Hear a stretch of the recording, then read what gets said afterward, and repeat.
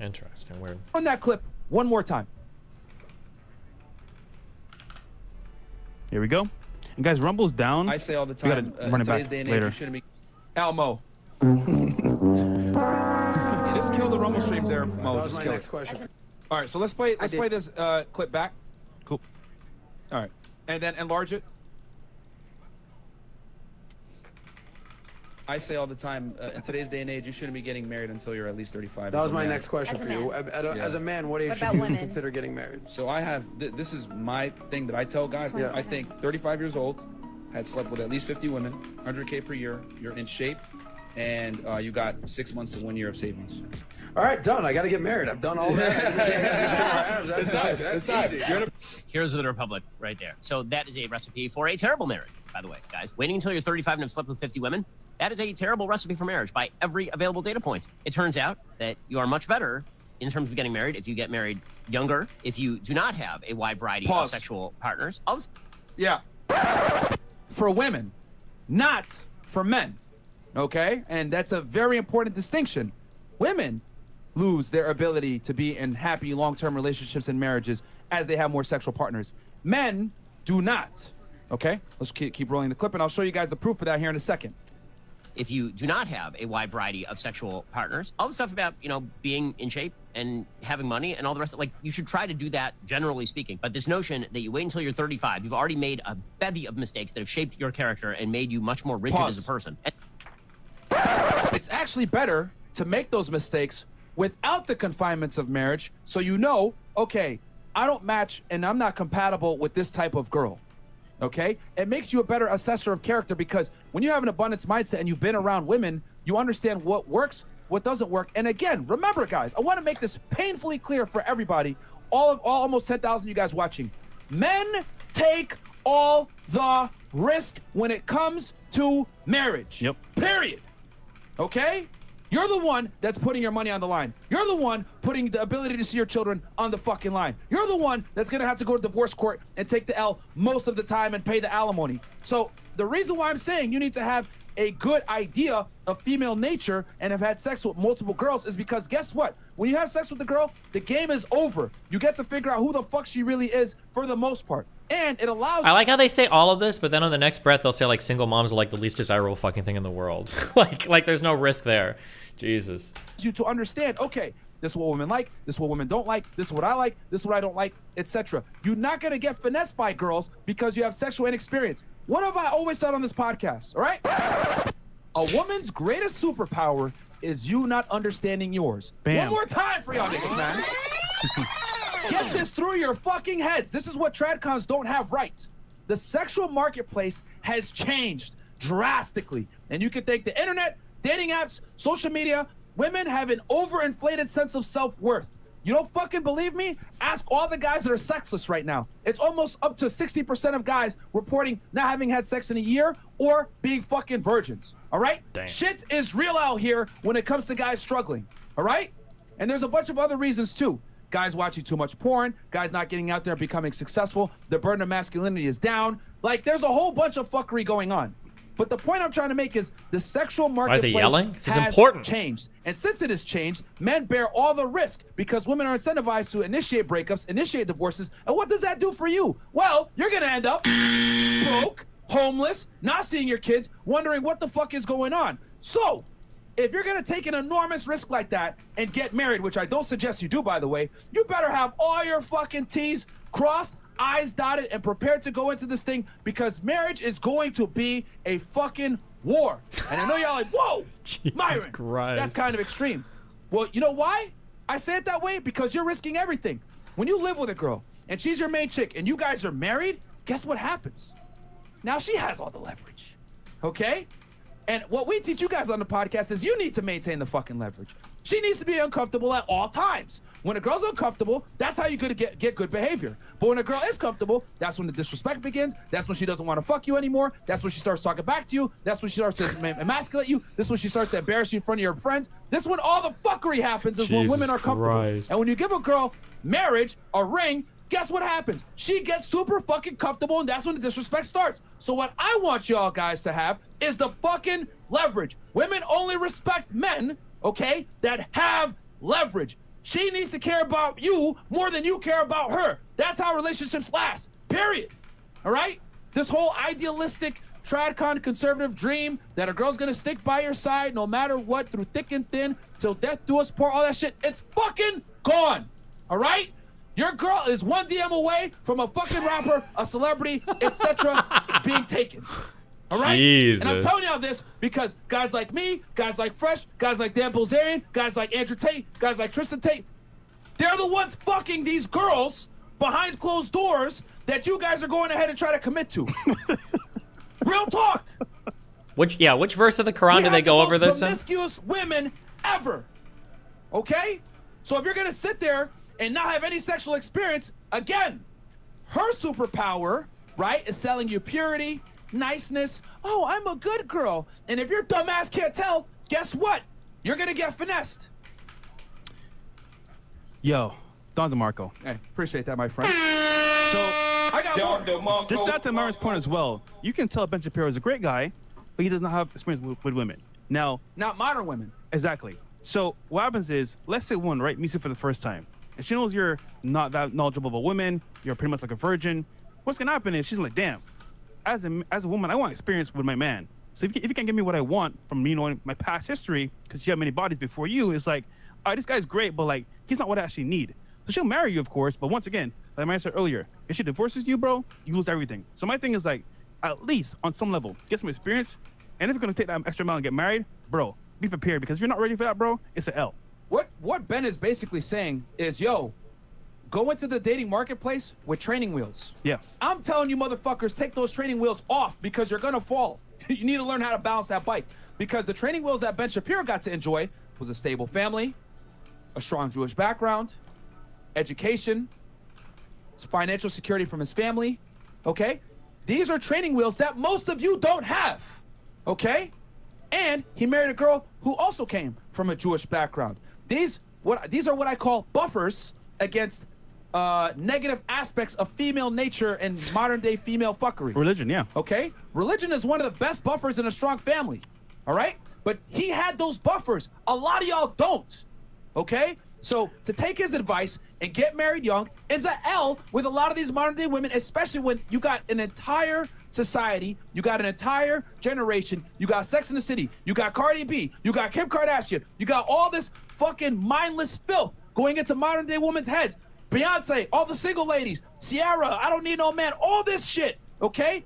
Women are being indoctrinated to not need you and to not want you, okay? Jesus. They only go after the top guys. Top so tier. since a lot of these girls have this mindset that they can do better, they deserve better, guess what happens? They think they can do better than you. So what I'm saying is that you need to do better, have more girls, figure out which girls are worth a commitment, which ones aren't, have an idea, have a playbook in your brain because you've dealt with enough girls, you have an abundance mindset, you're not a thirsty simp, you know how women operate, you know how to check a chick when she gives you some bullshit, you know how to not tolerate bad behavior, you know how to punish bad behavior. All these things make you more attractive, but you're not gonna get it unless you go out there and date and deal with other women. And the thing is that you need to sleep with girls to be able to do this. You need to conquer more islands to figure out if you're a good explorer or not. A lot of you motherfuckers are out here like, oh, I found this one island. That's good enough. Let me put my fucking flag here and claim this. No! You gotta conquer multiple islands so you know what the fuck you're doing. You gotta become a better conqueror.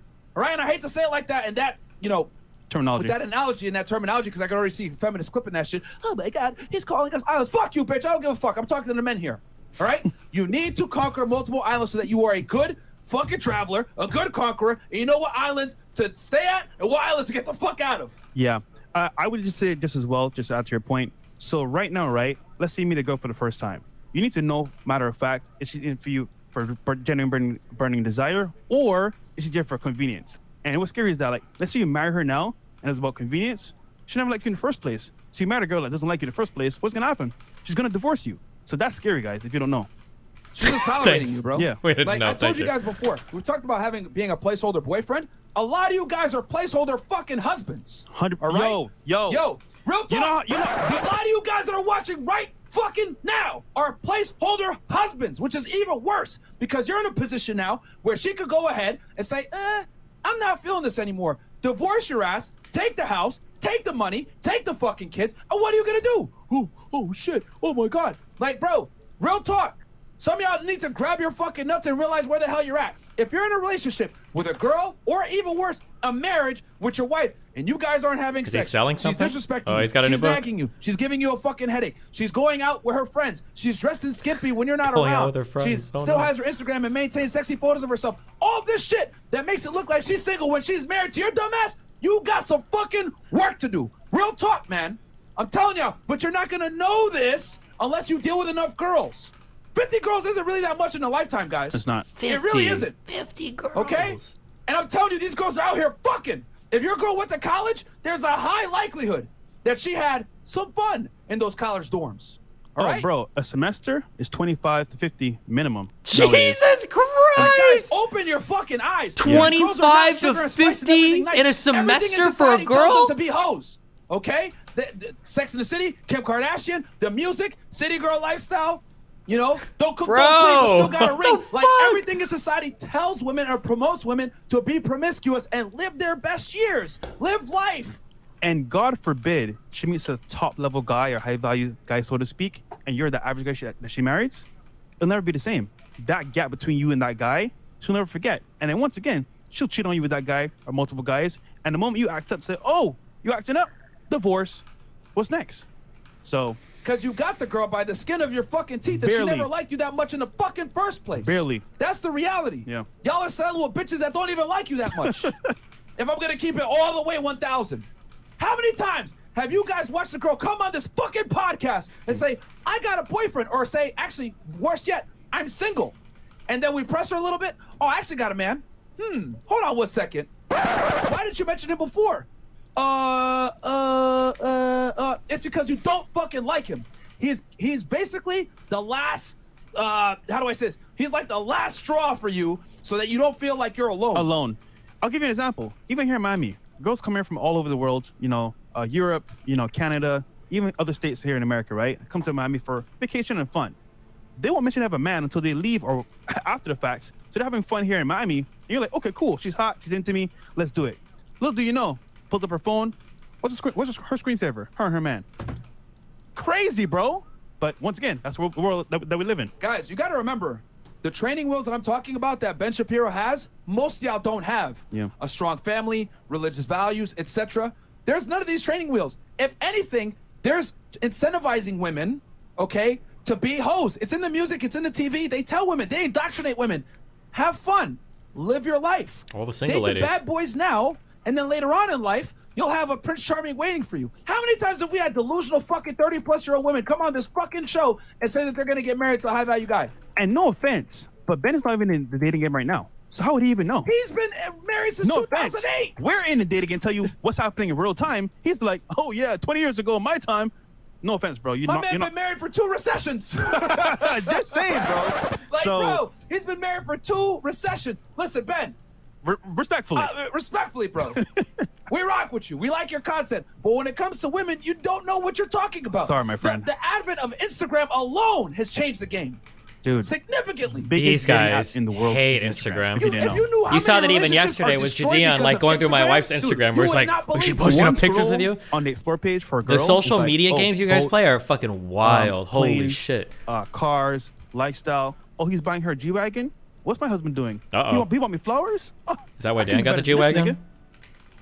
Oh, Sally, let's go on a trip. My man's taking us to Dubai. Oh, we can't go. Joe doesn't have enough money. Oh, that's so sad. What's she gonna think? I could do better. Bro, and here's the thing. When they're getting hit up by guys that actually are doing better, girls, right, a lot of times don't have the critical thinking skills to understand this guy just wants to fuck me. They think that guy actually wants to be with them. Mm-hmm. Okay? They'll fuck a celeb, they'll fuck a high-value guy and think, that's the type of guy I deserve. Damn. But they don't realize they're just being used for sex. But women aren't able to see the difference here, guys. They think a bunch of DMs is the same as a bunch of offerings of marriage or a relationship. But this is how women think, guys. Y'all gotta remember, this is how they think. So I wish it wasn't like this. I wish y'all could go ahead and get married to a girl as a fucking virgin. I wish you could go ahead and have your first love and live happily ever after. That's not how the world fucking works anymore. And you know the sad part? We become the guys that they cheat with. Facts. Sorry to say. Like, I feel bad after knowing the fact that she has his husband. But it's like, bro, before that, it's like, I'm enjoying the moment. But I don't know until after the fact. So it's your wife being a hoe, pretty much. Bro, and again, like I said before, her greatest superpower is you not understanding yours. What's your superpower as a man? Knowing her fucking value, okay? Yeah. And holding her to that standard all the time, all right? I'm saying if she gives you some bullshit, you're willing to tell her, yo, that's not how this goes. Being a strong leader, being dominant, being assertive, putting your fucking foot down when fuckery occurs. If she speaks to you in a certain way, don't talk to me like that. If she fucking raises her voice at you, who are you talking to? You need to be able to do this shit. But a lot of you guys don't do this, or you don't know to do this because you thought girls are idealistic. You think they're sugar and spice and everything nice, and they're always gonna be by your side, whatever. Yo. And she will test you, bro. That's the thing that guys don't get. Women will constantly fucking test you, all right? Y'all want to see, you guys want to know uncomfortable truth? Uh-oh. When you're at Walmart and you see fucking Pablo getting slapped by his fucking girl Maria, right? Bong! Maria. Smacked by that nigga, smack the sombrero off his fucking head, right? When she smacks his ass, you know what that means? That means for days, combination, for weeks, for months, maybe even years, he tolerated disrespect from her and he never checked it. That smack that you guys are witnessing at Walmart is the culmination of years of disrespect from her, and it elevated to that point where she's smacking him. And you know what the scary part is? You know why she's really fucking smacking him? Because she wants she wished she didn't have to fucking to smack act like him, a and he man. put his fucking foot down on her years ago. Yeah. True. But most of you guys don't have the fucking balls to tell a bitch no. And that's the biggest thing in today's day and age. Women don't respect men anymore. I'm telling you, that's the uncomfortable truth no one wants to fucking hear. Most women don't respect most men. Again. Most women don't respect most men. Most women also don't like most men. So where does that leave us? That leaves us in a skewed sexual marketplace, okay, where girls look at guys like, okay, I don't like you that much, but I know you want to fuck me. So what am I going to do? I'm going to leverage my sexuality against you for what? Compliance. Yeah. Whether it's a bullshit relationship, maybe it's some dates, maybe it's bags, maybe it's fucking taking me on trips or whatever. Girls understand that you want to have sex with them, okay? They know that your fucking libido is driving you crazy. You're going to do anything to get laid. So they're going to use that to their advantage and get everything they can out of you without giving you sex or giving you the fucking bare minimum. Starfish. That's how a lot of you guys end up as placeholder boyfriends or placeholder fucking husbands. You guys are a means to a fucking end, and if they find something better, they definitely will, because society, okay, incentivizes women to be hoes, incentivizes women to break up with you, incentivizes women to break up and take half. That's just how it is. So you need to move into the dating marketplace, and even worse, into the marriage marketplace with eyes wide open. What Ben is telling you guys worked 50, 60 years ago. He's effectively giving you guys a knife and saying, all right, guys, here's a nice knife. My best knife, by the way. Go ahead into the game. But what he doesn't realize, the bitches are using rocket launchers now. What are you going to do with a knife? Nothing. What are you going to do? And They got auto aim. And honestly, guys, just so you know, a lot of you are not men. What does a man do? His part to walk away. If you can't walk away from your girl, bro, at this point, what are you? A kid. You're stuck there. Most of y'all can't walk away. It's sad, man. That's actually the biggest reason why so many guys take L's with girls. Can't walk away. They can't walk away. They can't check their chick, and they can't walk away. If you can't do those two things, you have no fucking business getting married. Because when you get married, you're going to have to check your wife a lot. A lot. Because she doesn't know. Her whole life she's been told yes. Not only that, now you've given her the ultimate security. Yeah. So your game has to be even stronger. True. When you get married. I had to bully the Because fuck now out of Melina she's to bring her in The line. game and frame never ends, guys. Bro. You get a girlfriend, you get a wife, awesome. You did the work up front, but it never ends. It's a long life game. And let's keep it all the way 1,000. A big reason, I'm just going to be honest with y'all, a big reason why I want you guys, a lot of you guys to get married is because most of y'all can't fucking handle it anyway. Can't handle it. So most of you guys can barely keep your girlfriend in line. You think you can, but the work that you got to put into it, bro. Most of y'all can barely control your fucking girlfriend, bro. Yeah. Like, that's the truth. A lot of y'all don't have enough Pokemon badges. You got your girl by the skin of your fucking teeth. You're convenient. You're a boyfriend now. But when she go to Miami, she's single. She go to Vegas, she's single. She come on this show, I'm single.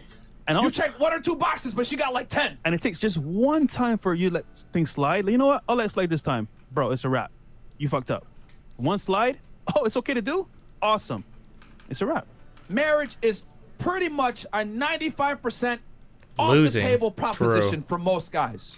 Unless you want to have a family and children, go ahead, get married, but don't even involve the state, man. I wouldn't involve the state with it. Do it in the Because church. she has too much leverage to fuck your life up. Do it in the church. How about that? You want to get married so bad, baby? Let's do it in the church. Yep. Before God. No, and that's it. No state involved. Oh, you don't want to do it before God? Whoa, you want government involved? Red flag. Yep. Nope. So he had said before, right, that that all the data shows otherwise. Okay. Yeah. So let's go ahead and pull up this study real fast for y'all. Uh-oh. Okay.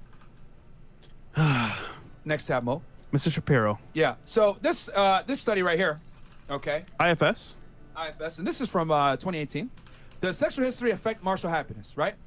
Marital happiness? Marital happiness. Marital happiness is the thing. Enlarge it. Scroll down, Mo. Scroll down. Yep.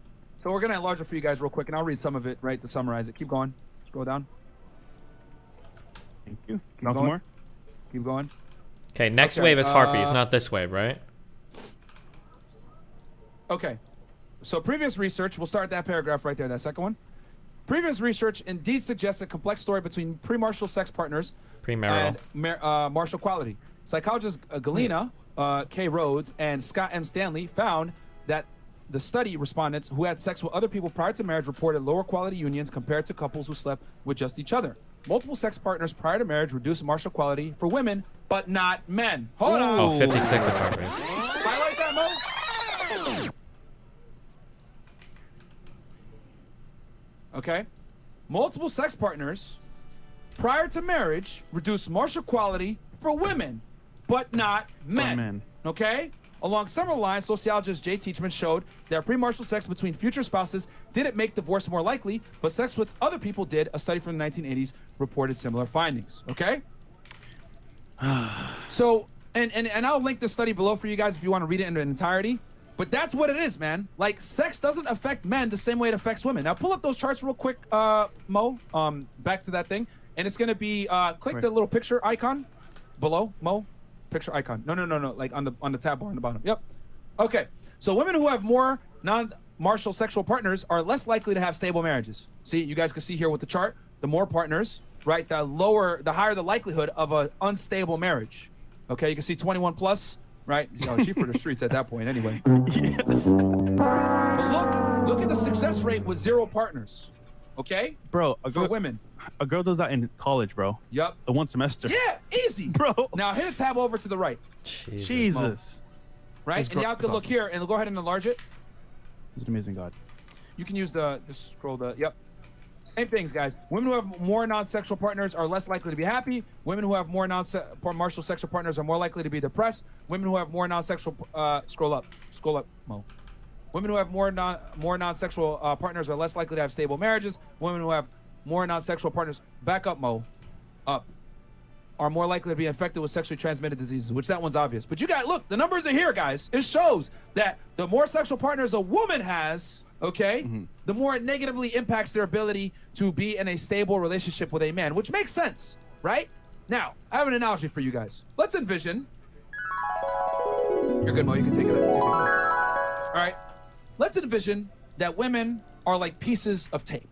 All right. Oh God, Put a the piece of Catholic tape, school analogy. I haven't heard this one in on so the long. surface, Oh right? my The first God. time, it's extremely sticky. It bonds. It's hard to take it off, right? But after you ripping it off that first time is hard as hell, isn't it? But once you put it on a second surface, it still sticks well, but you're able to rip it off a little bit easier. After the third wall, you're able to rip it off with just a little bit less effort. And then as you continuously use that same piece of tape and you take it off different surfaces, guess what happens? It gets easier and easier to peel. At some point, after the 10th surface you put that bitch on, okay, you're basically able to just take it off by just like putting a little bit of effort, right? And it doesn't stick anymore. That, my friends, is exactly how women operate, okay? Now, before I get all the fucking angry feminists, oh my God, am I a piece of tape? Ah! Listen, you dumb bitch. This isn't about you. This is about explaining it to the men so that they understand. Women are like tape. The first bond Yes. is the strongest. After that, it drops off precipitously. That's how it is. I wish bitches weren't like tape, but they are. All right? So you motherfuckers need to stop trying to be Elmer's glue and put some Gorilla Glue. Oh, maybe I can get her to stick to me. Oh. It's not going to work. Okay? You always want the tape as fresh as possible. This is why, as men, we have a natural need and like to be with women that are what? Young, fertile, with less bodies, less damage. Why? Because we know intrinsically in the back of our fucking mind, subconsciously, that the younger a woman is, right? When she's at her peak years, 18 to 24, like I said before, the less baggage, the higher likelihood that she's gonna actually bond to us, the higher likelihood she's not gonna be a whore, etc. These are things that men look for, okay? Just like bitches want guys that are 6 feet tall, that make 100,000 plus per year and have abs and muscles, etc. And no one bats a fucking eye.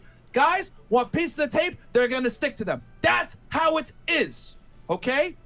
I wish I could make the rules. I wish I could make it where you take a girl with 1,000 bodies, she gonna still stick like you the first surface. W, good tape. But it ain't gonna happen. It's not gonna happen, guys. Okay? So again, Ben, no offense, bro, but men are not the same as women at all. We can have sex with a bunch of girls, and it's not gonna affect us the same as a girl having sex with a bunch of dudes. All right? And I get it. He's a traditional conservative. He has a strong female audience. He doesn't want to come off as misogynistic or sexist. So he's got to say bullshit like, actually, having sex with a lot of partners is bad. Yeah, for women, not for men. I actually encourage Ben, how about you step out for a little bit and come into the dating game? And then you tell me if you still feel the same way. Because I think personally, once again, I'm glad you're married. Glad it's working out for you. But I guarantee you, bro, in the current market right now, if you step outside, you get into this game, you're like, damn. This is not real life. To go cheat on his wife? It's a crazy game going on right now. So, it's what it is, man. Here's a problem with traditional conservatives, right? What they don't realize is that, and a lot of things with these traditional conservatives, they've been married 20, 30, 40 years, etc., right? And I agree with them on a lot of political stuff, but when it comes to dating and relationships, sorry, like y'all are off, because the game has changed so much that men have to date from a risk mitigation standpoint. Again, in 2023, right, in modern day society, men have to date from a risk mitigation standpoint. Why do I say that? Well, it's what I described before. Women are 1,000% incentivized to be hoes, to break up with you. Is dating really that hard right now? I don't okay? even know, dude. Quantifying everything is so fucking hard. I'm not sure. Is you need to know the female playbook. We're giving you guys the female playbook. We're telling you guys what the fuck they really do. One thing that I kind of wonder is, I wonder if the, there's got to be research on this somewhere, but I wonder if the requirements for college and education have also significantly changed, like dating age and stuff too. Whereas like, because it feels like the time that we're supposed to spend in school is getting higher and higher and higher. Also, our ability to like move out and everything is also getting harder too. And I'm pretty sure that affects a lot of things as well. Like it's harder to date and get married when you still have to live with your parents. Or if now, instead of graduating at 18 and then entering the job market doing stuff, now we have to graduate at what, like 22, 25, 26, depending how far you go in school. That's all of that is like backing everything up even more as well, which probably also complicates things, you know? Behind closed doors that you guys will never hear otherwise, right? That girl that you think is a good girl, that girl that you think got a 0 body count, that girl that you think maybe got, I think she got like 2 or 3 bodies. Bro, I'm telling y'all, man, these girls are fucking a lot more than you guys think. It's just that they're fucking a small minority of the men, but that still raises their body counts up to a point that you are not going to be able to fucking compete with. And we mentioned earlier, right? For example, let's say you meet a girl and you don't know anything about her. She's going to size you up. Okay, cool. He's a mark. He's not like a lot of experience. He's kind of like almost like a virgin. Cool. He can't handle me telling him the truth. Sometimes what he wants to hear. I'm a good girl. I go to church. I never been with anybody else other than you. She'll lie to you because you know that's what you want. But if you had experience, you know what? Damn, this nigga, I can't play games because he knows what's up. He knows the game. He's been here a couple times around the block. All right, you know what? I'm gonna be at some level straight up because if I don't do it right, he's gonna diss me. So it's kind of like with that level of like I would say experience, she knows who she can play with, and who she can't play with. That's crazy. Here's the other thing too, guys. When a woman knows that she can manipulate you, you know what the byproduct that is? She loses respect for you. 100%. You know what the byproduct is when a woman loses respect for you? She's more than likely gonna fall out of love with you, and then that's when the cheating is gonna happen. Yeah. Okay? But when a woman knows that she can't manipulate you, something magical happens. She instantly starts to respect you because she knows, oh, I can't fuck around with this guy. And she could be herself. Yep. And she knows she can't fuck around. I like how they with talk you. as like training dogs. I want you guys to be unfuckwittable. Okay? One more time for y'all. Unfuckwittable? Yes. Love that word. I want you guys to be unfuckwittable with these girls. Sheesh. Okay? I don't care if the mainstream media wants to call me a misogynist. I don't give a fuck if they call me a sexist or whatever the fuck.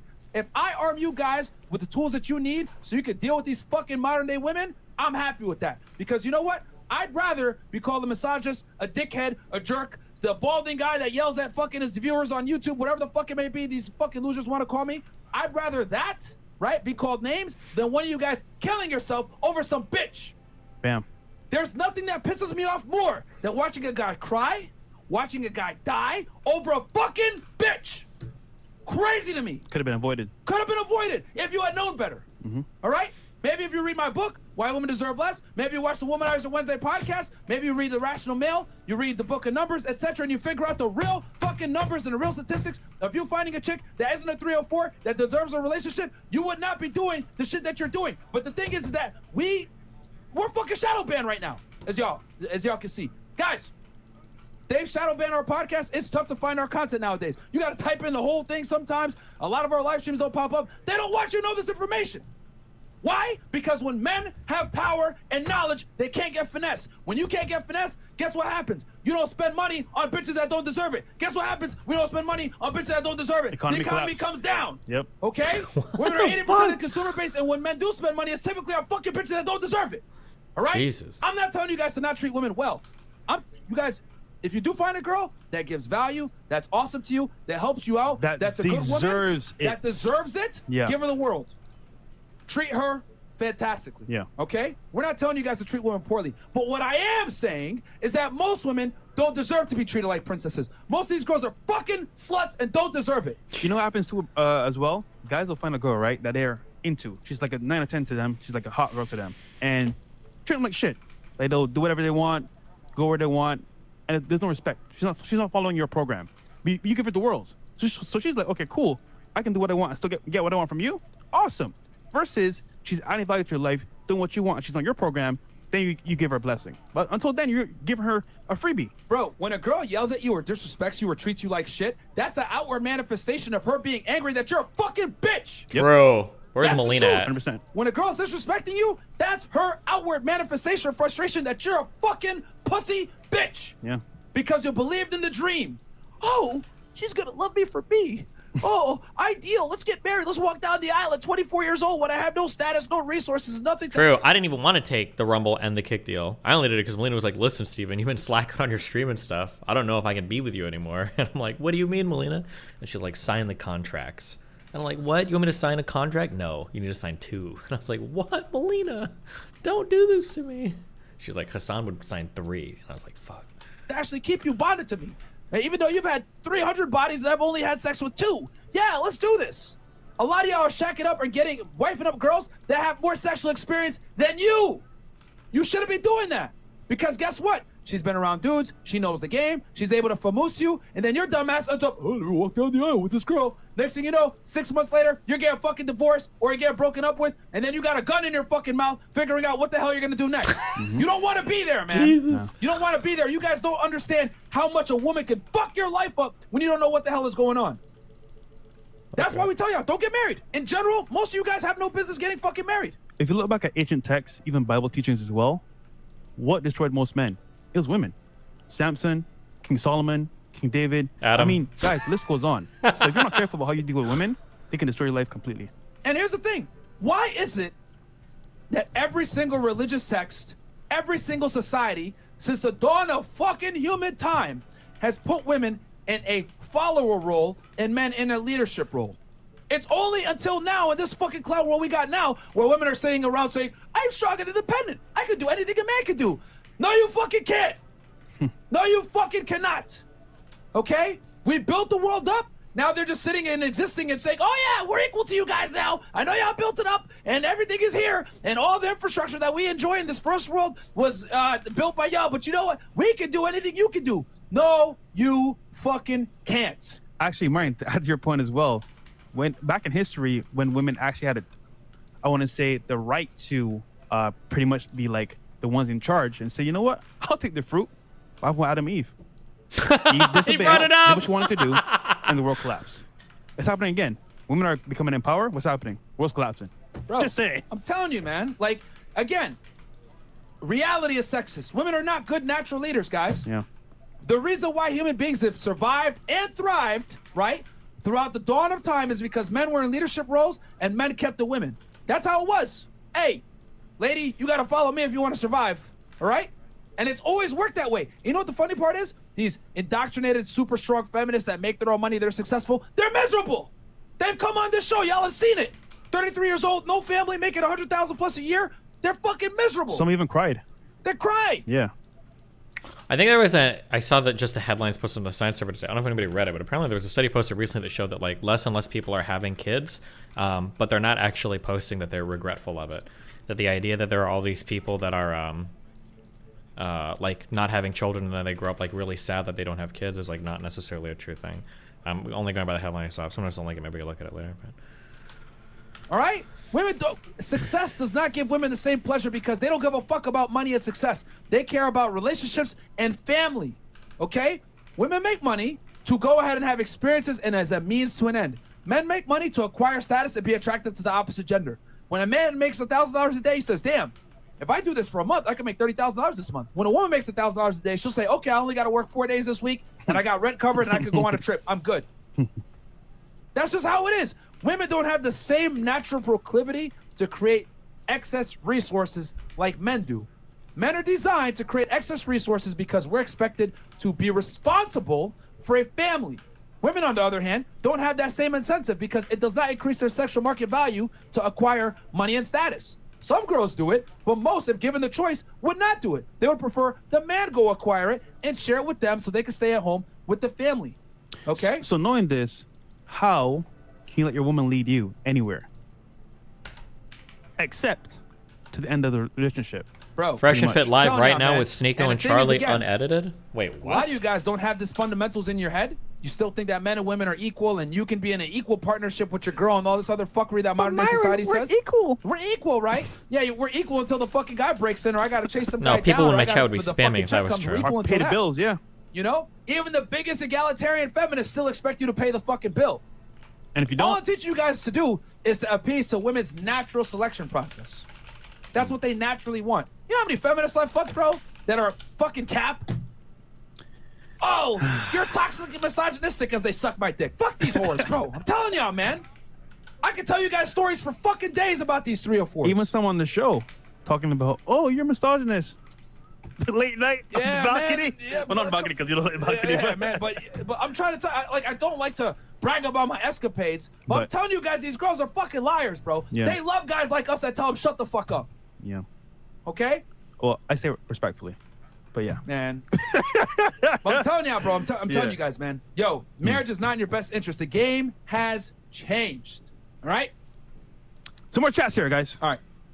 Hit these Fire chats. rant. Unofficial Vosh Andy rant. says, yo, my guys, my wife and I watch a show together. Is elevator already great marriage? Also, she lost her ass off when you stumped the 304s. Stumped. All right. Jose Flores says, hey, Myron, can I get some oil money? I don't have any oil money, man. Andrew, it's tragic that in a society where we say actions speak louder than words, that women's abhorrent Where the fuck actions did my are founder never go? called into question, but men's words calling out said actions are demonized. Myron, most women don't deserve less; they deserve nothing. God damn, that's a new book. Young Mikey says, That's gonna be book 4. so I went out with this chick 6 times and spent over $2K so far. She spent a night at my house 3 times. When I bring up smashing, she says, we need to get to know each other a little more. And she says, she's celibate now. Yo, What do you expect? what did I say earlier?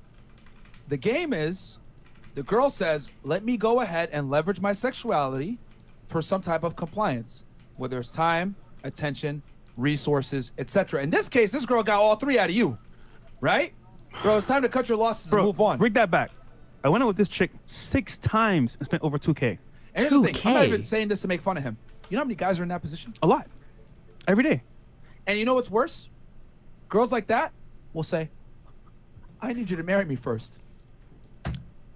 And then your dumbass will walk down the aisle, marrying her, thinking, yo, like I'm getting a pure girl. She was celibate the whole time we were together. But what you don't realize, she was getting dogged out By for somebody years, else for free.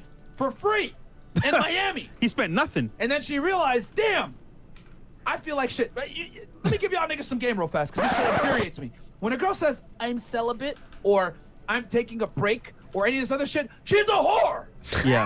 And again, one more time, y'all niggas. Bro, Get this through your no fucking matter brain. what. I don't know why men don't understand this shit. When a girl says, I'm going through a detox, or I'm a celibate now, or I'm She's looking not for the next gonna do Giga that Chad. anymore, or I'm looking for any of this stupid shit that she says, like, oh, I'm like changing whatever. 9 out of 10 times she was a fucking slut, and now she's trying to sell your dumbass purity because she knows that she can finesse you. And also, Jesus. she's telling you that. So she's being honest, okay? You know what? She's being honest. For you, she's celibate. For next guy, she's not. So she's telling you the truth, but for you. Bro, if y'all saw my face when I'm going through TikTok or Instagram and I see the girls do the stupid shit that they do on the internet, and you niggas still sit here and give these girls attention and resources, etc., when these bitches don't deserve any of that shit. Bro, I was watching a clip like 2 days ago. This girl's dressed all provocatively and shit. She's with her man. And then the guy asked her, so if your guy told you, you know, he didn't appreciate you dressing up like that, what would you say?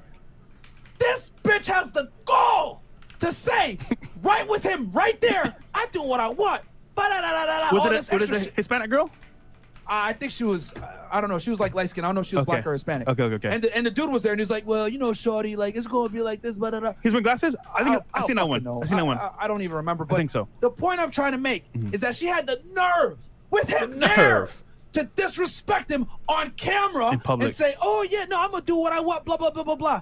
Bro, the fucking fury when I see that shit. You want to know why? Because I know behind closed doors, if she's willing to behave like that in front of a fucking camera, it's even worse. She fucking berates him behind closed doors. Yeah. She'd probably be smacking him around and shit. Or girl trips. Or Hey, girl honey. trips. Girl trips. Violating Gone him. for a month. Sorry. Dubai. Violating him. Yeah.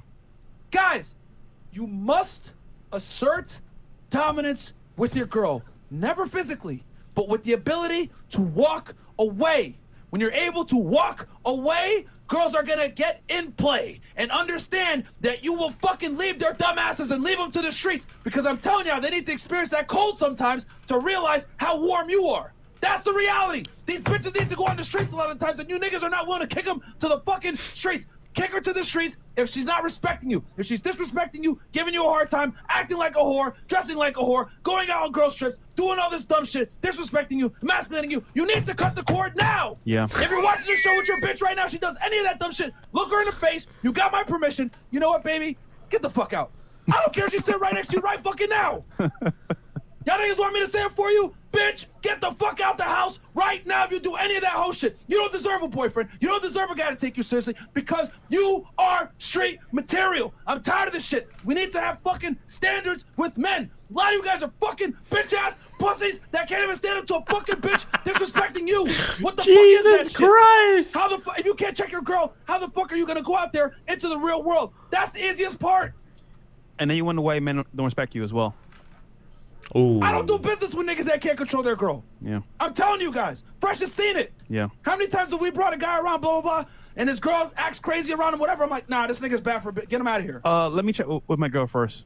Fuck out of here. Fuck, you just say, nigga? What the fuck? Are you serious? Anytime a guy brings his girl, I look at how his girl behaves. She tells me everything I need to know about that fucking guy. She is a spitting mirror image of her man.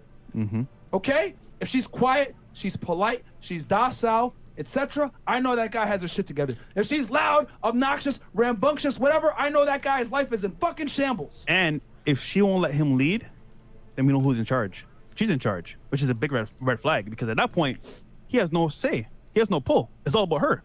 And as a guy, let's say I want to do business with him. Oh, bro, we need to put this merger in or do this like transition here or travel to Dubai for a weekend. Oh, bro, I can't. Wifey said no. The fuck? What did you say? Like, Wifey said what? Bro, the reason why I'm so passionate about this shit, guys, is because no one doesn't on want YouTube you guys to get has the fucked. fucking balls to tell you guys what we're telling you guys right now. They're too scared of being canceled, labeled misogynistic, get called an asshole, whatever. People don't have the balls to tell you guys about what the fuck is really going on. No one has talked to more bitches than me. No one has dealt with more of these hoes than me. I've talked to over 2,000 girls from 45 plus states, 30 plus fucking countries, and I'm telling y'all niggas, the hardware might look different, but the software is almost always the fucking same. A lot of these girls are indoctrinated, and you gotta remind them that you're better than them in every regard to get the fucking respect. You niggas need to go back to work and get more fucking gym badges, because these girls are disrespecting you, and they do it all the fucking time. All right, guys? I'm telling y'all, man, Stop being fucking simps. These guys on YouTube that are giving y'all advice or whatever, they don't know what the fuck they're talking about. Because not only are we here in Miami, where the girls are the most hypergamous, we're in the West, we're dealing with the craziest, whoriest of these bitches, okay? But we've been around as well and dealt with other girls. No one is giving y'all a better view of contemporary dating than us. These tradcons, with all due respect, don't know what the fuck they're talking about. That's why I get so mad, because they're over here giving y'all bad fucking advice. They're telling you walk down the aisle with a bitch that quite frankly doesn't fucking deserve it. That's why I get so mad and passionate about this shit, because no one else tells y'all the truth about these hoes. There's a reason why we're the #1 fucking podcast in the world when it comes to men, because we are willing to tell you guys at the penalty of being fucking canceled how the world really works when it comes to dealing with these fucking modern day women. Stop being a goddamn simp. Fuck, man. Amen. And we gotta go off fucking Twitch and Facebook now. Some more chats, guys. Come on over. Oh, okay, that's fine. Well, I guess. We're still on YouTube. All right, cool. Lights are still on somehow. Apparently. Okay, some more chats here. Yeah, Roman's right. Anyway. You've interviewed over 2,000 female guests. There you go. There's the numbers right there. Age 18 to 46. 59 countries. My bad. I thought it was like 30. 45 U.S. states. 59 different countries. 160 different jobs. There you go. Telling y'all guys. Only we've interviewed PhD all the way down to fucking no HD. and only 150 Frank Castles. So I'm telling you, man. We've talked to small girls amount. from all different demographics. I'm telling you guys, man. It's the same. It's the fucking And if, same. as a man, you can't walk away, bro. You're not a man, man. It's an L. Just saying. All right, we got some more here. Can you read these? Yeah, we got the chosen one says, as an Andrew Tate fan, I must admit, Myron G is slowly becoming my favorite. Loyalty is priority with Myron, according to other YouTubers, even the ones that don't agree with everything he says. Much respect, Myron. Yeah, that's true? why I don't respect these reaction channels. Yeah. They will Damn. sell you out for AdSense. Chase Karen says, first time super chat, I have a question for Myron. In your opinion, would you recommend enlisting in the Navy trying to get a SEAL contract, or staying at my current job making 55 to 96K a year? My long-term goal is real estate. If you're asking me that question, you're not cut out to be a SEAL. Damn. You should know from the get-go. Yeah. You need a deep desire and want to be a SEAL. You should want it bad enough. That's like you shouldn't. If, Where you can't breathe. And the fact that you answered that question, bro, you're not cut out to be a SEAL. Got it. Freshman. No offense. Last night I ate juice. Okay. What? All right. Don't understand that one. Brandon Ortega. Ben Shapiro is part of them boys. Okay. All right. Dr. B84. Guys who are very academically accomplished usually don't know much about intersexual dynamics / dealing with women romantically. The Harvard Law degree doesn't guarantee coochie. Keep it 1,000. That's facts, bro. It's more like numbers. So that's a good point. And again, he had the training wheels that most people are not going to have. He met a girl that comes from a good family, right? And he had money. And religion was there as a buffer. Yeah. You're not going to have that 99% of the time. Most people are not religious anymore, guys. Yep. And honestly speaking, that's great. But now with the advent of social media, that could ruin everything too. So you never know. And he met his wife at a time when social media wasn't a thing. 2008? She couldn't be flown to Bro, Dubai. y'all remember how long 2008 was? It's fucking young Jeezy I put out for my city. Like, come on, man. Put on for my city. Yeah, bro. Like, that is a long time ago. Some of y'all probably were children back then. Like, that was a long time ago, bro. The game has changed. I was still playing online. Did we really watch an hour of this? Oh my god. How long was this fucking rant? Jesus. Okay, we ready for some boring foreign policy stuff?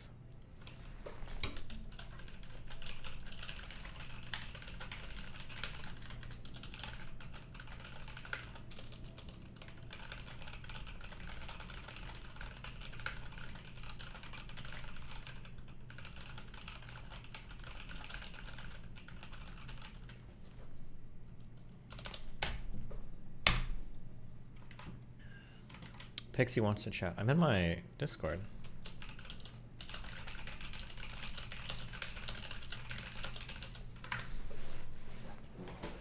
What's up with you and Kraut? Nothing. I don't think so.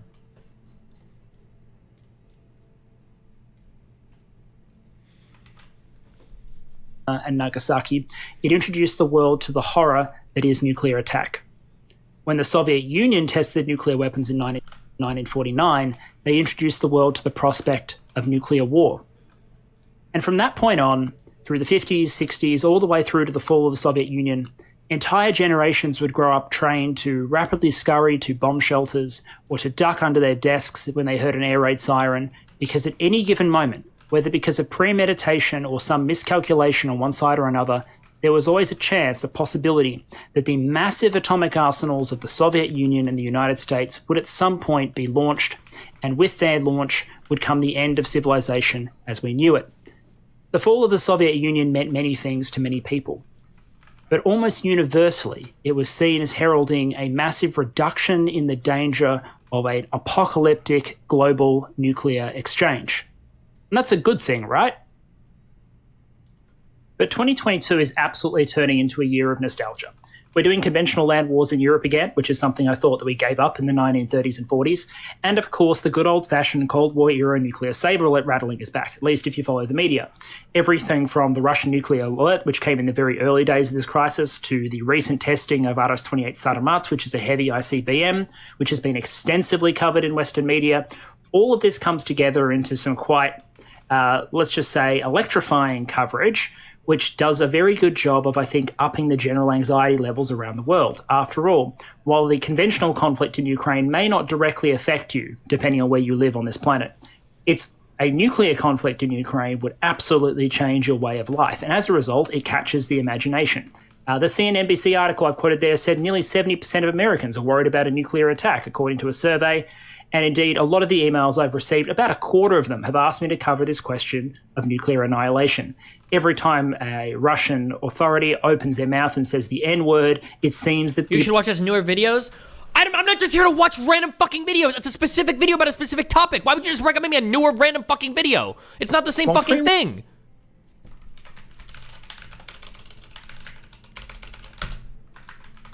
Jesus. apocalypse is one step. It's like, it would be like going to school for like fucking stats. And somebody's like, oh, you should check out the newer classes the school offers on like psychology. Get closer. But let's just hold up a minute. Before you go putting your family life savings into a doomsday bunker or subscribing to a Vault-Tec survival vault and planning on how you're going to fend off raiders and mutant wildlife in a post-apocalyptic wasteland, just stop and think for a moment. How likely is this conflict actually to go nuclear? What am I going to cover today? I'm actually going to do a bit of a reverse clickbait video. Instead of trying to scare you at the prospect of nuclear war, I'm basically going to cover why you shouldn't be scared. Why most of these atomic saber-rattling threats that we've seen have been blown out of all proportion. And I'm going to look instead quite closely at what Russia has been doing in terms of its alerts and its posturing. I'm then going to do a little bit of a history lesson on nuclear coercion, which is the idea that you can threaten countries into doing what you want because you have nukes and they don't. I'm going to ask the question, does it work? Then I'm going to look at Russian nuclear doctrine. Is Putin a nuclear warmonger? What does Russian doctrine say about how they should use atomic weapons and why we should care? We're going to take those elements, we're going to put them together, and we're going to come up with an idea of how probable a nuclear exchange is in Ukraine. How likely is it that Putin presses the big proverbial red button, and as a result, there's a second sunrise over somewhere in Ukraine? Having examined why I think that those use cases are very, very limited in nature and very, very unlikely to eventuate, I will look at the situations where it might hypothetically occur and how other countries can act in order to keep the probability of that happening very, very low. There's a TLDR up front, as always, because I know not everyone's here for the 1 hour presentation. So here's the TLDR and the caveats. Russian public posturing is probably pretty empty. Russia is probably not actively intending to deploy nukes against anybody. There is a diplomatic reason that they like to rattle the nuclear saber occasionally, mostly due to the weakness of their current conventional position. But at the end of the day, those threats are probably pretty empty. The second point is that nuclear coercion usually doesn't work historically. Just because you have nuclear weapons and can threaten to use them usually doesn't mean that you automatically get your way in a crisis. Russian doctrine, Russian ideas on how to use nuclear weapons are actually very specific. They're very clear on the circumstances in which they would ordinarily use nuclear weapons. And surprise, surprise, none of those cases actually apply in the case of the Ukrainian conflict. I will say that deterrence and communication is key going forward, and that one of the ways that we can keep the threat of nuclear threat low is the West assuring Russia that in the event that it does deploy nuclear weapons first, there will be a response from the West that makes it, let's just say, inadvisable for Russia to take the step of deploying those nuclear weapons. And some caveats, of course. First of all, I'm not a nuclear strategist. I'm taking a historian's eye, so the eye of someone who studied the Cold War to this scenario. Might surprise you, but non-nuclear countries don't produce too many nuclear strategists as a general rule. It's a bit of a limited career path. And while Australia probably would have benefited from a nuclear weapons program in order to counter some of the greater and more threatening examples of our wildlife, the reality is that we never really went down that road. So Australia is a non-nuclear weapon state. Also, I've simplified a lot of ideas here. I've done that out of necessity because we don't want to be here all day. And I'll also note that some of the conclusions I come to here are contested. I'll try and flag that where that is the case, specifically around parts of Russian doctrine. I'll try and flag where there is debate, but just don't take everything I say basically as a given. So, question 1. What is Russia actually doing that has everyone so terrified? Well, the first thing that they're doing is they're demonstrating nuclear and dual-use capabilities. So Russia has been developing a vast array of new nuclear and dual-use delivery systems for some time now. The one that recently captured everyone's attention was the RS-28 Sarmat. So this is a heavyweight ICBM that's capable of carrying multiple independent re-entry vehicles, or also capable of carrying the avant-garde hypersonic glide nuclear delivery vehicle. There's also a lot of talk recently of how Russia is deploying nuclear-capable systems all over the place as a sort of posturing. They've been talking about deploying them to the Baltic or towards the Finnish border, or ways that might threaten the Nordic countries. Surely this is a sign that we should all panic. When Russia says they're deploying nuclear-capable systems, surely that's a signal that they're really, really serious. We'll come back to that. The second thing that they've been doing is that there's been what some would describe as saber-rattling rhetoric. The West, at least, has accused Russia of engaging in unprecedented nuclear saber-rattling. This is where you drum up the threat of atomic war or a nuclear exchange in order to extract some sort of diplomatic concession. The most commonly known example is the nuclear alert that Vladimir Putin announced near the beginning of the war, where he instructed his armed forces to put his nuclear forces in a state of strategic readiness. And of course, now that Finland and Sweden are discussing NATO membership, this is seemingly Finland being just joined, I believe, threatened with the deployment of nuclear-capable weapons to the Baltic region. The question I have, and the question we should all have, is what are they attempting to do with this rhetoric and whether we should actually be worried? So let's look at the capabilities first and then the question of rhetoric in that context. When it comes to the capabilities, system development is not a response to the Ukrainian crisis. The systems that the Russians are rolling out and testing now, RS-28 Sarmat, Avangard, another one they've announced, or at least they've talked about in recent years, Burevestnik, that's a nuclear-powered cruise missile, which sounds like a terrible idea to me, but, they've gone and they've done it and they've trialed the engine at the very least. These are systems with very, very long development timelines. They had decisions on their development made years and even decades ago. They're either science projects or industrial maintenance projects, in the case of the 9M730, or they're a combination of stockpile renewal and missile defense evasion. RS-28 Sarmat is there to replace aging missiles that are currently in service that will eventually need to go out of service. RS-28 is a better system that allows the Russians to replace them, not lifetime expand their existing missiles, and also future-proofs them against missile defense. Now, all of this is completely over the top, but there's no new threat here. When the Russians talk about these new systems, they talk about rendering NATO defenses completely useless. I'm going to reveal a secret here. NATO defenses are already completely useless against the Russian nuclear arsenal. The United States missile defense capability is not capable of fending off a launch at a strategic scale of Russia's nuclear arsenal against United States targets. It's just not. The number of independent re-entry vehicles, the number of decoys, and the technological sophistication of the weapons is just so great that the missile defense system of any country is completely incapable of fending them off. So these systems are completely over the top. They're countering a threat that doesn't really exist. In many ways, missile defense is like religion. Both sides agree that eventually, or choose to believe that eventually it might get to the point where it will work and prepare systems to counter a threat, even if that threat doesn't actually exist at this point. But there's nothing about the developments of these systems now that should be taken as a signaling mechanism. Like I said, they're long-term development systems, and also the Russians have sort of done everything right in order to lower the tension caused by these recent capability developments. The Russians provided advance notification of the fact that Sarmat was going to be tested, and they haven't demonstrated signs of increased readiness. So while Vladimir Putin makes an announcement that says that the rocket forces have to be in a state of strategic readiness, that hasn't translated into the Russians doing anything to actually posture their nuclear forces in a more aggressive way. What would that mean? As far as Western sources have gone, we haven't seen signs like, for example, the Russians putting a larger than normal number of ballistic missile submarines on patrol, so they have more missiles that are invulnerable at sea rather than vulnerable at port. We haven't seen the road mobile missiles dispersed from their bases to their concealed launching areas. They're still concentrated at their bases. We haven't seen increased activity or posturing in their silos or a change in their strategic readiness. So in other words, while there was an announcement, there's nothing about these capabilities being developed or the way they're currently being postured that should be taken as a nuclear threat.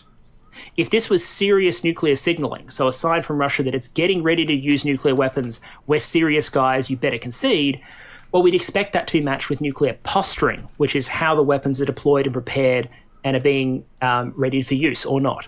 And as I said, there's no open source intelligence sign of that, and Western sources concur publicly that we haven't seen signs of increased nuclear readiness from the Russians. Plus, they've made efforts to avoid confusion. So I infer instead that they're targeting two different audiences.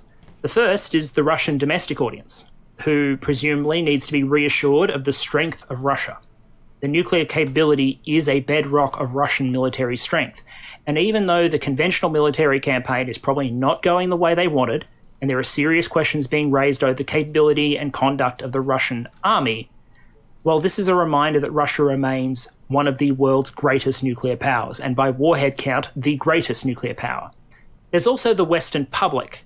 Not everyone in the public knows the intricacies of nuclear posturing. Not everyone understands Russian nuclear doctrine. So if you just see these statements in the media, it's going to cause fear. And fear might encourage members of the public to be a little more cautious about encouraging weapons shipments to Ukraine, a little bit more cautious about encouraging politicians to take a hard line towards Moscow. It might cause a little bit of fear and uncertainty. That, I suggest, is probably one of the primary audiences for the rhetoric. Which leads me to ask the question, does this kind of nuclear coercion work?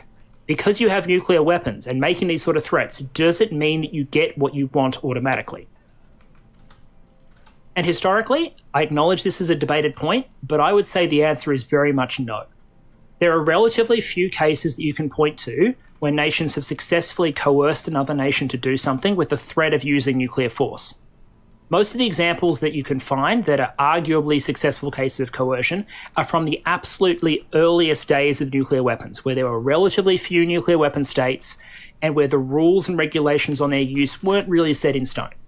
It's the US during that monopoly and near-monopoly period, so where the United States was the only power on the planet that had a practical nuclear capability, so the US was far more capable of using nuclear coercion during that era. There's also the USSR during the Suez Crisis, when Khrushchev actively rolled out threats of atomic strikes in order to get the French and the British to play ball on de-escalating the Suez Crisis. It's hard to find modern nuclear coercion cases, not where countries have deterred another country from attacking them using nukes, but where they've actively forced another country to comply.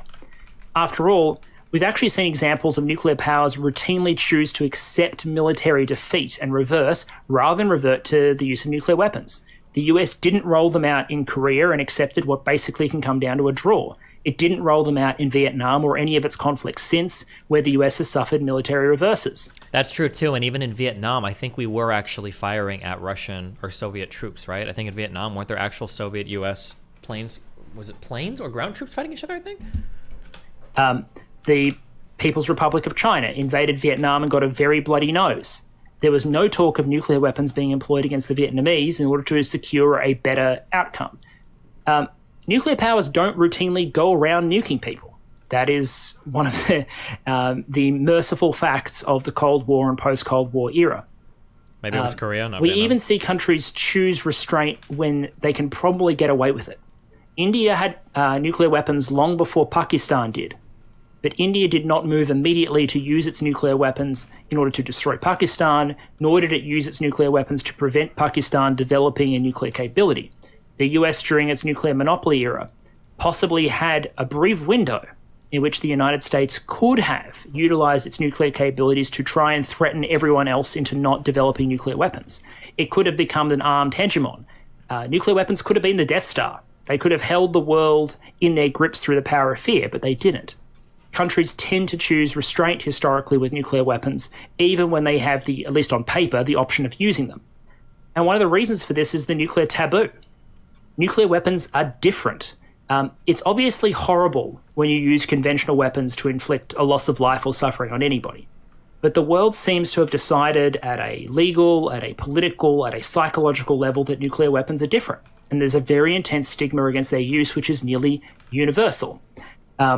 And importantly, powers have a real interest in maintaining that taboo. The world is better for most countries, the overwhelming majority of countries, because there is a taboo against nuclear weapons use. It comes with a whole bunch of benefits. The first is we don't all die. Nuclear exchanges would threaten the very essence of the global economy, our prosperity, and our very lives. So it's great for all of us that nuclear weapons aren't just being flung around like conventional weapons. The economy does better because not everyone is dead, and you're also not in a race to proliferation. If nuclear weapon use was acceptable, then the only way to feel secure, realistically, would be to have a nuclear weapon, which would probably take you back to point 1 or 2, because if everyone starts proliferating and has nuclear weapons and the whole world is drowning in them, then inevitably, eventually, someone's going to use one, and you run into the don't die problem all over again. And I'm really focused, and I think a lot of strategists are really focused on the not dying part. That's a real benefit of the nuclear taboo, the fact that we haven't all died. So because so many nations, whether that be China, America, or indeed nations around the world, have an interest in maintaining this taboo, you can expect that any nation breaching this taboo can expect very serious consequences, because most nations would want to ensure that that experience isn't repeated. They'd want to retaliate in some way against countries that do use nuclear weapons in order to maintain this norm of non-use. Now, there have been, and I need to be clear here, some historical figures that haven't minded. If you want to go look up what Mao Zedong thought about nuclear war and the fact that realistically losing a few 100 million people was acceptable as a price to pay for victory, by all means go for it. But for the most part, the leaders of most nations on this planet have a deep interest in maintaining this nuclear taboo. So let's do a worked example of why this nuclear coercive sort of idea doesn't tend to really work. Let's just say we have a hypothetical small country that's subject to potential atomic coercion by a large neighbor, trying to force it not to do something really fundamental. Let's just take a random example, like, say, Ukraine joining an alliance. The little nation wants to join an alliance, and the big nation next door with nuclear weapons says, hey, don't, or we might potentially deploy nuclear weapons against you. Well, the little nation has to ask itself a question. Is the Red Force bluffing or not? If they are bluffing, or you're confident they're bluffing, then the nuclear coercion isn't going to work. The little nation's going to go ahead and do what it was going to do anyway, which is it joins the big alliance. Let's call them Blue Force. If Red Force isn't bluffing, well then small country's in a serious problem. Because if you have a large neighbor who is crazy enough to nuke you if you try and exercise your sovereignty, well then the fundamental existence of your state is at risk. And the only alternative to slavery, where you basically do whatever it is the large state asks you to do, the only solution becomes coming under someone else's nuclear umbrella, so you can't be coerced with nuclear weapons anymore. In which case, the correct decision is to join Blue Force, because then you're under Blue Force's nuclear umbrella and no one can threaten you with nukes anymore. A country, and everyone knows this, a country is unlikely to be willing to follow through on most coercive threats, so the credibility of using nuclear weapons when you're threatening someone is actually really, really low. And if you are crazy enough to possibly follow through, then everyone around you is going to focus on obtaining a deterrent as the overriding priority. This is the basic game theory failing of nuclear coercion. Most of the time, people don't believe you, so it doesn't work. And if people do believe you, they will do anything necessary in order to get into a situation where you can't threaten them with annihilation anymore.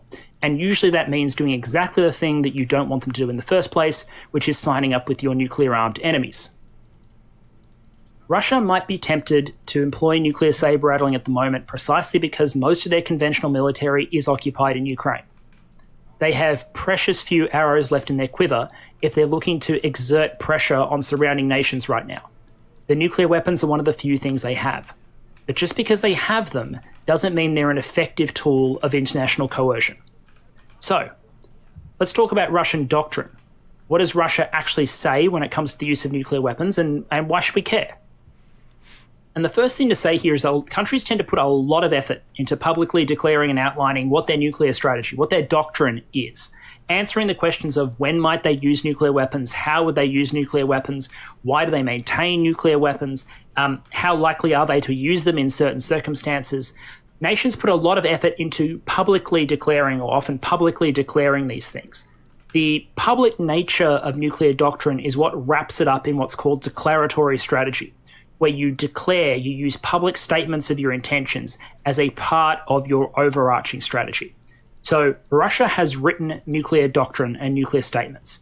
The United States has equivalents, and all nuclear-armed nations in the Western world have publicly stated equivalents. There are also declaratory strategies from countries like India and China that, for example, limit their willingness to deploy nuclear weapons first. And you might ask the question why you should care. True. After all, if you believe politicians or a segment of politicians are liars, why would you choose to believe the doctrine that they put out? Well, the first answer to that is that nuclear weapons are special, like I've said. Their primary utility comes from the threat of their existence rather than from their actual use. So you need a way to threaten people with nuclear weapons, but you can't actually go around using them or we end up accidentally destroying the planet, which is, for most people, not very high on the national priority list. So the aim is generally strategic stability, and that requires you to state your intentions very, very clearly rather than risk confusion where people accidentally overstep each other's lines, someone gets nuked, and then again, we end up destroying the planet. You'll see that a lot of elements of nuclear strategy come down to the goal of not ending up in a situation where the planet's destroyed. Relatively simple. Doctrine and the surrounding declaratory policy around that is how you accomplish this signaling. You tell everyone where you're really serious, where you'll use nuclear weapons, where you won't, and that gives everyone an idea of what the rules of the game are so that no one really gets nuked by surprise. China, India, these are examples of countries that, for example, have non-first use pledges. So they say that they will not deploy nuclear weapons unless someone else deploys weapons of mass destruction against them first.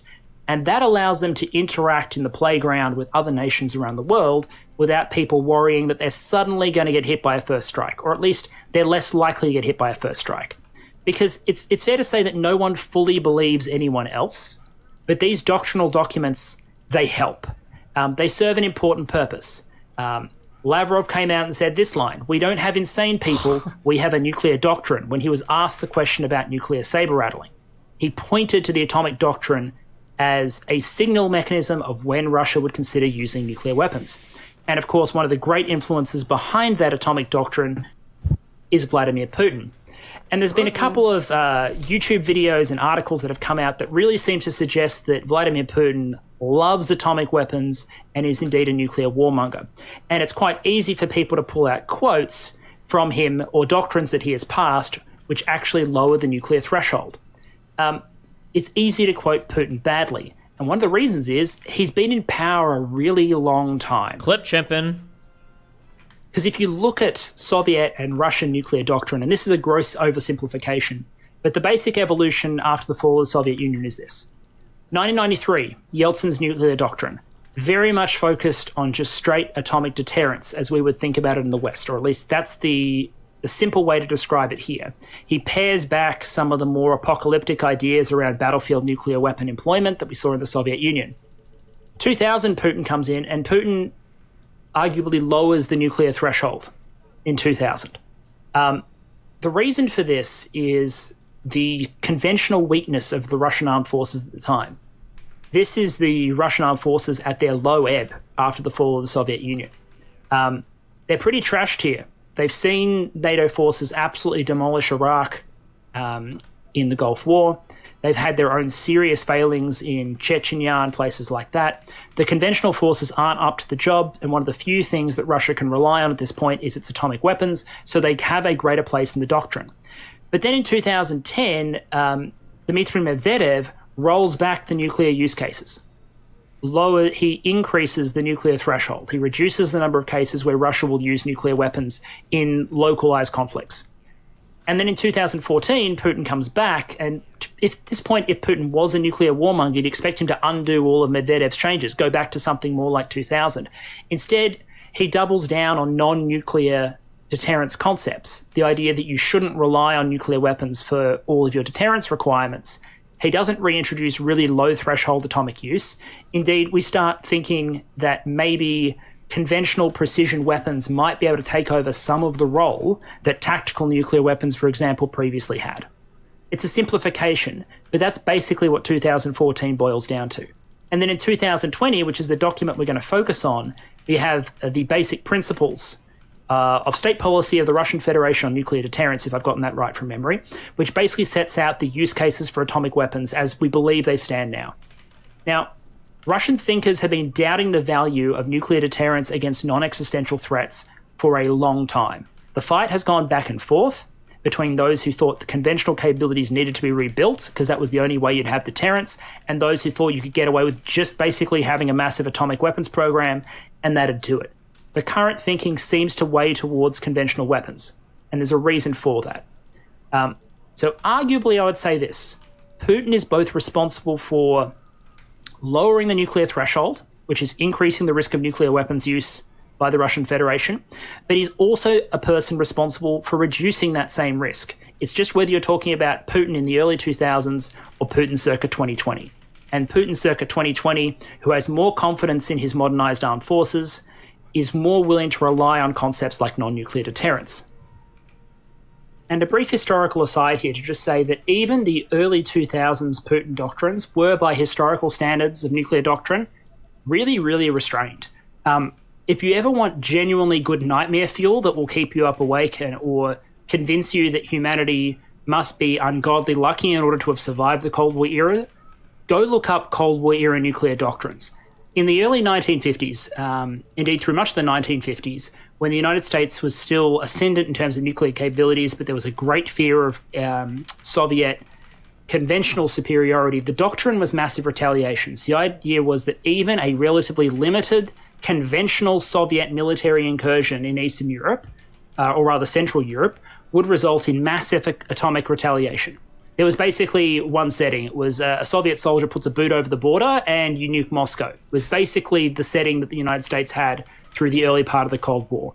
In 1962, the United States does an exercise in order to bring together one single integrated operational plan, PSYOP 1962, which is to basically tie together a strike plan for the US atomic arsenal. There's one plan. It's not particularly gradated. That doesn't come until 1963. But according to the 1962 plan, in the event that war breaks out, there's one strike package. It calls for 3,200 nuclear warheads. There's about 8,000 megatons TNT equivalent. 24 warheads go to Moscow. The USSR, the People's Republic of China, and Eastern Europe are all basically glassed. Albania is basically gone. There's virtually no flexibility. Look, even if the question was even asked, what if China is not in the war? And the planners responded essentially saying, well, that would make the plan difficult then because it's designed to be executed basically as is. And it was implied that maybe they'd go anyway. Obviously, they wouldn't have, but the point was the planning thought about communism as one giant monolithic block, and the response to any military offensive in Europe was basically going to be the death of nearly 300 million people, with the relatively rapid dispatch of nearly 3,200 nuclear warheads. And the Soviet war plans for Europe were also pretty nightmare fuel-esque. The Soviets always presumed that nuclear weapons had to be written into war plans for Europe. I think there were a lot of Soviet thinkers who thought that NATO strategic planners who thought nuclear escalation could be controlled were probably naive. And as a result, basically all of the Soviet war planning assumes that Europe is basically not there by the end of it.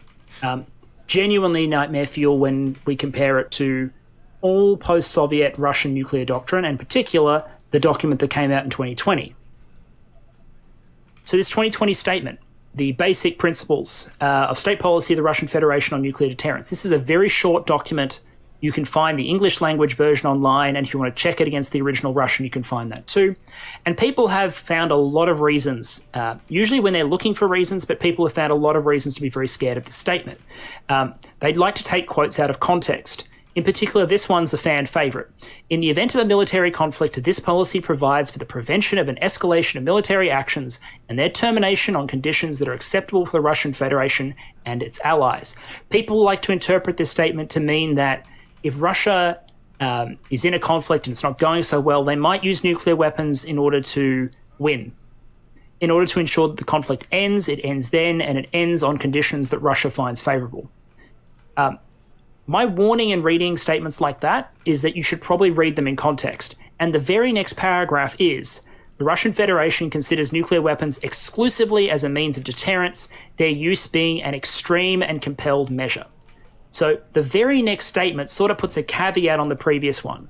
These are not weapons that Russia is looking to employ just because things aren't going their way. They're things that they're using as an extreme and compelled measure of deterrence against an opponent. But you know what? You don't need to take my word for it in terms of interpreting those first paragraph, because the document also sets out 4 very clear reasons where Russia would consider using nuclear weapons. You can read the document, they're there in subparagraph form. The 4 reasons are pretty simple. The first is someone's launching a ballistic missile attack against the territory of the Russian Federation. So if they detect American missiles are flying, they're going to launch theirs rather than waiting for those missiles to hit first. American nuclear doctrine is counter-force, is what is the term for it, which is America intends to use its nuclear weapons to target the nuclear weapons and command and control and military assets of their opponents. So Russia's doctrine is not to wait for those missiles to arrive and destroy all of its missiles. It's to get its missiles in the air before they arrive in order to make sure that America hurts a lot for its temerity in launching its missiles. And as a result, America's never going to launch its missiles in the first place. The second reason is if nuclear weapons or other weapons of mass destruction are actually used against the Russian Federation or its allies. So if Ukraine, I don't know, rolls out anthrax weapons or something, maybe Russia would consider deploying nuclear weapons, or indeed if Ukraine gets its own nuclear weapons, Russia would feel free to then employ its own nukes. The third is in the case of an attack by an adversary against critical government or military sites of the Russian Federation, which is where most people stop this quote. An awful lot of media reports I saw stop the quote at this point and say, ooh, if we bomb critical infrastructure in Russia, they might use nukes. But no, there's a comma there, and the next part of the sentence is, disruption of which would undermine nuclear forces' response actions. So what the Russians are saying here is that if you're destroying sites which might inhibit their ability to launch a nuclear counterstrike, they're not going to wait and see if your plan is to take their nuclear weapons offline. They're going to launch first. No. If they can't be sure whether or not a nuclear attack is coming later, but if you're going to take away their ability to use their nukes, they're going to launch their nukes. They don't want to be caught without them as a deterrent force. And finally, reason 4, aggression against the Russian Federation with conventional weapons when the very existence of the state is in jeopardy. So this is the existential argument. If Polish volunteers are driving their tanks through the streets of Moscow with winged husaria wings strapped to the turrets, and they're about to storm the Kremlin, then Russia is probably going to deploy its atomic weapons at that point. Indeed, they'll probably deploy them before that point, because at that stage, the threat is to the very existence of the Russian Federation. Now, there's an argument over whether there's an extra idea embedded in this doctrine. It's an idea that I would argue isn't actually there, but if you read the United States Nuclear Posture Review, the idea is pretty clearly present. And it's called escalate to de-escalate. So basically, the idea here is that Russia might launch a... To be honest, this is ridiculous. If you're willing to launch a nuclear attack, having a document that says otherwise is not going to stop you. No. The argument that he's laying out is that if people... This is basically what he's saying. He's saying that they have said that if we're going to nuke you, this is probably how we're going to go about doing it, okay? And what he's saying is that Russia hasn't taken the necessary steps to really feel like there's a serious nuclear threat. However, they are able to make public statements that scares the public, but those that know that shit isn't going to happen. So for instance, let's say that I'll say, I'm going to shoot and kill you. I've got a gun and I'm going to shoot and kill you, okay? However, let's say that me and all the gun owners can do is like, okay, listen, all of us understand that the only way we're actually going to shoot and kill each other is if we actually bring our guns like to the club with us, okay? So every time you drive to the club, you've got to check in a firearm. You got to say like, I've got a gun on me, right? And essentially, imagine you go to the club and you've got a bunch of like normies with you, and people start saying shit like, I'm gonna fucking shoot you, I'm gonna fucking kill you, I'm gonna shoot you, I'm gonna shoot you. All the normies will get scared because they'll be like, holy shit, he's got guns, he's gonna shoot him. But the people that know are like, okay, he's talking shit, but like he didn't check a firearm in the club. Like we know he doesn't have his gun with him, he's not gonna do it, right? What this guy is arguing is that there are certain movements of nuclear weapons, there are certain posturings that countries can take where it's like, holy shit, there might be nuclear warfare, but that hasn't really happened yet. That Russia is doing the proper checks, that Russia is properly putting people on notice when it's testing certain weapons, that if Russia was really serious about doing some nuclear fuckery, they wouldn't be going about it in this way. We'd see different steps being taken, essentially is what he's saying. A tactical nuclear weapon to basically force everyone to chill. That everyone would be so worried about a nuclear weapon finally going off that they'll decide to end the conflict. So Russia might signal that it's willing to stop a conflict by deploying a nuclear weapon as a way to force everyone to sit down and take notice. In the 2018 Nuclear Posture Review, which is the United States government's outline of its nuclear thinking and strategy as of 2018, it includes that line there, that Moscow threatens and exercises limited nuclear first use, suggesting a mistaken expectation that coercive nuclear threats or limited first use could paralyze the United States and NATO and thereby end a conflict on terms favorable to Russia. Some refer to this as escalate to de-escalate. the Russians themselves reject this. I think it's important to highlight that fact. Lavrov has even come out and challenged the thing directly. He said we would not have any escalation in order to de-escalate as Western powers try and present it. Now, I'm going to proceed on the assumption that this is not actually part of Russian nuclear doctrine, but we'll look at potential use cases that are in line with it. So we'll ask ourselves the hypothetical of, if this is true, where might Russia use a nuclear weapon in this scenario, noting that I don't actually believe it's their doctrine. So all of that waffling around doctrine and use cases leads me to ask this question. Will they use nukes? No. With an asterisk, and we'll talk about that asterisk in a moment. And there's a number of reasons I don't think that Russians are going to use nuclear weapons in Ukraine, or certainly that we are nowhere near the stage where they would. The first is, as we've talked about already, there is no doctrinal use case. The conflict in Ukraine doesn't trigger any of the 4 conditions in the 2020 Basic Principle. Russia isn't going to get hit by nuclear weapons. The Americans aren't launching missiles at them. There's no risk of them losing their government command and control over their atomic arsenals. And there's certainly no existential threat to the survival of the Russian state. Even NATO entry into the war, conventional entry in the territory of Ukraine, hypothetically, theoretically, wouldn't trigger any of these conditions. Now, NATO is unlikely to test those conditions by going into Ukraine conventionally, but it's important to note that Russian doctrine as it stands doesn't call for an atomic response anything short of an existential threat to the survival of the Russian state. Now, some might choose to interpret any reversal as a potential existential threat to the Russian state. But there's one saving grace here, and that's actually the Russian control of their domestic media. Russian media in this case is arguably a potential force for peace and restraint in this conflict. I talked in my Who's Winning video about how wide the Russian war goals are in terms of their ability to be redefined.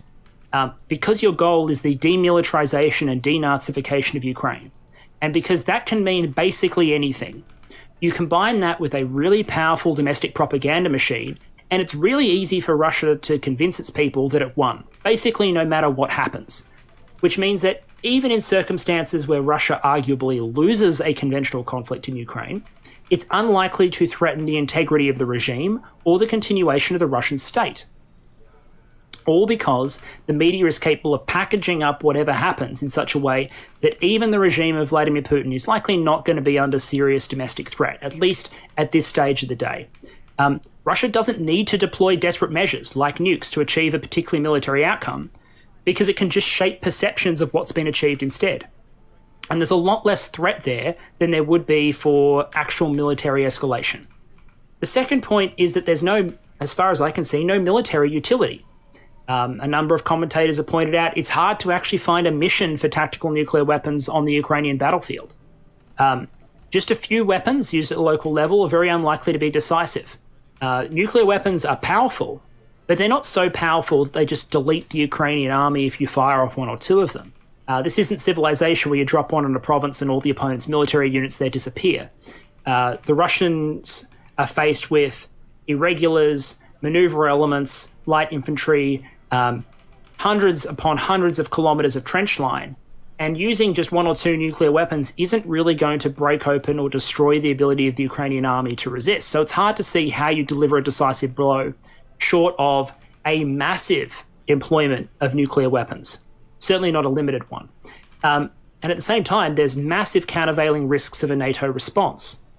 And this comes back to this idea of the nuclear taboo.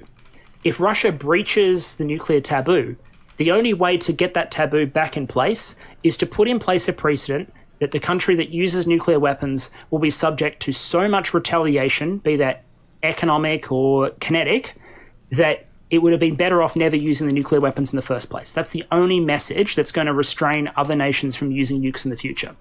So what would likely happen? Well, those neutral, in inverted commas, countries that Russia is really relying on, the Indians, the Chinese, they're very likely to instantly shun Russia, because as much as they have economic and political interests in Russia, they have deeper interests in the maintenance of the nuclear taboo. There's also likely to be a very major NATO response. Now, NATO has already said that there would be a serious response to Russian chemical use. Nuclear weapons are, while part of that NBC triad of weapons of mass destruction, generally regarded as much more taboo and devastating than chemical weapons. So NATO would have a number of options before it.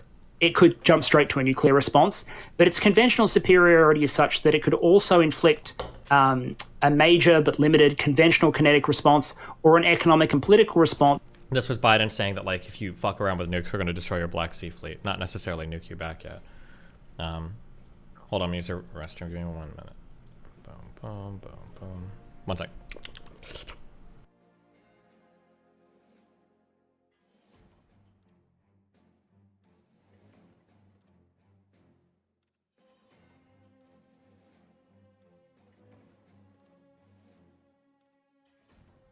I don't know, Steve. I'm beginning to think these dudes hate women. It's just a feeling, though.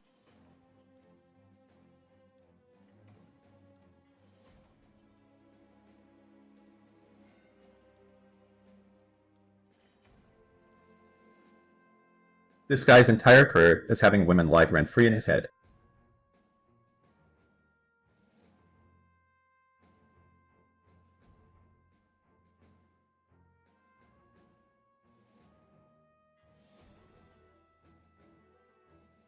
You're a millionaire, a bum, there's no in between to them. These people are delusional. 25-50, 50-75% getting flown out too lol. Insecure clowns.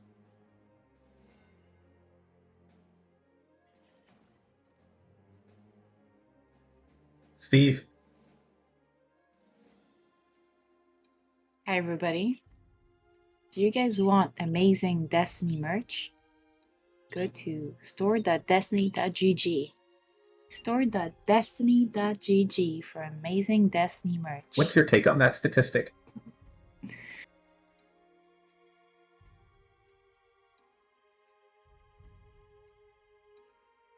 Hey guys. Hope everybody's having a wonderful day today. My God, who are the Obama. girls that hurt these men? It must have been on the magnitude of walking in on the girl getting it in and not stopping.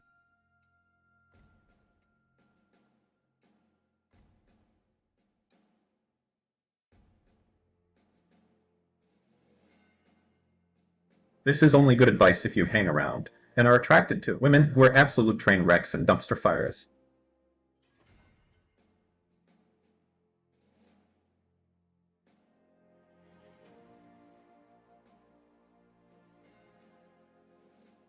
Men have a biological need to fuck. Women need to get over it. Also, women having an Instagram is cheating and women cheat more. And never show emotion. But also, women are scary. Being Jewish is better for your kids apparently. Converts to Islam.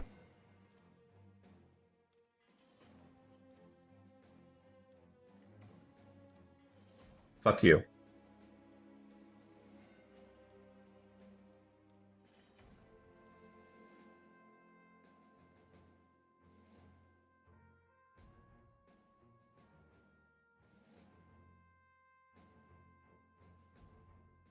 I wasn't telling you to stop watching this video, I was recommending your videos to potentially watch after because he changed some of his views on these topics in the last year with more information because he learned a lot. Pikachu, I will stand parent.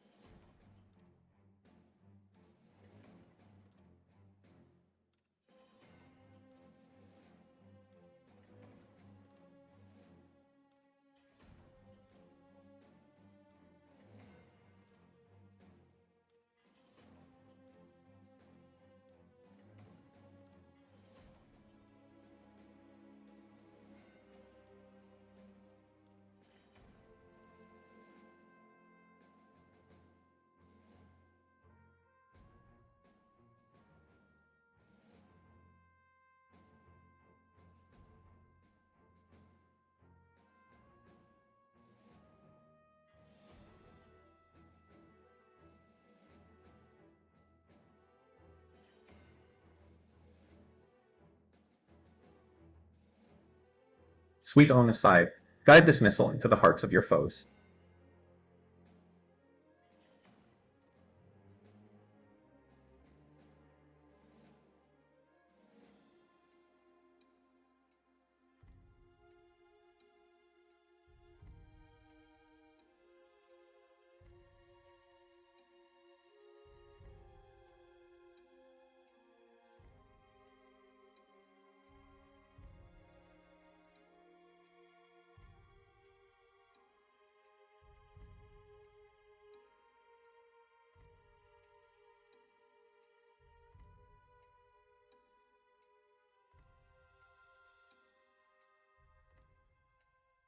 I don't even do it for the money anymore.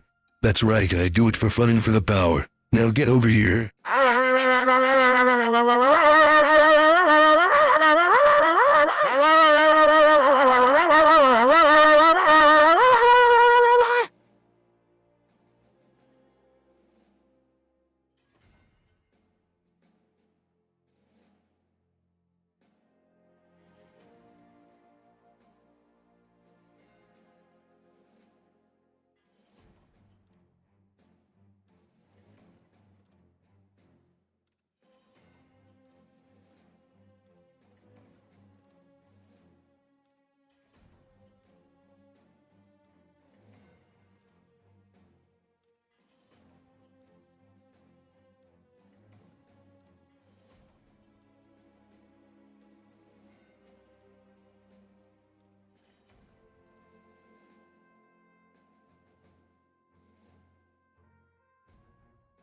All right, my cuties. We need to stretch those legs or else you will get a blood clot and die an excruciating and painful death. All right, ready? In 1, 2, 3. Yump. Yump. Yump. Stop. Post fishy. Fish. Fish. Go. Now yump, yump, yump. Stop. Fishy.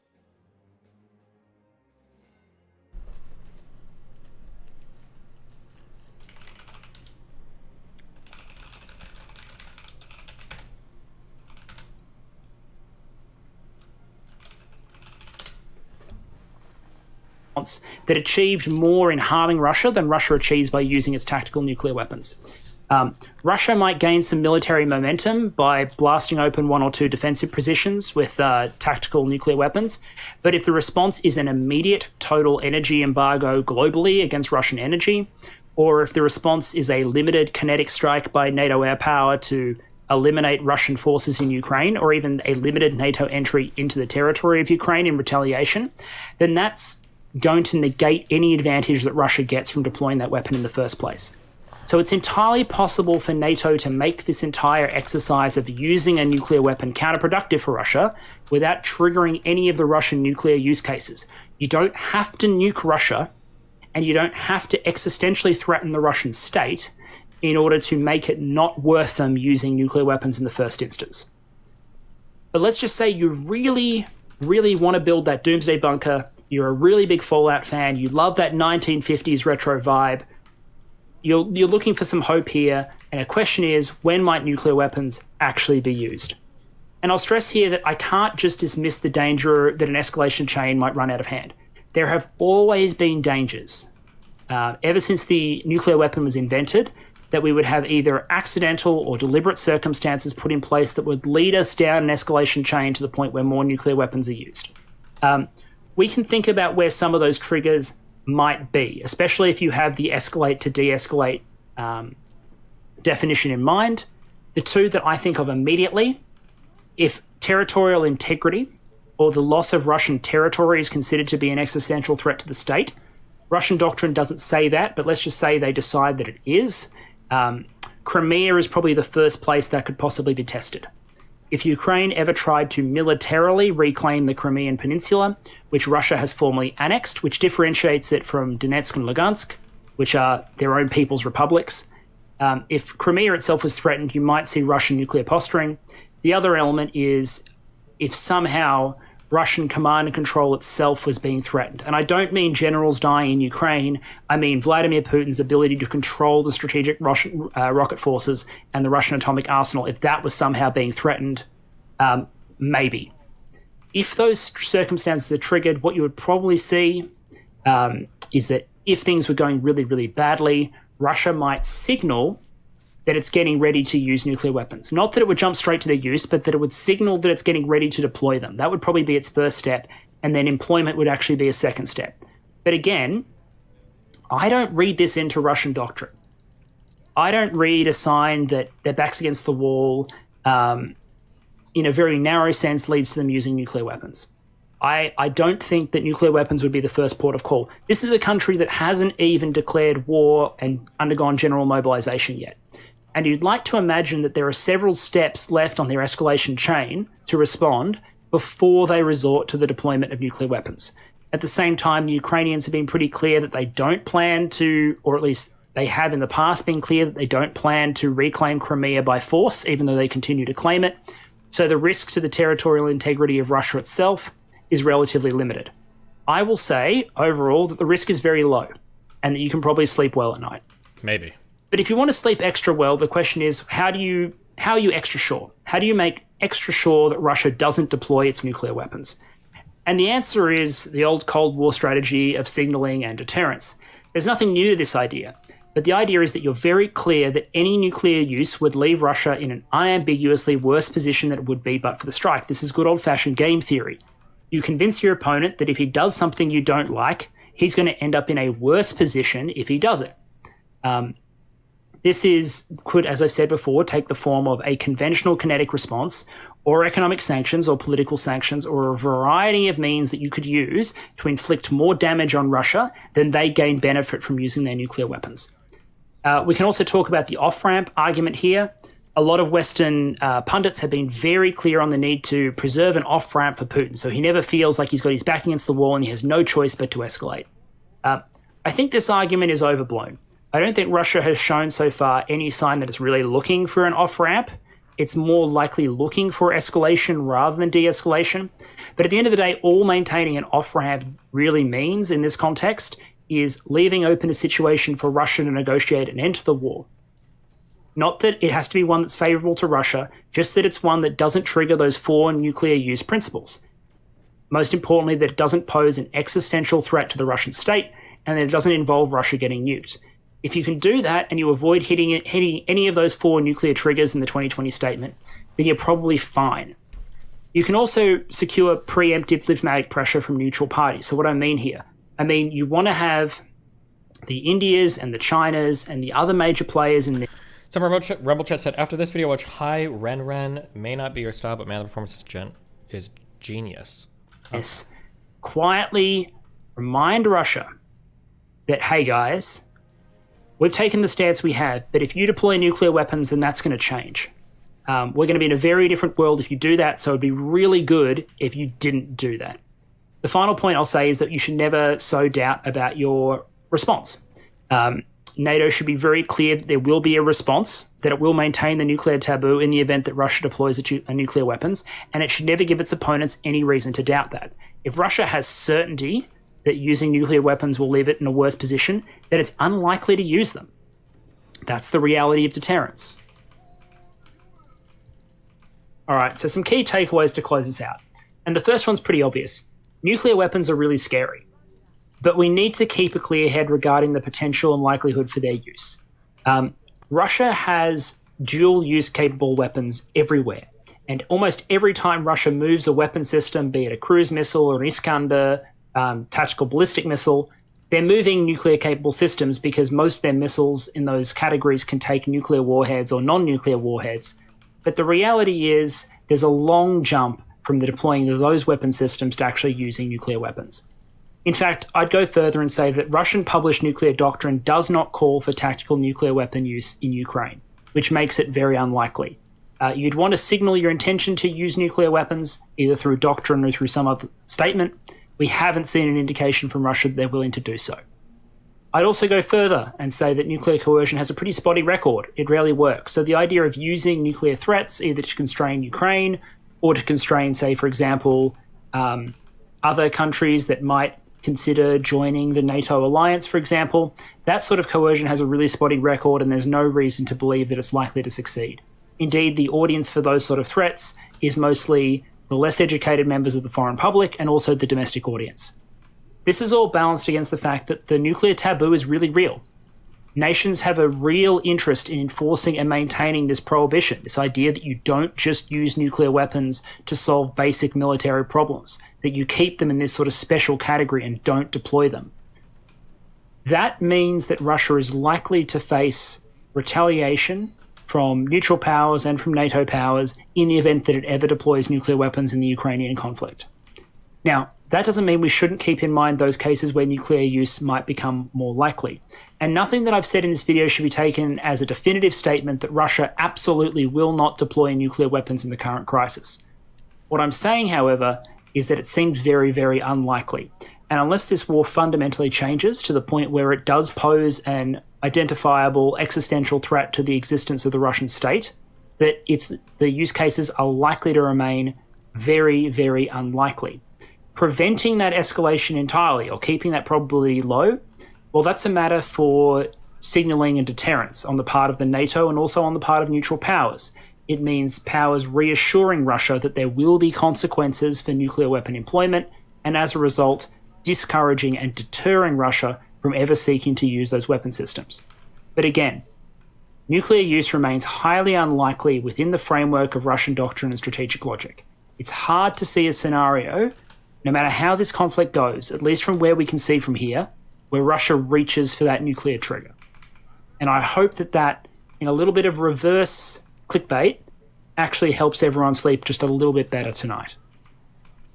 All right, channel update to go with this. First off, this is my first video coming back from COVID. COVID is terrible. I do not recommend getting it to anyone. I'm still incredibly tired, and if you're wondering why the editing on this video is a little bit choppy, it's probably because I have to edit out all the coughing. That said, I'm back, and it feels good to be back. One of the things I'm doing is I'm trying to clear my email backlog from both of the email addresses. I just practically can't respond to all of the email, but what I am doing is harvesting and categorizing all of it so that I can act on it where I need to. I'll also give a quick update on subtitles. I've received a lot of great offers on people who are willing to help refine the subtitling I use on my videos. I'm probably going to make contact with one or two of them before the next video and trial some of their mechanisms. There are some people, some pretty cool AI and scribing services out there who've offered to help out. The next thing I'm going to say is that Purun Gaming is now a thing. Purun Gaming AU. The YouTube address for the channel is there. You would talk to you on stream if you wanted screen, to. And I'll also link it in the description of this video. There's nothing on there yet, but that is going to be where I release my new gaming content videos, and I'm also going to migrate some of my existing gaming content emails, to that channel. Plays games. Like I said, Destiny this is intended clone to anybody? stream the gaming content away from the primary channel so that you can subscribe to one or both without worrying about getting notifications for content that you may not actually be interested in. Also, YouTube is literally, it's sending me one of those trophy things that you get for like 100,000 subscribers, which is pretty incredible. And I can't wait to get it, but there it is. It's ordered, it's happening. I've crossed 100,000, which is incredible for a guy who does slideshows on the internet. So that's very, very exciting. I'm also doing a staged overhaul of my Patreon, so I'm steadily changing the way the tiers work just so it's better designed for both gaming and non-gaming content. So stick with me on that one as I make those changes, because the summary is I'm getting back into it very, very slowly. The worst part of COVID is fatigue. It knocks you out constantly, and I'm still getting my energy back. So I appreciate you being with me today. I appreciate you guys listening to this video. It was one I did primarily because so many people who sent me emails were very, very concerned. And I thought about it for a while, and I was like, while I could do a video on Russian nuclear capabilities, a far more useful contribution. Okay, where is Pixie's fresh and fit thing? She wanted me to watch this.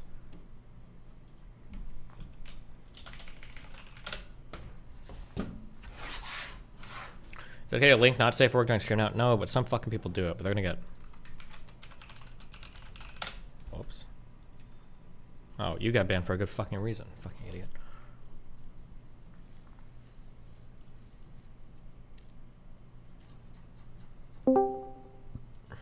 Hello.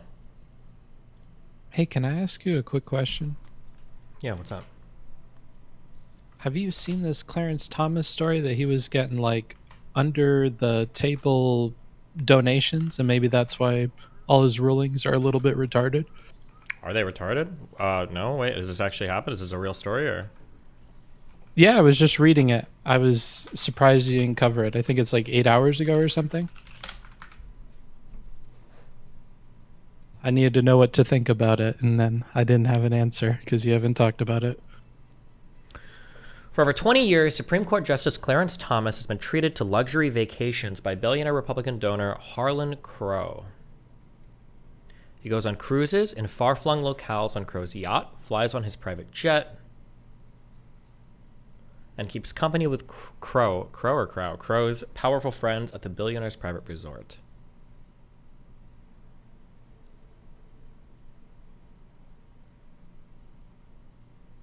What in the godforsaken parallax is going on with this fucking design of us? Oh my god. The extent of Crow's largesses? Largesse. Largesses.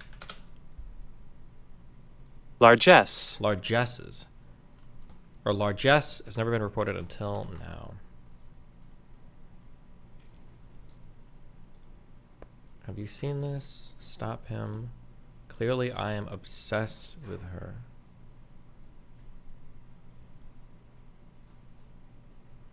Is this his abusive ex? I don't know what you want me to... I don't know. Okay. Clarence Thomas and the Billionaire. In late June of 2019, right after the U.S. Supreme Court released its final opinion of the term, Justice Clarence Thomas boarded a large private jet headed to Indonesia. He and his wife were going on vacation, 9 days of island hopping in a volcanic archipelago on a super yacht staffed by a coterie of attendants and a private chef. If Thomas had chartered the plane and the 162-foot yacht himself, the total cost of the trip could have exceeded $500,000. Fortunately for him, that wasn't necessary. He was on vacation with real estate magnate and Republican mega donor Harlan Crow, who owned the jet and the yacht too. For more than 2 decades, Thomas has accepted luxury trips virtually every year from the Dallas businessman without disclosing them. Documents and interviews show. A public servant who has a salary of $285,000, he has vacation on Crow's super yacht around the globe. He flies on Crow's Bombardier Global 5000 jet. He has gone with Crow to the Bohemian Grove, the exclusive California all-male retreat, and a Crow's sprawling ranch in East Texas. And Thomas typically spends about a week every summer at Crow's private resort in the Adirondacks. I don't know any of these places. Fuck me, dude. The extent and frequency of Crow's apparent gifts to Thomas have no known precedent in the modern history of the U.S. Supreme Court. These trips appeared nowhere on Thomas's financial disclosures. His failure to report the flights appears to violate a law passed after Watergate that requires justices, judges, members of Congress, and federal officials to disclose most gifts, 2 ethics law experts said. He also should have disclosed his trips on the yacht, these experts said. Thomas did not respond to a detailed list of questions. In a statement, Crow acknowledged that he'd extended hospitality to the Thomases over the years, but said that Thomas never asked for any of it, and it was no different from the hospitality we've extended to our many other dear friends. Through his largesse, Crow has gained a unique form of access, spending days in private with one of the most powerful people in the country. By accepting the trips, Thomas has broken long-standing norms for judges' conduct, ethics experts, and 4 current or retired federal judges said. It's incomprehensible to me that someone would do this, said Nancy Gertner, a retired federal judge appointed by President Bill Clinton. When she was on the bench, Gertner said she was so cautious about appearance that she wouldn't mention her title when making dinner reservations. It was a question of not wanting to use the office for anything other than what it was attended. Virginia Cantor, a former government ethics lawyer who served in administrations of both parties, and Thomas seemed to have completely disregarded his higher ethical obligations. I mean, this seems pretty fucked. What other opinion could I have about this? Well, I don't know. Played defense for Clarence Thomas. It seems indefensible. The only defense I could possibly imagine is like, what? So if I'm a judge, I can no longer go on vacation with friends that want to pay for me, I guess? But I feel like the appearance of impropriety is so strong here that the answer would actually be, yeah, you probably shouldn't. Especially if it's like well known. When they say Republican donor, that's actually probably the most important question. When they call this guy billionaire Republican donor, do they mean that he maxes out his contributions every year? Like he donates $5,000 a year, or does he donate a lot of money to PACs or super PACs? Also, he probably should have disclosed this as well. Interesting. How do you feel about the econ trips that the Supreme Court justices take? Have you heard about those? No, what's that? So my understanding is that I think it's a Chicago school, and like people related to it, they host all of these judges to come out and take courses over like 7 weeks in like a vacation setting where they learn about like economic principles, and the idea is to give them like a general overview of what the field is thinking about different things and how those might come into play in their cases, so that they have an economic understanding when they go into What is it? a How lot is of this these- comparable to what this guy's accused of? So some people have a problem with that because they feel like there is an ideological slant, and all these people are also very politically involved. So they view this as like a paid vacation for these judges to be like brainwashed on topics. And they have a problem with that because now going into every case, they're going to have a predisposition towards those ideas they were exposed to and those narratives during that camp or that vacation or whatever. I mean, they're going to be exposed to narratives like through their education and everything too. Like, I mean, I could see there being a problem, but like if it's disclosed and everything as well, like, I mean, I feel like the non-disclosure part here is the big hit against Thomas. Why is it not being disclosed? That's pretty bad. Do you think he's intentionally hiding this? I mean, if he's appearing in pictures and shit, it seems a little bit ludicrous to think he's intentionally hiding it. Also, why does your mic on Discord suck? I'm sorry, fuck, is it cutting out? Yeah, it cuts out a lot. Something different is because if I turn down the thing for it, then people hear echoes or something. I don't know, it's really weird. I'm not sure why. Hold on.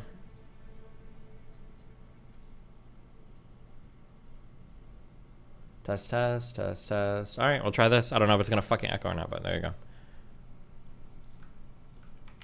Okay. How have you been lately? Pretty good. Just chilling. Playing games, doing streams, you know? Are you gonna assert your boundaries more? I've been catching that drama. A little bit, yeah. I'm just trying to call Okay. people out where I think they stand, basically. I'll be a little bit more open about that. Which I think I've done a decent job of so far, so. I was curious about that because you said your takeaway from that situation was like you kept repeating, I vouch for this person. I fucking said some dumb shit and like misgauged her, and she misgauged me in her brain, and those seem to be like the two triggering points. But like, it also feels to me that it's the shit talking about your relationship that you didn't like. But Yeah, I think that the there's a problem is similar like line. her analysis went beyond, it was beyond just like impartial analysis, and it like was hardcore, like just trashing me. And I was like, this is kind of weird. I think that was kind of my issue. But yeah, I don't know. Like there are some things I've said before publicly that I'm like aware of, that like you don't know somebody really well until you've been through like a situation where they could have fucked you over but they chose not to. Like that's a really big marker on how much I can trust somebody. And then I guess a second one that I've kind of learned that I kind of knew before, but I hadn't like verbalized as much, or hadn't been as cognizant of, is like having major disagreements with people is actually probably really important as well, because you really learn like a person's style of conflict resolution and where they, the kind of person they are when you have big disagreements. It's like really important, I think.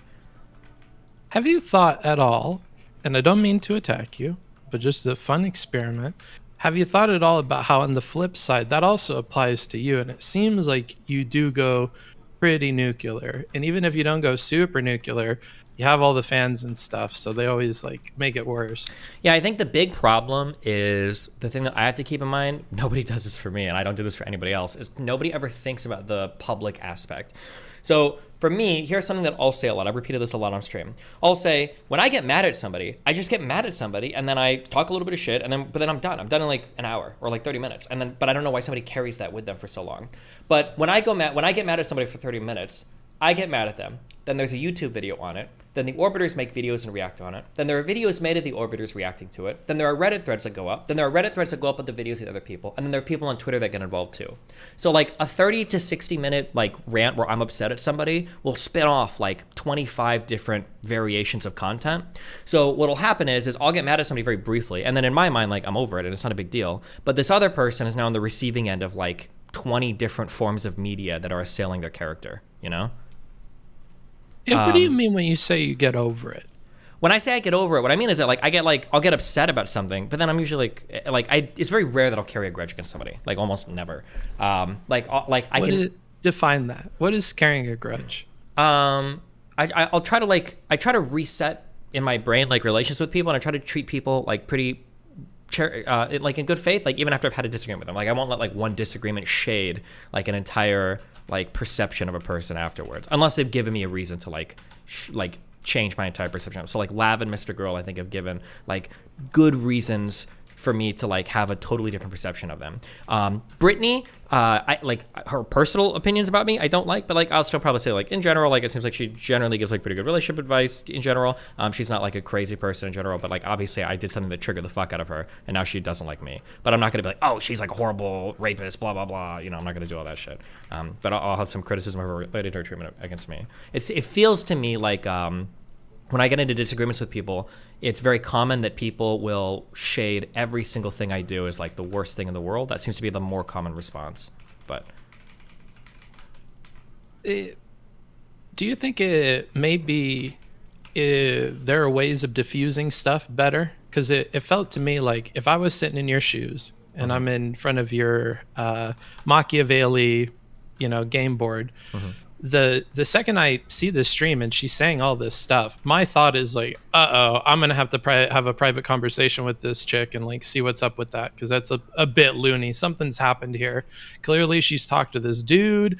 I don't know what they talked about. She has this like weird impression of him. We had these bad conversations. Like it was about a super personal topic to her. Like I might reserve saying anything right now because this is also triggering the fuck out of me. I can't believe she's saying X and Y and Z and like she's pushing all my buttons.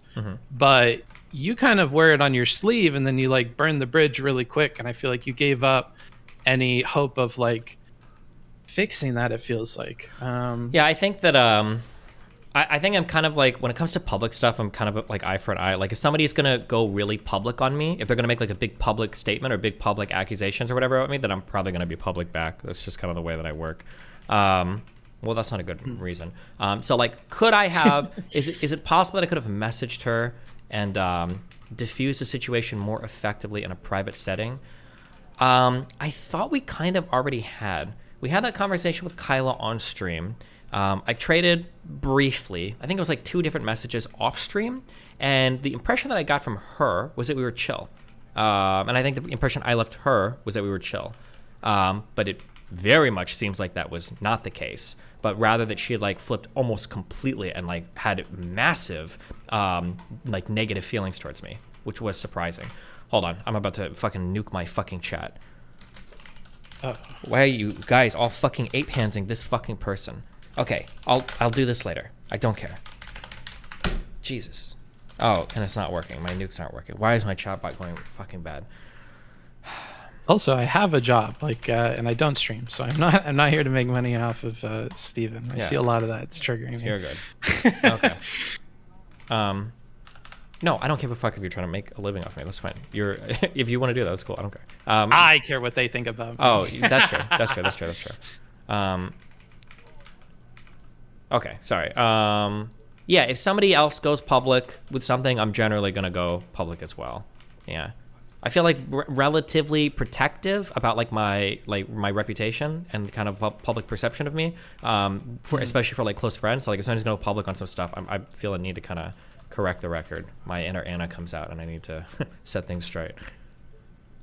Yeah, I get that. And I think that's a necessary step the moment the other person does the public thing. I'm just wondering if that can be a step that you're both on the same page about, so that they don't get butthurt if you say any little mean thing, or if they get the negative response, which is probably going to happen no matter what. Like if you guys talked in private before and then you said publicly like the takeaways from the private conversation, and then DGG attacks them, it's like, well, we talked about this already. They can have the confidence that at least I'm not like super upset with them, and we're cool. And you know, even I think it helps to weather a lot of the storm. That what you're saying there is probably true. Although for Brittany, I don't think it was like DGG's pressure drove her to be negative towards me. I think it was the private, or the not private, but like the personal conversations we'd had are what drove her there. Yeah. And she's kind of, I don't know, I'm reading in this as a parasocial Andy because all I do is watch this stuff. She's kind of like you, where I don't think she says when she's upset by stuff. Like you were saying, I don't hold a grudge, I'm done with this, like, you know, same day.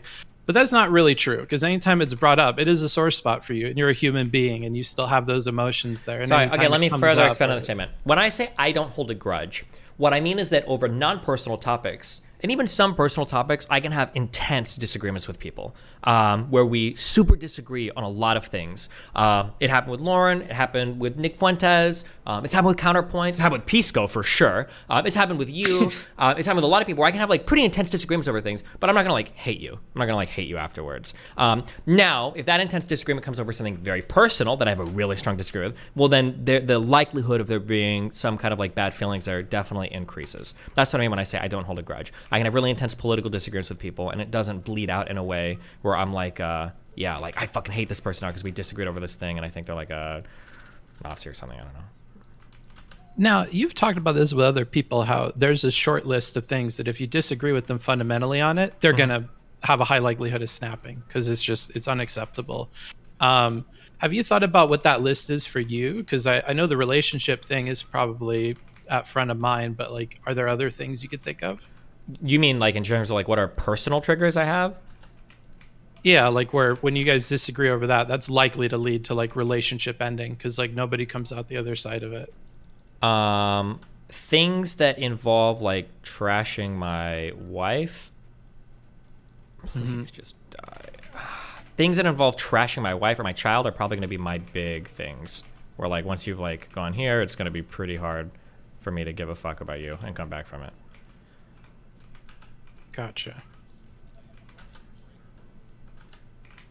I'm sure there are probably like political positions also that are kind of like beyond the pale. Like if you're like an avowed, like Fuentes is going to be a pretty hard sell to be friendly with now because he's like gone after the yay shit, like full on like I love Hitler and all that, like that wacky crazy fucking speech that he made with like the dead bodies in the background. Like that's kind of beyond the pale.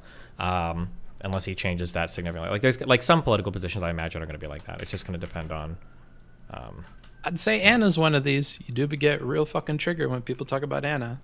I just get triggered because her situation is like misunderstood so much. Even by like Dan and Melina, I think her situation got misunderstood so much because everybody coded that, and I think still codes that situation as like Anna was just obsessed and wanted to like marry me. That's how everybody sees it, and I think it's like pretty obvious from all of her behavior personally and publicly towards me that that is not the case. That's not what she was like gunning for. That it was like an obsessive like correct the record thing relating to people's like stories about her.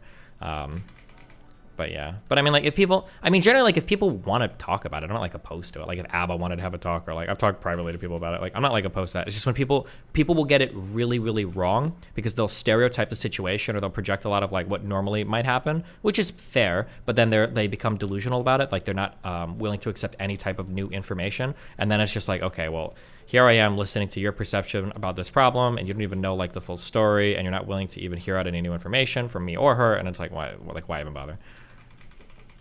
Now, has this anxiety that you have about, you know, when everybody kind of sees something that's right and you got it wrong, and then you'll realize it at some point and like feel silly?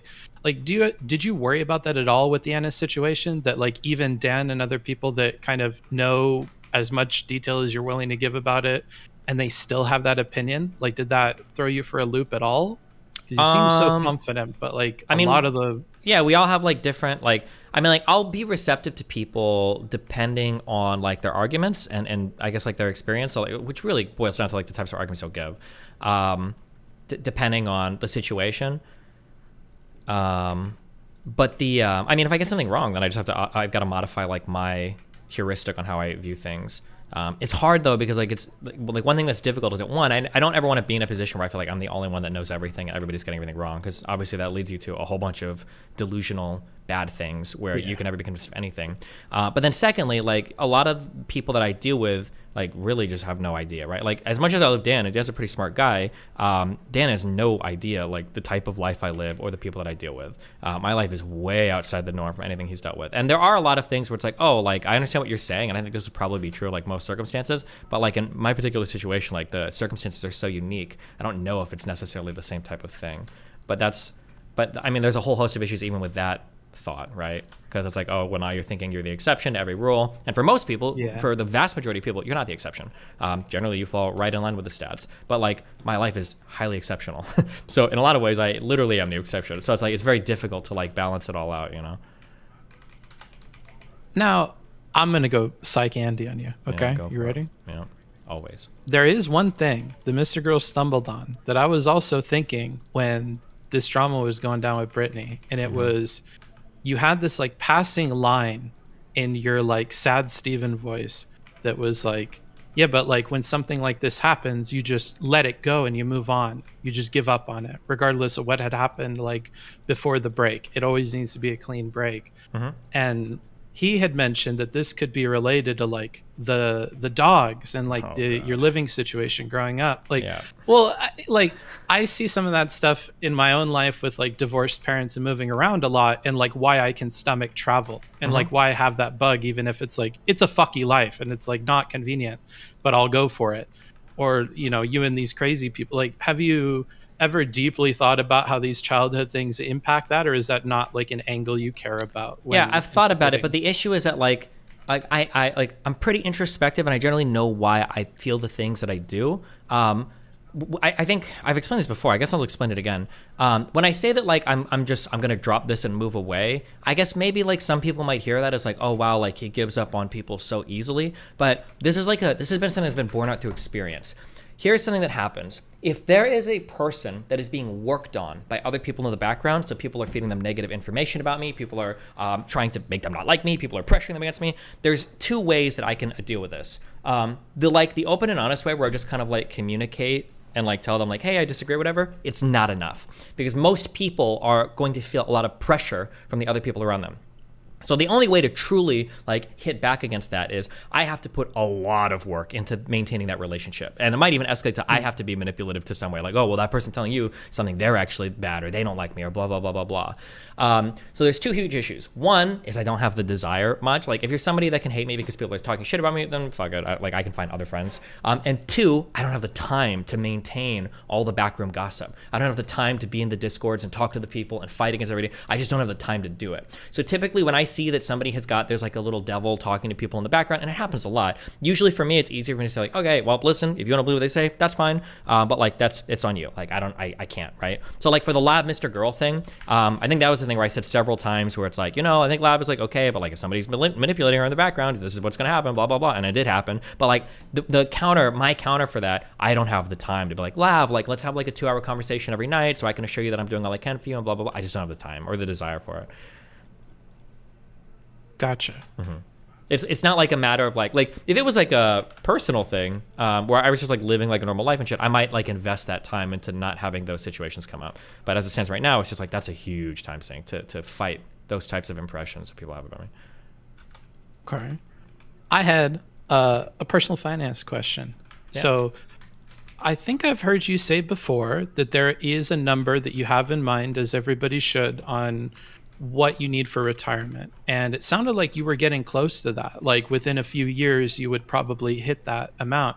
And with your recent deals that you've signed, which I assume are lucrative enough for you to do, you think maybe you should just focus on your core group of friends and stuff? And if you do, like, what's next for you? Does that change your outlook on streaming or life or anything else? No, I would say I'm probably already there. I think I feel pretty comfortable that like if I stop streaming now, I'd be like, fine, I'd be chill with it.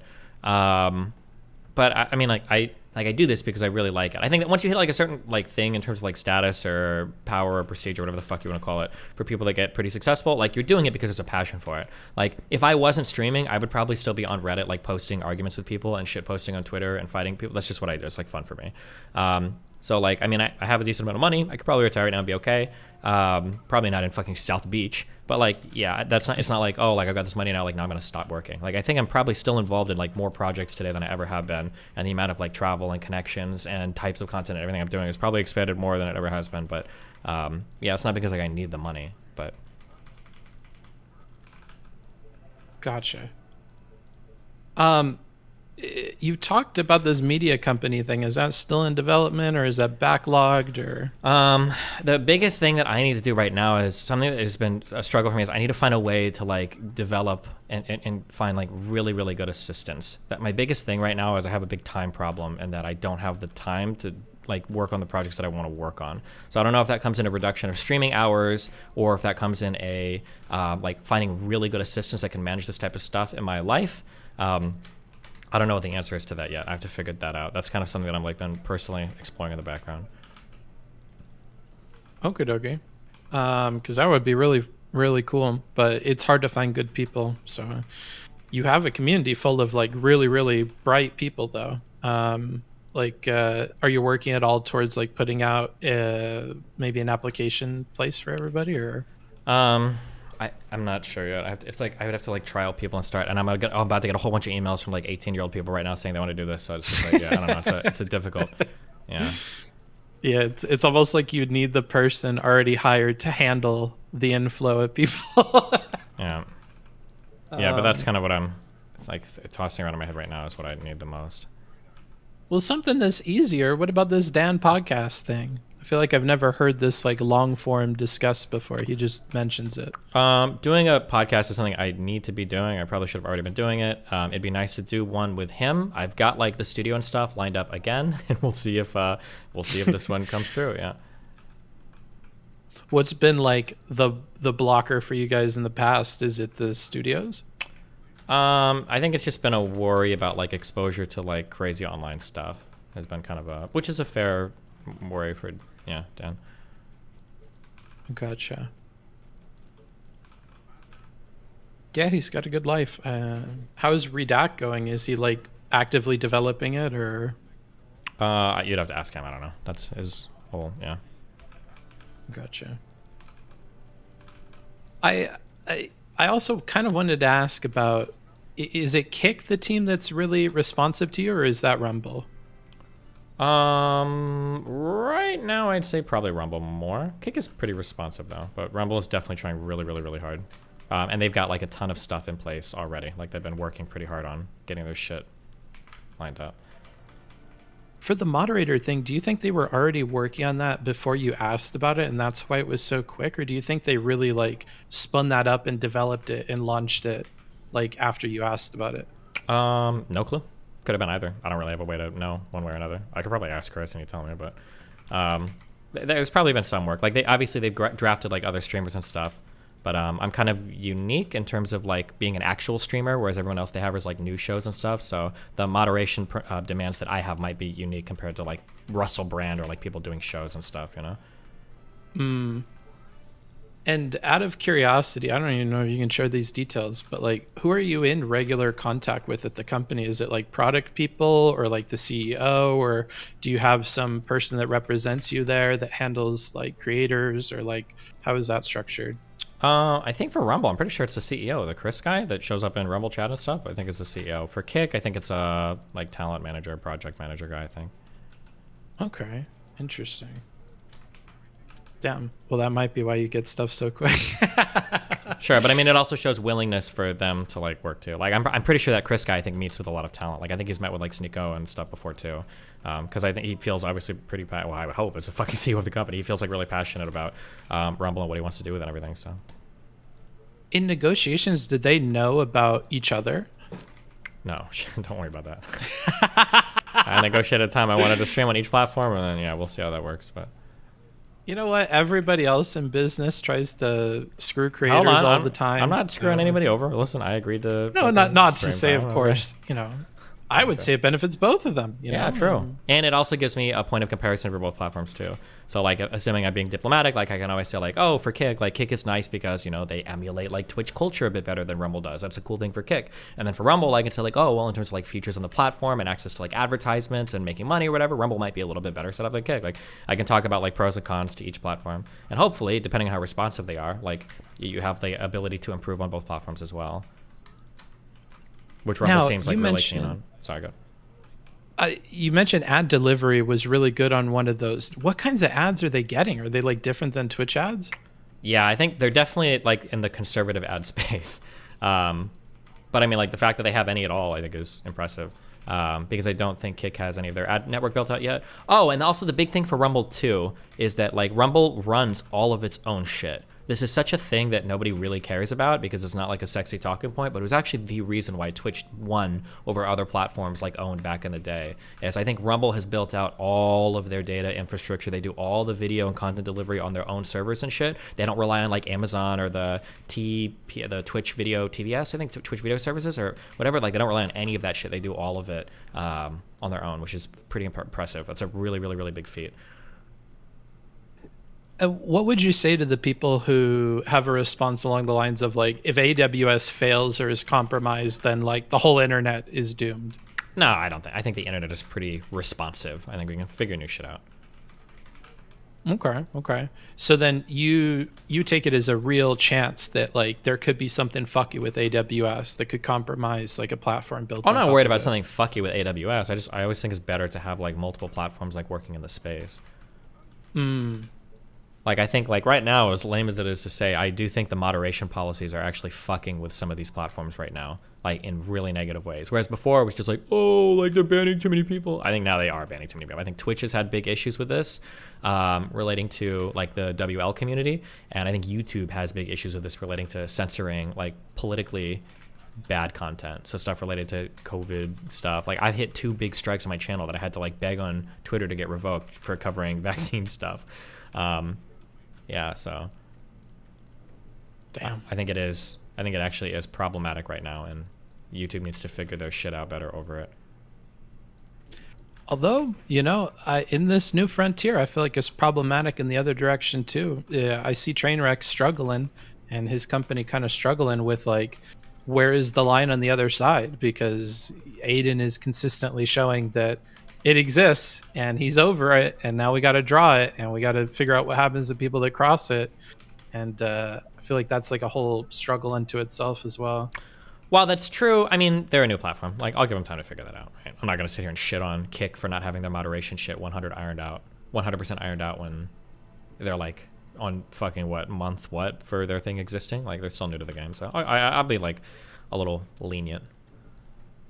But I do agree they are going to have to figure it out. And I also feel bad because I used to think that like Train was kind of like a signaler, that he said some shit, but he didn't really mean it. But now the more that I listen to him, or maybe he's just grown and matured a bit, I do actually think he's a bit more sincere than I initially thought. And I do think that Train is a bit more like, we should be able to kind of like be bros and chill and hang around and it can be fun. And then he sees other people that actually fuck with that in really bad ways, and then it's frustrating for him because it makes him look bad, right? Train is, I imagine when Train's like, we should be able to do whatever we want, it'd be awesome. He wasn't actually thinking that somebody would go and Kick and stream fucking porn. That probably wasn't what he was thinking. And then when he sees that, my guess is going to be is that he gets pretty frustrated because now he looks like he was advocating for that the entire time. Because that's what a lot of people were saying. That's what I said, I think, a long time ago. I was like, Train just wants to be racist and do all this crazy shit. But I don't think he does, actually. I think he just wanted a place like chill and be cool. But now you've got people that are like abusing that a lot. And it's probably really frustrating for him to deal with.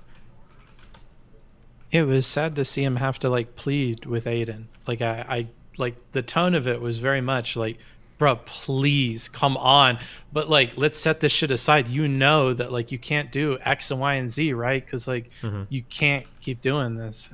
I feel like I could be wrong, but I feel like Aiden is on a big downswing. He's like sneakoing himself. Like he's starting fights with everybody. He's being way too extreme for no fucking reason. I don't know if it's because his dad is in jail, or no, I guess he just got on house arrest, and so he doesn't have like a guiding principle on his fucking stream right now. But Jesus, bro. Yeah, I feel like sorry, I'm talking about Andrew Tate. I feel like okay. Yeah, I'm sorry. I feel like I feel like he's just like lost. He's going like way too hard because he just doesn't have. Yeah, he's young. He made a fuck ton of money. Like his mind is probably pretty fucked. Yeah, it's contagious. It's rocking through these little dudes.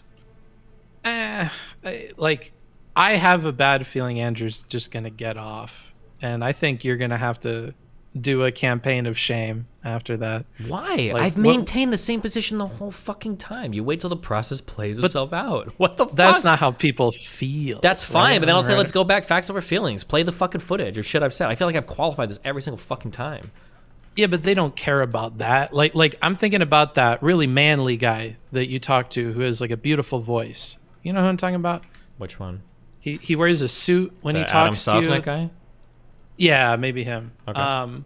Like I feel like he'd be like, "Sure, Destiny. Yeah, I know you probably said it in a very nice way, and you like orchestrated your words and whatever. But I think we know that the general impression that you gave is they got this guy dead to rights. He admitted to all this stuff. You believed him, and I said, wait till it comes out, and I said it was a joke, and I said it's probably not that serious. But you were I understand very what you're saying. convinced. I think the thing that complicates this, the thing that makes this like a very complicated issue, is that a lot of these guys don't actually believe that sex trafficking is real. That's the thing that like overcomplicates the fuck out of all of this. Because here's the problem.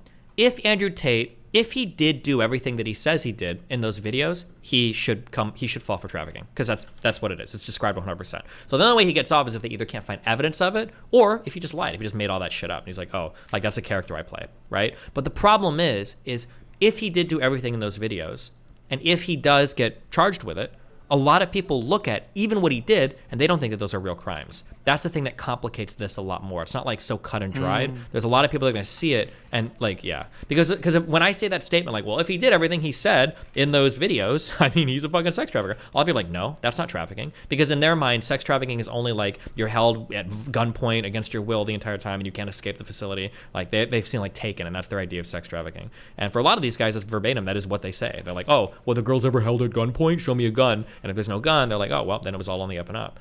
So it's that also complicates things. But I mean, like, I don't know what to say at that point. Like, I think ain't nobody got a fucking opinion on sex trafficking. Nobody really had any kind of opinion or belief about that shit until it's in the context of like some dude. True. Like, but then what do? You look it up and you see, well, what is it? And then you get an opinion on it, right? You inform yourself. Yeah, but that's not what they care about. They don't care about sex trafficking. They care about he didn't do that. You know? Yeah. Or he didn't do like, what? He didn't do sex trafficking, the bad word, or he didn't actually do what sex trafficking is? If A, then B, I think is where their brain goes. Well, yeah, because like if you told a girl that you were going to marry her and that you guys wanted to get rich together, and then you brought her to another country to do sex work, that is sex trafficking.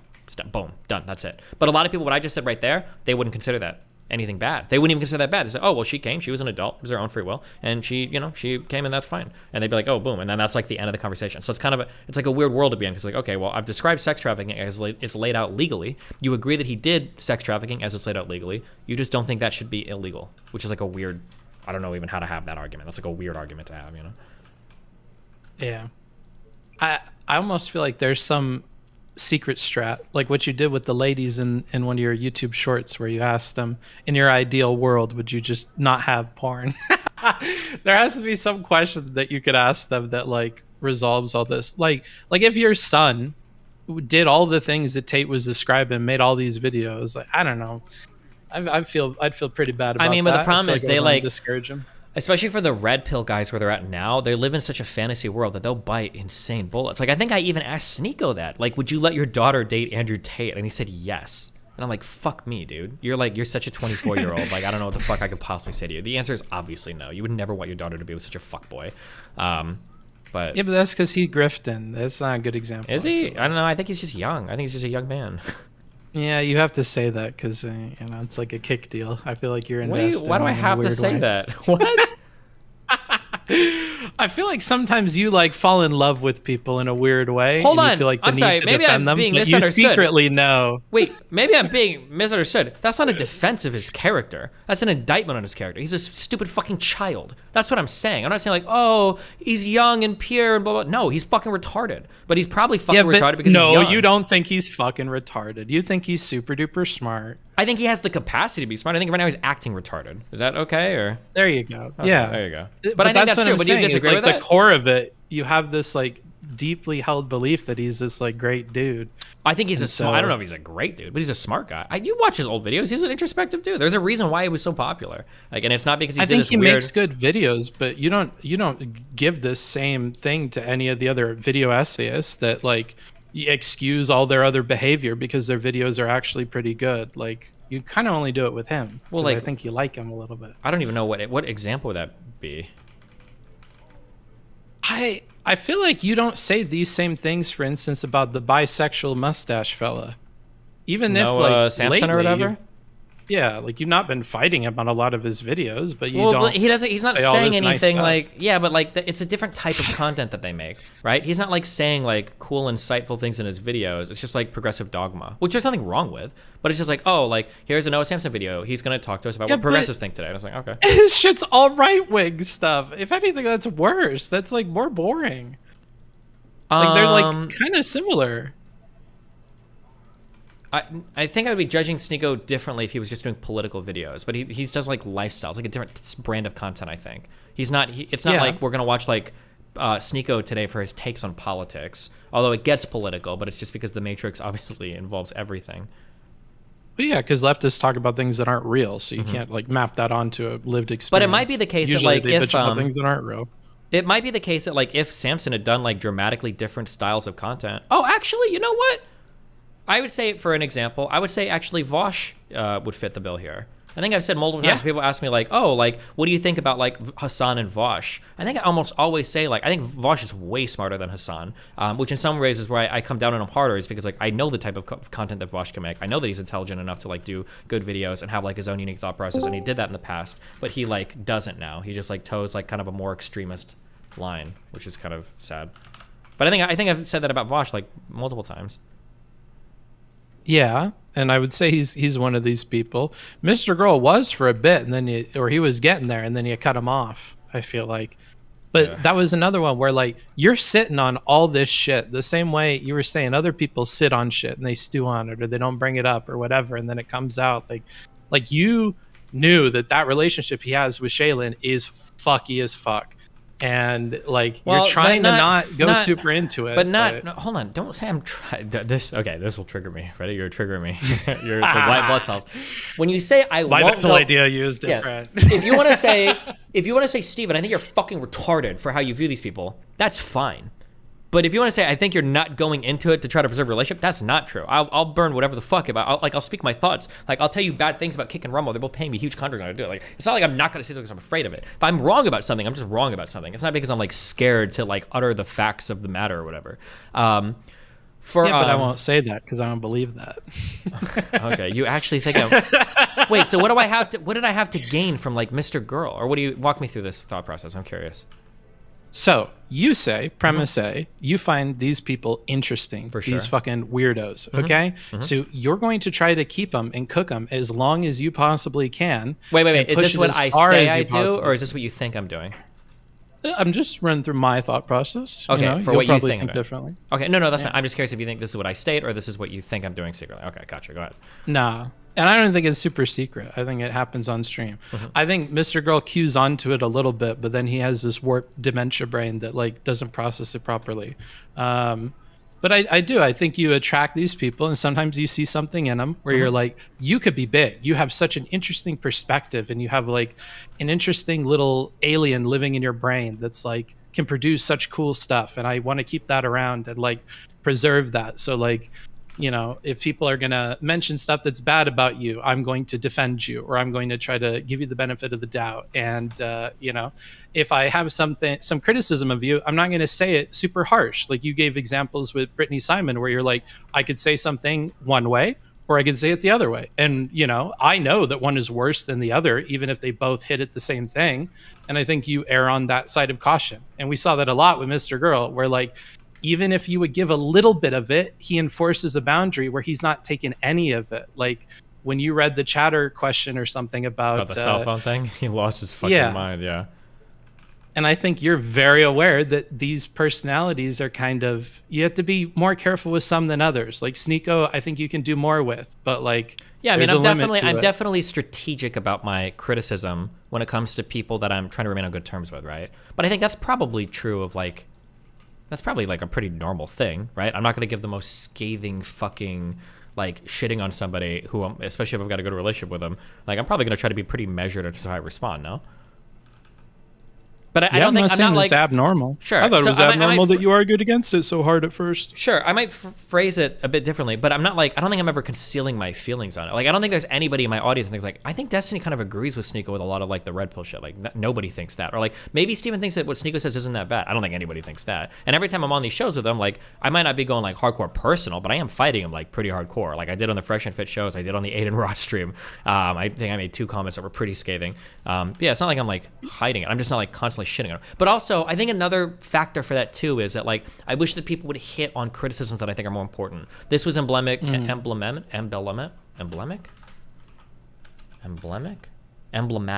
sorry.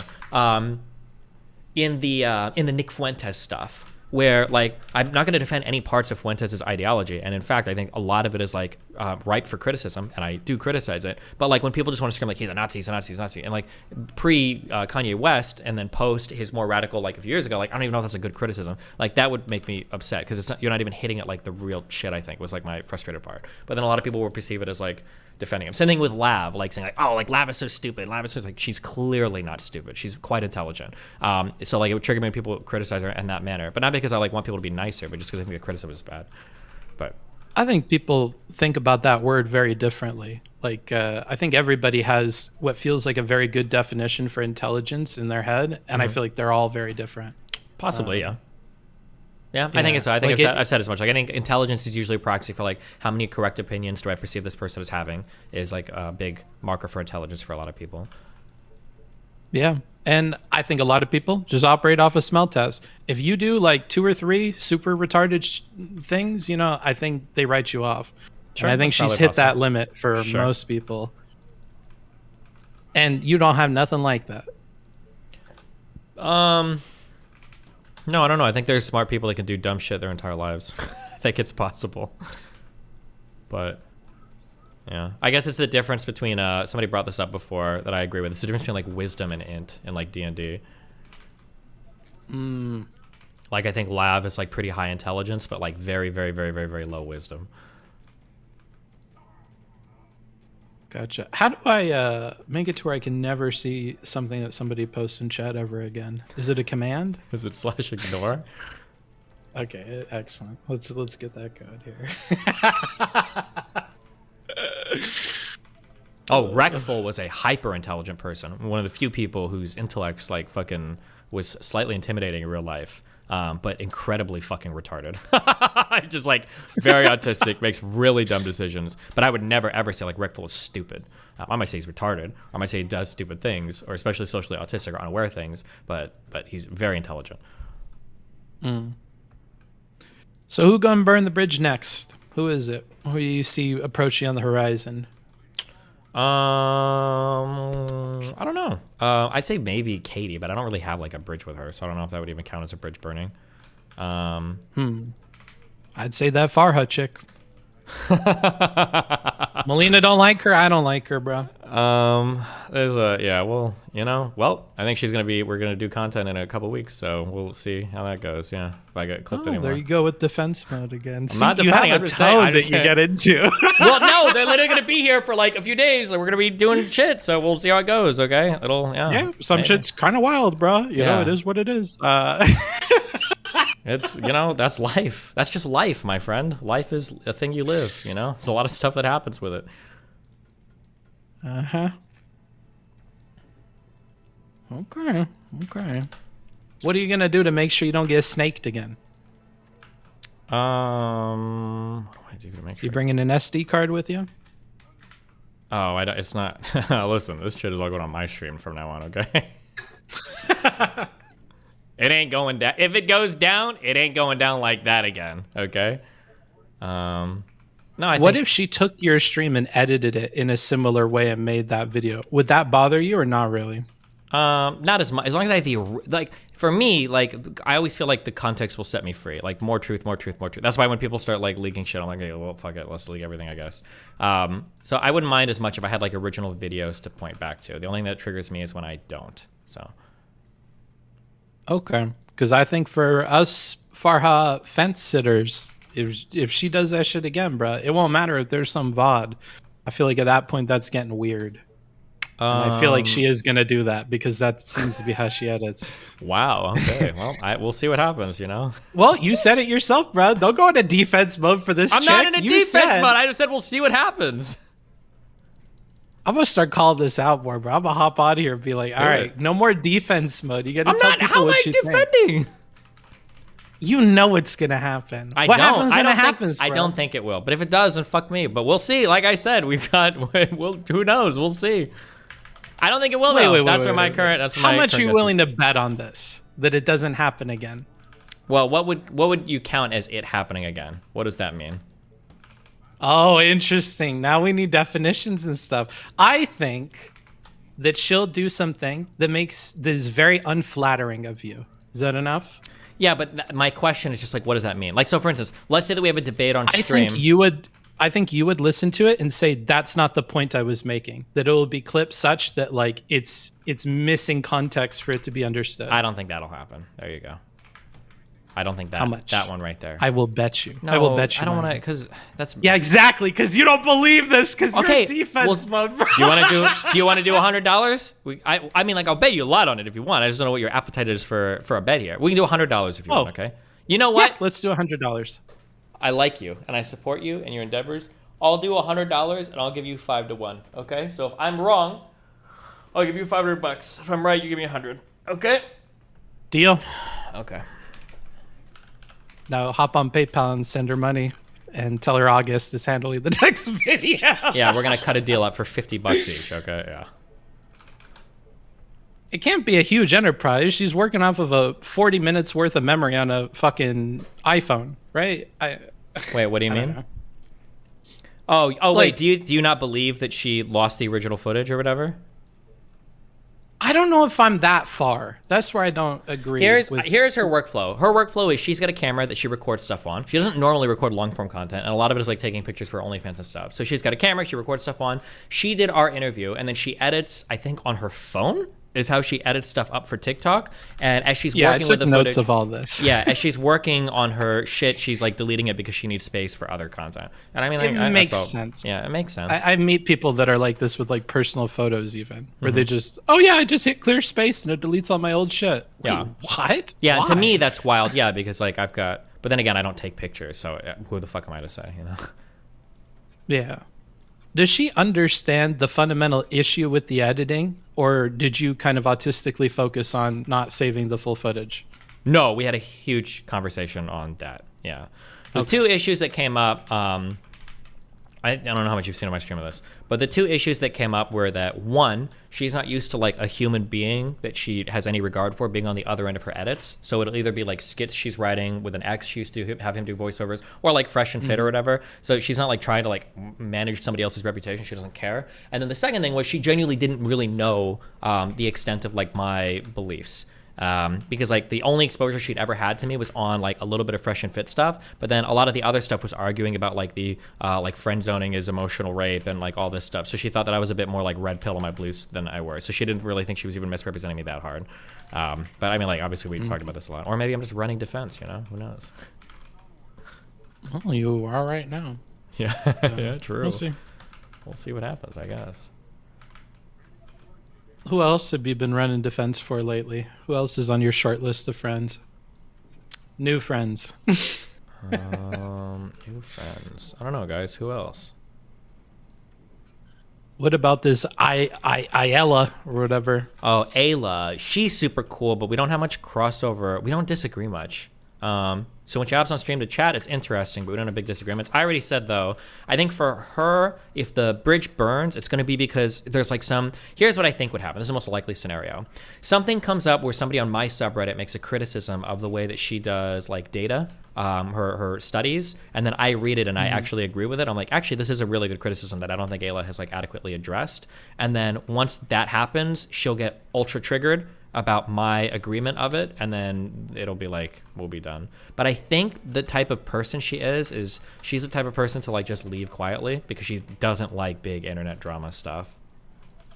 She's not gonna like make a ton of Twitter posts and like go to war over anything because she like is deathly afraid of like that type of stuff. So Well, you have reset the leaderboards of negativity and True. given up all of your grudges, because makes it very clear that you hold grudges. But we'll move past that. Well, when I say, okay, Jesus, I don't know how many times I have to clarify. Okay.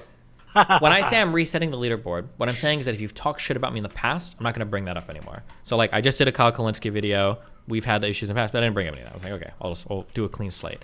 Same thing with Vosh, same thing with Denims. Like, I won't bring up like, oh, this guy mischaracterizes me, blah, blah, blah, blah, blah. When I say I don't hold a grudge, what I mean is that like, I'm not like, it's not like a personal, emotional bother generally. Now with Vosh, it might be because that shit went real far. But I just mean like, I don't have like these personal, like emotionally hateful positions about people because of political disagreements. But I'm resetting like all the ideas I had. It wasn't just resetting grudges. It was resetting like you had if I political disagreement at the end there, and that changes everything that came before. To be clear. Oh, okay. I just mean that like I'm not. You definitely feel all these emotions. Yeah, sure. I feel emotions. Yeah, I'm not saying I don't feel emotions, but okay. I will. Oh my god. Hold on. I will. Yeah, I reset like all my political and whatever disagreements. So yeah. So like with Merrick, I won't bring up any shit about her. Et cetera, et cetera. We'll all be. You've been pretty chill with that Merrick lady. I've been happy to see that. Yeah, I haven't said anything about it for a while now. I think it would have been too much, but I almost yesterday said, oh shit, we got to support Merrick on Twitter because she was getting dogged by Lav in a way that I thought was really unfair. But I think that if I would have tried to do that, I think that Merrick probably would have viewed it as being really disingenuous, or would have just viewed it as me capitalizing on her problems with Lav to fight with Lav because I hate Lav, which I don't really want to give that impression, so I didn't say anything. Yeah, directing your fan base to go against people is something you say that you never do, so that would be good not to do. But to be clear, you do that as well. I love this is what I miss about Streamer Bros, coming on here and telling you sometimes you say things and I know that it's not true, but you just kind of say them, like the grudge thing. Yeah, it's. I think if you're gonna go empathy mode, you have to get rid of those. I just don't know how to. I don't know how many words. The frustrating thing for me is that I qualify things like a billion times over, but I think I just have to keep qualifying over and over and over and over and over again. Like when you say, hold on, when I say like have a grudge, there are people that will have one disagreement with me and then they hate me for the rest of their lives and it's over. I don't ever do that to somebody, right? But if somebody like goes hard on me, like really personally, I'm gonna keep track of that. Or if somebody makes a lot of really bad political takes, I'm gonna like bring those up when I'm analyzing their political stuff in the future. But I'm never gonna have like one disagreement with somebody and then I fucking hate them, right? Otherwise, I would never talk to Pisco again. I never talked to Richard Lewis again. I would have dropped Mr. Girl after the Nazi thing, right? Mr. Girl and I had a huge Nazi disagreement, and I still cut ties with Fuentes over him, over somebody on his platform, deplatforming Mr. Girl, right? That's what I mean when I say that. But I feel like you're still gonna bring that in the future, like, oh no, you do have grudges. But if you want to like say that a grudge, okay, yeah, I don't know. I just don't know like what to. I don't know how to qualify. Yeah, I don't know what else how I can explain that. Yeah, or like when you say right there, like directing fan base towards somebody. I don't direct my fan base towards people, almost ever.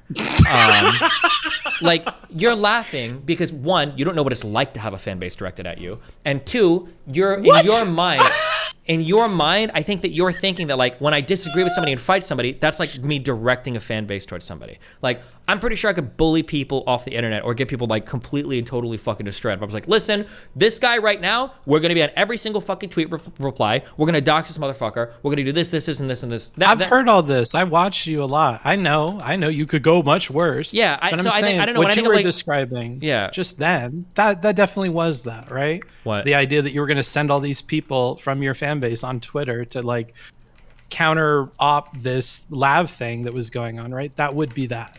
I'm totally disagree, like but I mean, if you want to think that is like, this is like, so one issue that I ran into is that I noticed that like a lot of people's fan bases play really aggressive defense for their content creators. Vosh's fan base used to be really good at this when he had one.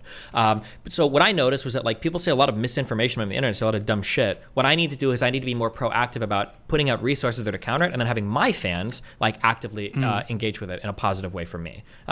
If you want to call that sending my fan base to somebody, that's fine. But then you're going to have to concede that we need a whole new term for people that actually sick their fan bases on people. Because it could be done in a way more aggressive manner. I don't think like correcting misinformation is the same as sicking your fan base on somebody.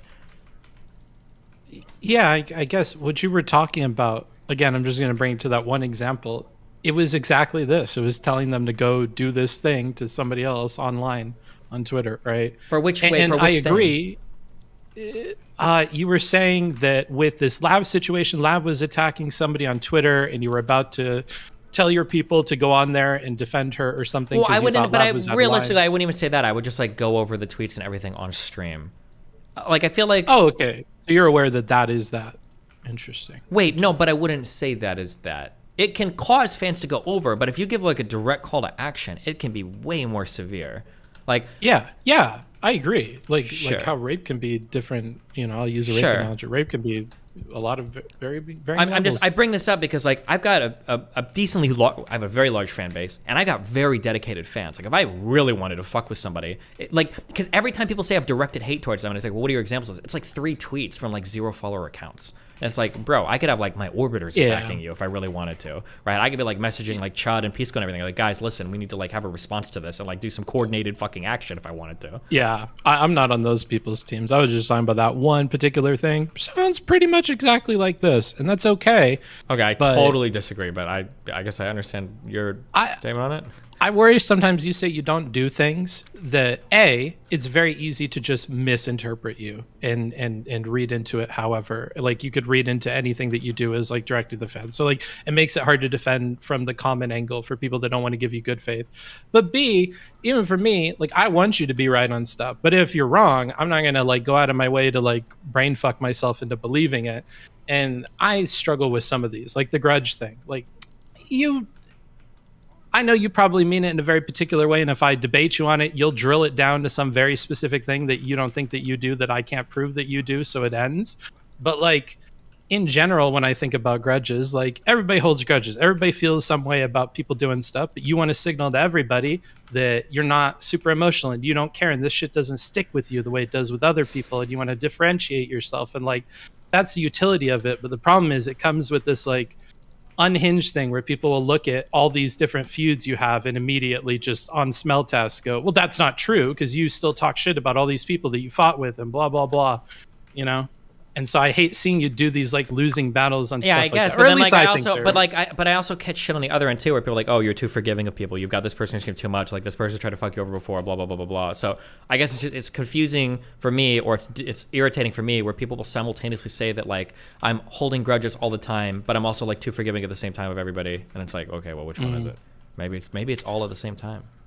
Yeah, but that happens to everybody, every big person in history. Some people think they're a saint, and some people think they're the devil, and it's just it was freaky, you know. So everything is what you're saying. Yeah, it's just about our bubbles. Man, I do hope you consider in the future like to avoid bridge burning, because that's such a good bridge. You liked her, you want to like her. Like I feel like you would want that to work out, but when you're emotional in the moment, I don't feel like you make those like medium to long term calls to like save it. And I don't know why, because she's so cool. Like, yeah, but like having like somebody saying shit like that about my private life is like fucking wild. But she did it once. Like I was talking about how you were being so loud with the N-word at a restaurant, and I didn't know that was bad.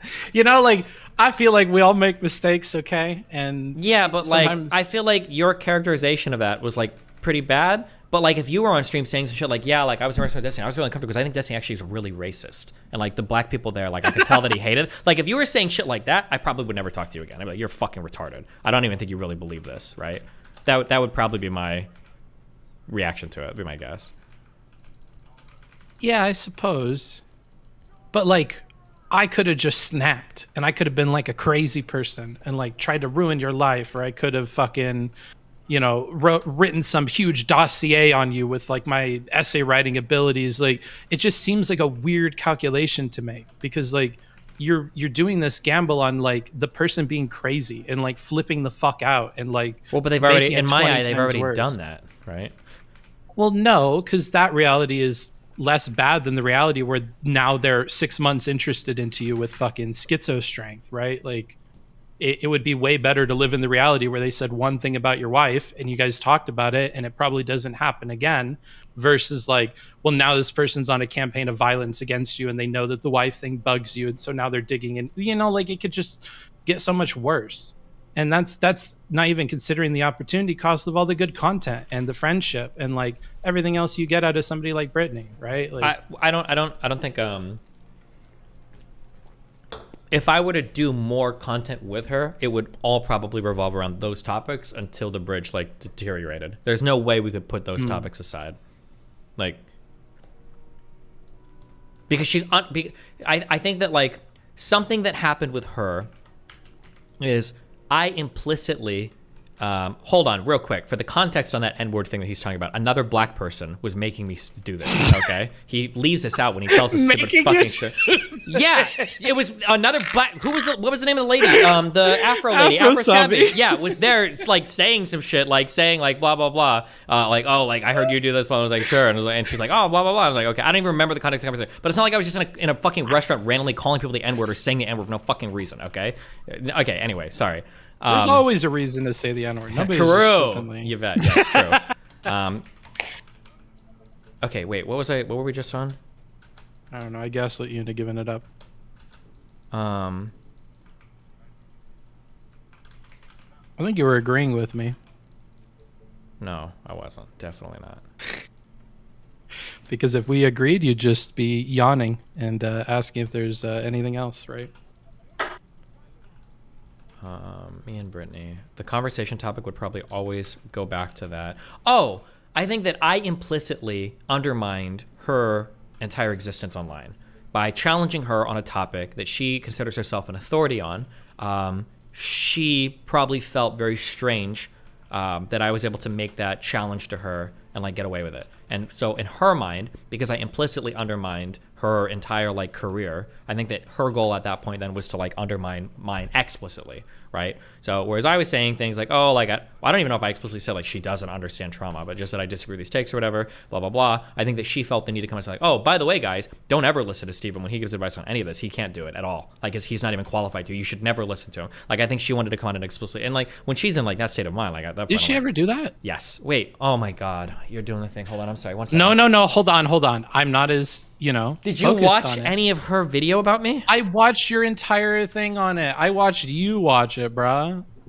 Okay, I'm pretty sure. I don't remember every fucking detail. I'm not taking notes anymore. Okay, well, like she was literally like explicitly like writing off like large swaths of anything I was saying in order to, or she was just doing that, right? And at that point, it was like she was basically like attacking like a lot of my credibility in regards to stuff, which is fine because she probably felt like her credibility was attacked. But like if that's the mind state that she's on, like I think the impetus was on her to message me, like.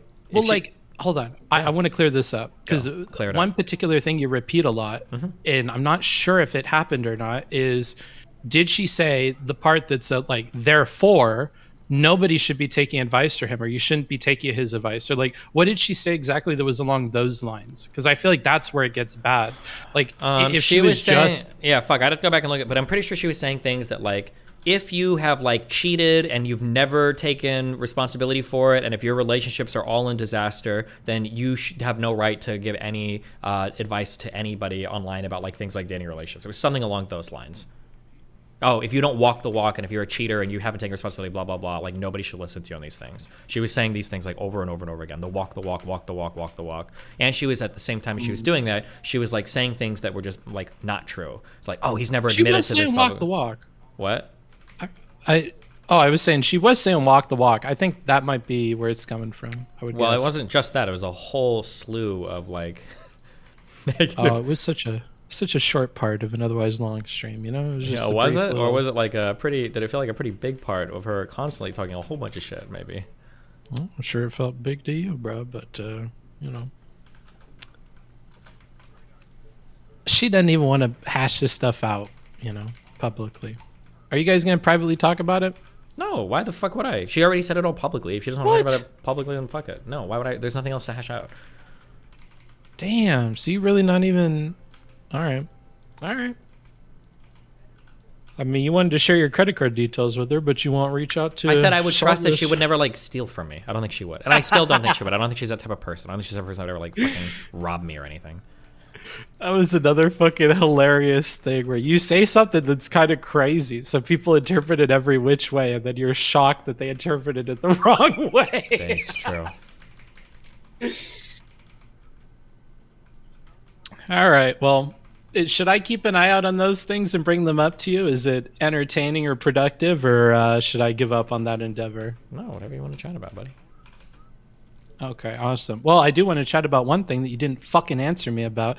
I feel like if I was a pretty woman, you would answer all my questions about this fucking video game. You would be all over it. But you sent me... that's actually not true at all. I remember there's a woman that I hung out with in London who was super cool, super hot, super fun. She's like, oh, teach me how to play Factorio. And I was like, fuck no. So that is not true. That theory has been tested, and I will not teach people to play video games or answer questions about video games. Because if you cared, then you would actually play the video game. And you don't play the video game, so therefore you don't care. So fuck you. Oh, is that so? Do we want to pull up my fucking Steam account? Look at how many hours I have logged in this fucking shitter game. Bro, I've been playing this game, okay? This has been like my main game, okay? And I don't know how you do things with the group of minions. I don't know how you're lining them up. And I feel like you could just tell me what the keys are. You're asking me like a question for micro. It's not a matter of lining them up. It's usually I'll box half of them, move half of them a little bit further away, and then move the other half. That's what I'm... Yeah, but it's you're having me describe like micro. It's like emailing somebody like, how do you walk? It's like, I don't know, bro. It's just like you do it. No, you literally just explained it, so you can't explain it. I highlight half of the troops, and then I send them over here, and then I hit hold. It's not complicated. Well, but you didn't even, like, that doesn't even really explain it. You got to do it in a certain way. You got to move while you're attacking with others and, like, move them forward, like...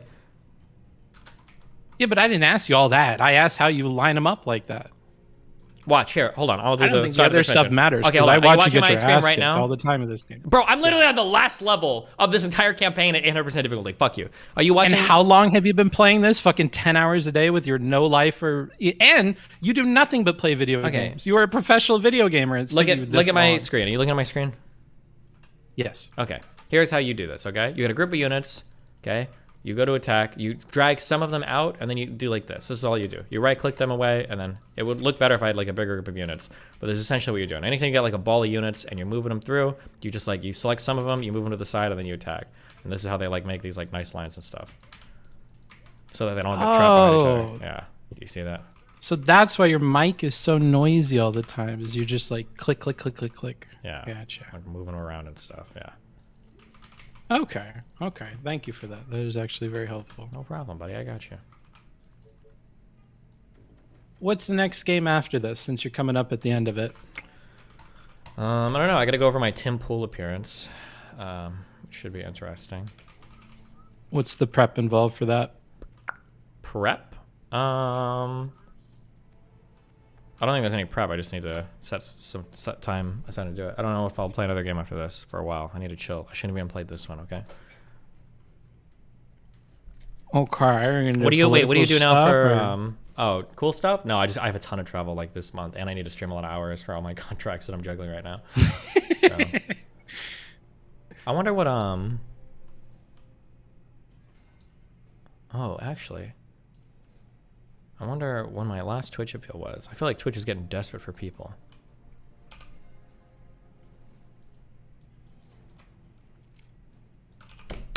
Let's see. Dude, the fact that they haven't banned me shows that they are desperate 100%. Last person they banned was academics, and it wasn't even that long. You're straight. You're gonna get unbanned soon as heck if you appeal. Oh my god, did I delete it like a fucking moron? I actually think I deleted my rejection. Oh, no, I didn't. Okay. It was rejected on December 13th. So 180 days after December 13th means that I can appeal again on June 10th. So in 2 months. Juneteenth. Let's go. Really? Steven, I need your help. What do you need my help with, buddy? I'm trying to figure... So, what, you did a live stream, like, a couple days ago, and you're using some program. I'm trying to figure out how to stream from my phone. I'm using this Prism app, and audio's not working. Larix, I think. Larix. Seems like a cool program. Try that. Like a thing on your neck? I don't know what that means, but sure. Larynx? I feel like larynx. Is that on your neck? Who's talking? Are you guys actually, like, always together? Yeah, we're always together. We're like conjoined twins. Yeah. I've been wearing his clothes too. It's cute. No, my clothes don't fit you. Stop capping, dude. I'm literally as big as you. Shut the fuck up. Nice try. Go shirtless. Larynx? Okay, I'm typing Larynx and it's just giving me like health shit. It's an app for your phone. Are you searching in a phone store? Yeah. Larix, broadcaster. Damn, you got mad pretty fast there, brother. What's It's because on your He mind? doesn't get mad. He doesn't get mad. He doesn't. Yeah, that's what I've said. I said actually on stream. I said I never get mad. Anger is an emotion I do not experience. I'm actually a Sith Lord, and I've risen above the experience of emotions, of petty emotions. Stop like capping, bro. I know right after stream when you're fucking playing League of Legends, you get real mad. I've already talked about it, bro. I know how you get that anger out, brother. Okay, so you use this app and then you just press. Okay, so I have the app open, and then there's 3 dots. Oh my god, You should see the way he's holding this phone right now. You're You're holding it like it's a fucking tablet from the future. Or This some looks shit. so cringe. Wait, there's all these things. Front F9 FOV, rear FOV. What does even FOV mean? Field of view. Why would I care about that? I'm not fucking playing. Holy shit! No shot. Oh my god. 1 second. Was Vosh named in the shooter manifesto? Wait, is that real? Pull that up. Yo, pull it up, Jamie. Whitworth's manifesto had a list of school people and shooters with the notes next to their names. Vosh terrorist. Wait, I'm not in his manifesto. He's got Lorne Southern and Vosh? They're trans. They're not allowed to be in there, bro. Come on. But are you disappointed you didn't make it into another is a different manifesto? Haven't you been in a shooter already? Trans male arrested for planning Colorado school shooting had manifesto. Oh, fucking retards. I don't know. Option overlay. Connections. New connection. Name. Quit. Which URL. You gotta manually. I have to manually enter the URL to do the stream?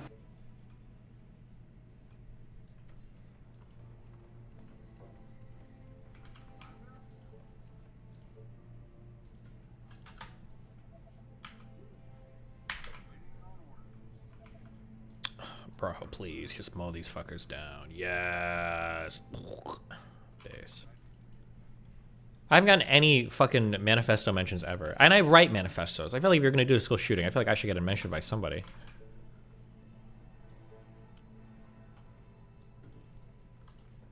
Okay, well, Booksmarts, do you have anything else to say before these guys came in and shut down your conversation? Oh, no, I mean, you know. What have you done for work now? Do you say, or? I try not to. Okay. Yeah. It's very fun though. It's very hard. Well, don't tease us if you're not gonna spill the beans.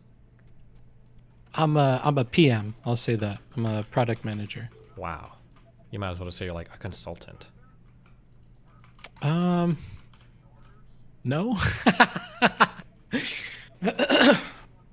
I gotta say something so they don't think I'm here to milk you for money. Speaking of milking stuff for money, how's your stream going, Relly? What'd you say? Talking to you, brother. Go. How's your stream been lately? Are you getting like chud money lately, or? I wish I was getting chud money. He's getting mad. I'm telling you, ever since this guy came here, he's been getting mad pussy. Ain't that right, really? No. You do. Come on. Stop I fucking. haven't gotten any. Stop capping, bro. Dude, he sits in a room with a girl for at least 20 hours. There's no way he's not touching a little bit of clitoral hood. Stop fucking pretending, bro. No, I'm not. You're such a liar. I need Karantos to teach me how to pull. Don't fucking try to be with that guy. That guy's fucking. He can go on for like 8 hours talking about nothing. Yeah, it's my kind of guy. No, it's He not. gets smarter and smarter the more I listen to him. Uh-oh. He gets smarter and smarter. Dude's a walking Reddit thread. Come on, bro. Be for real. Yeah. Oh, come on. You like that? You think that's fucking good? His That's algorithm's improving. I mean, maybe. I don't know. Every time I come on stream and he's talking, it just goes on for like 3+ hours of just like autistic rambling. He and like literally does what you do. Bro, what? That's your stream. No. Here's the thing. I don't have my face, and also I'm real. So it's like 2 different things. You know what I mean? Like These Zerka people hate each other. They do. You attention whores all hate each other. If I ever said if I ever said, I believe that we should be able to do violence against somebody, I'm gonna actually go ahead and do it. You know what I mean? He's just gonna sit there and go on Twitch and then put his little mask on, hide in his parents' bedroom. He has no closet, by the way, so he's just literally gonna do nothing. He's just gonna sit You there. shared pictures of your room and it was fucking disgusting. And you showed after That's pictures because I'm real not as even fuck. He will clean. never show his room. He will never show his room or dox his address because he's a pussy. You show your room and it's gross. What does this say about you? At least he has a sense not to. That shows that I'm a real ass nigga. You're a real ass something, bro. I'm telling you. Honestly, the craziest part is that he pulls with his room looking like. Yeah. I thought he was lying when he pulled. That's crazy. Crazy. I'm gonna give it a $150. I'm pretty sure the reason why the Quiznos guy has not taken off his mask is because he has fetal alcohol syndrome. I put my fucking life on it, bro. Yeah, he has FAS, and I swear to God, if he doesn't, I will. I swear, if he takes off his mask and he's handsome, he's like Giga Chat, I will live stream. You lose your whole business. I will live model. stream myself being buried alive. You will Legitimately. literally lose I your bet whole my business model. I bet my life that guy has FAS. Okay, how do I get access to? Okay, Steven, it's not. It says name and an URL. Do I just put twitch.tv? You're gonna figure this out on your own, my dude. You're not hot enough for me to No. care. That's what Booksmart said. I only help girls. I So. legitimately put on a dress, bro. I swear to God, I was actually, because of your community, I almost transitioned, and I can look fucking good as fuck. I'll literally do it if you want. I know you talk to the trans girls a little bit, so like we can get into it if you want. Yeah. Milk Okay. and milk. What's up? Yeah. Oh wait. Oh no. Uh-oh. Oh no. We're Mannequin challenge. Booksmarts, Darius, and Aurora. Cringe. Oh. Cringe. Up. Up. What? I'm not here. No, I'm good. What do you guys plan on for your next big stream? Okay, so there's this glory hole that's local that I match with on Tinder. So I'm gonna try to go see what's up with that. I'll put my finger in and see what's going on over there, and see if I get like sucked on my finger. And if that doesn't go on, then I'll just leave and we're gonna do a clothing stream. Yeah, or it's something. funny. We gotta actually do that in Keg. Yeah, I think Mindwaves is moving over here, so I'm gonna do an IRL stream with him. Also, I think I'm here, dude. I actually thought of the best thing ever. So what if so this year TwitchCon's at Las Vegas, right? Mm-hmm. If I propose to Straight Raid at TwitchCon in Las Vegas, I can not peer pressure, but like she'll be more inclined to get married, since you can get married like I think in like 5 minutes or whatever in Vegas. So if I do it, she's not gonna say no because we're in TwitchCon first off, and then if we go ahead and stream the whole process, we can go stream ourselves going to the actual ceremony, and we can stream our marriage same day. True. And she'd get like citizenship and everything, right? Straight Raid? Yeah. Wait, she's an illegal immigrant? Is she a legal immigrant? Is she an illegal immigrant?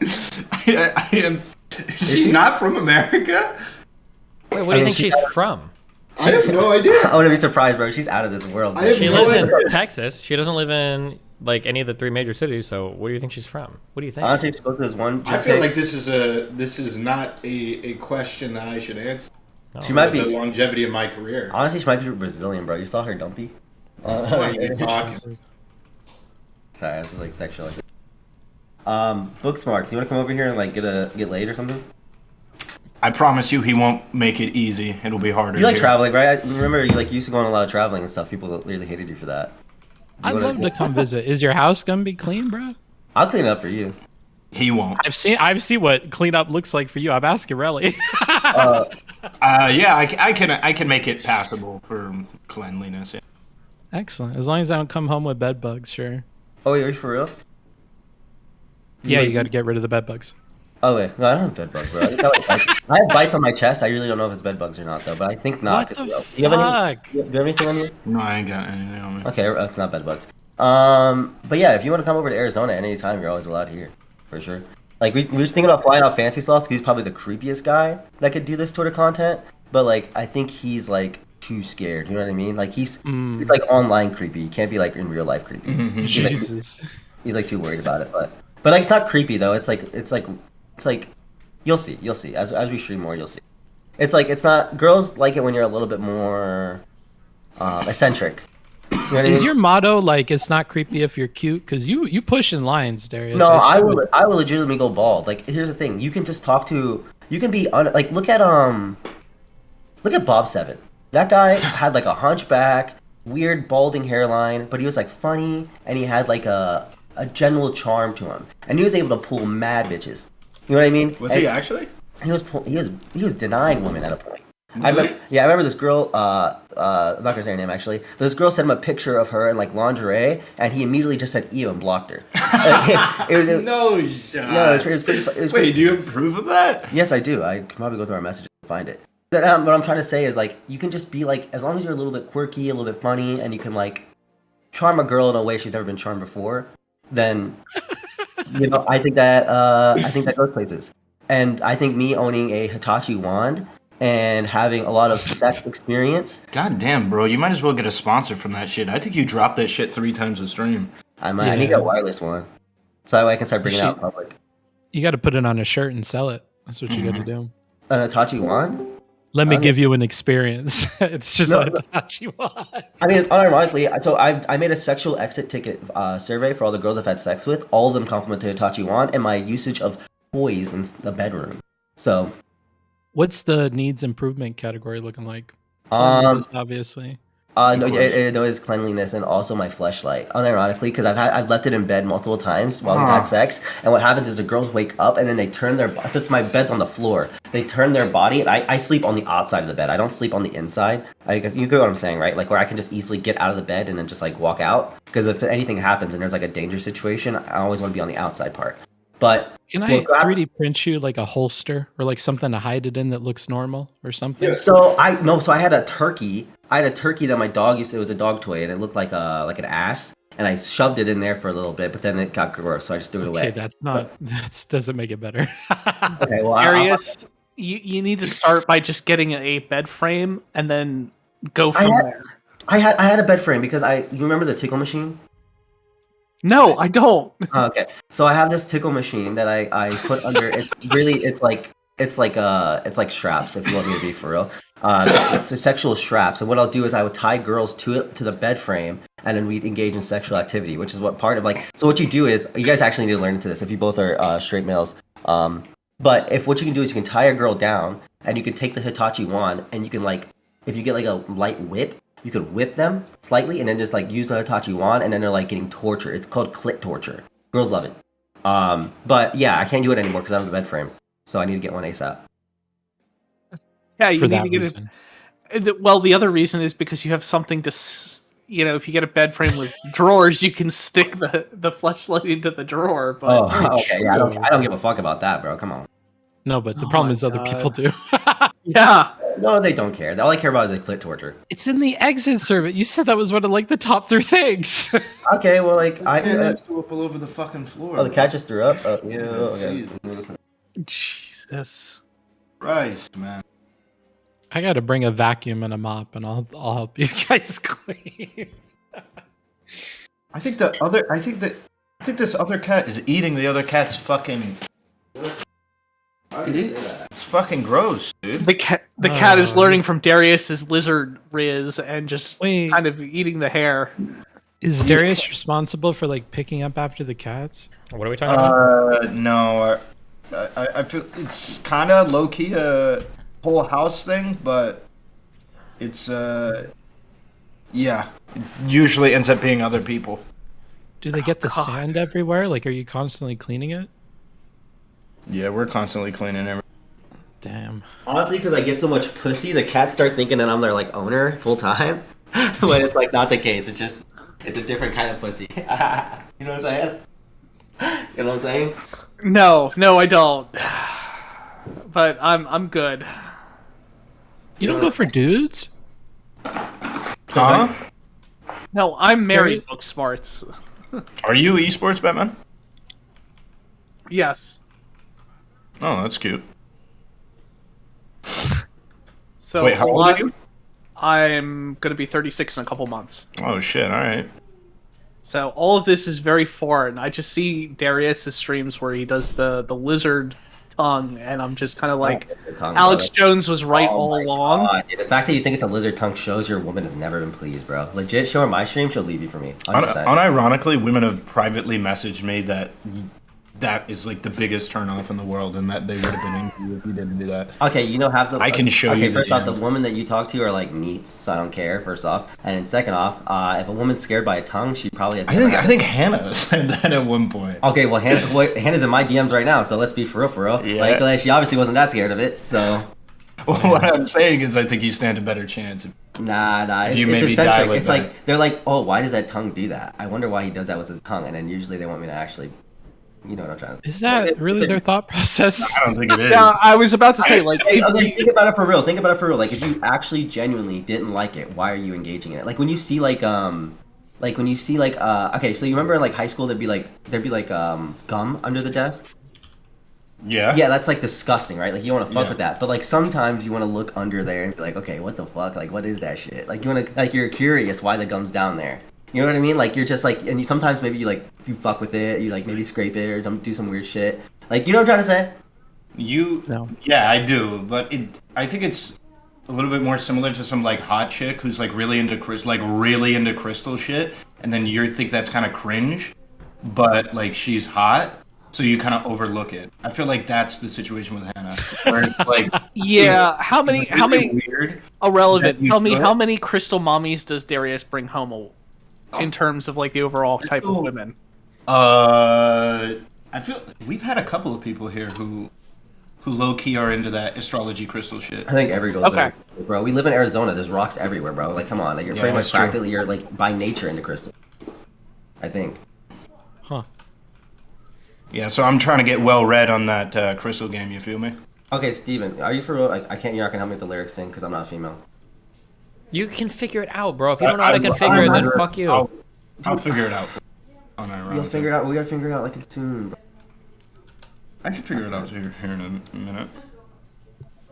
So I gotta go to this glory hole soon. That's why I want to fucking get this recorded. Figure out what's going on. Have you ever been to a glory hole, Steve? No, can't say that I have. I feel like I would have extreme paranoia over sticking my dick in holes in the wall and then not having somebody chop it the fuck off.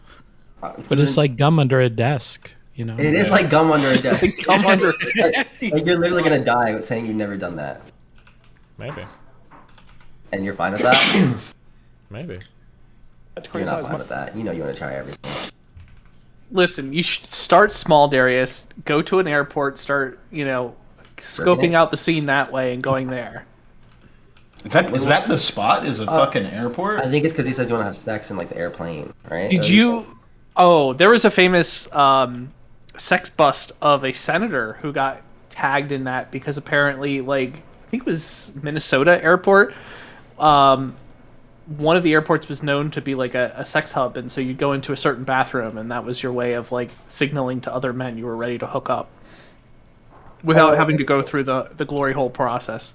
Wow. That's Larry Craig. That's correct. What happens if I just want to go to the bathroom?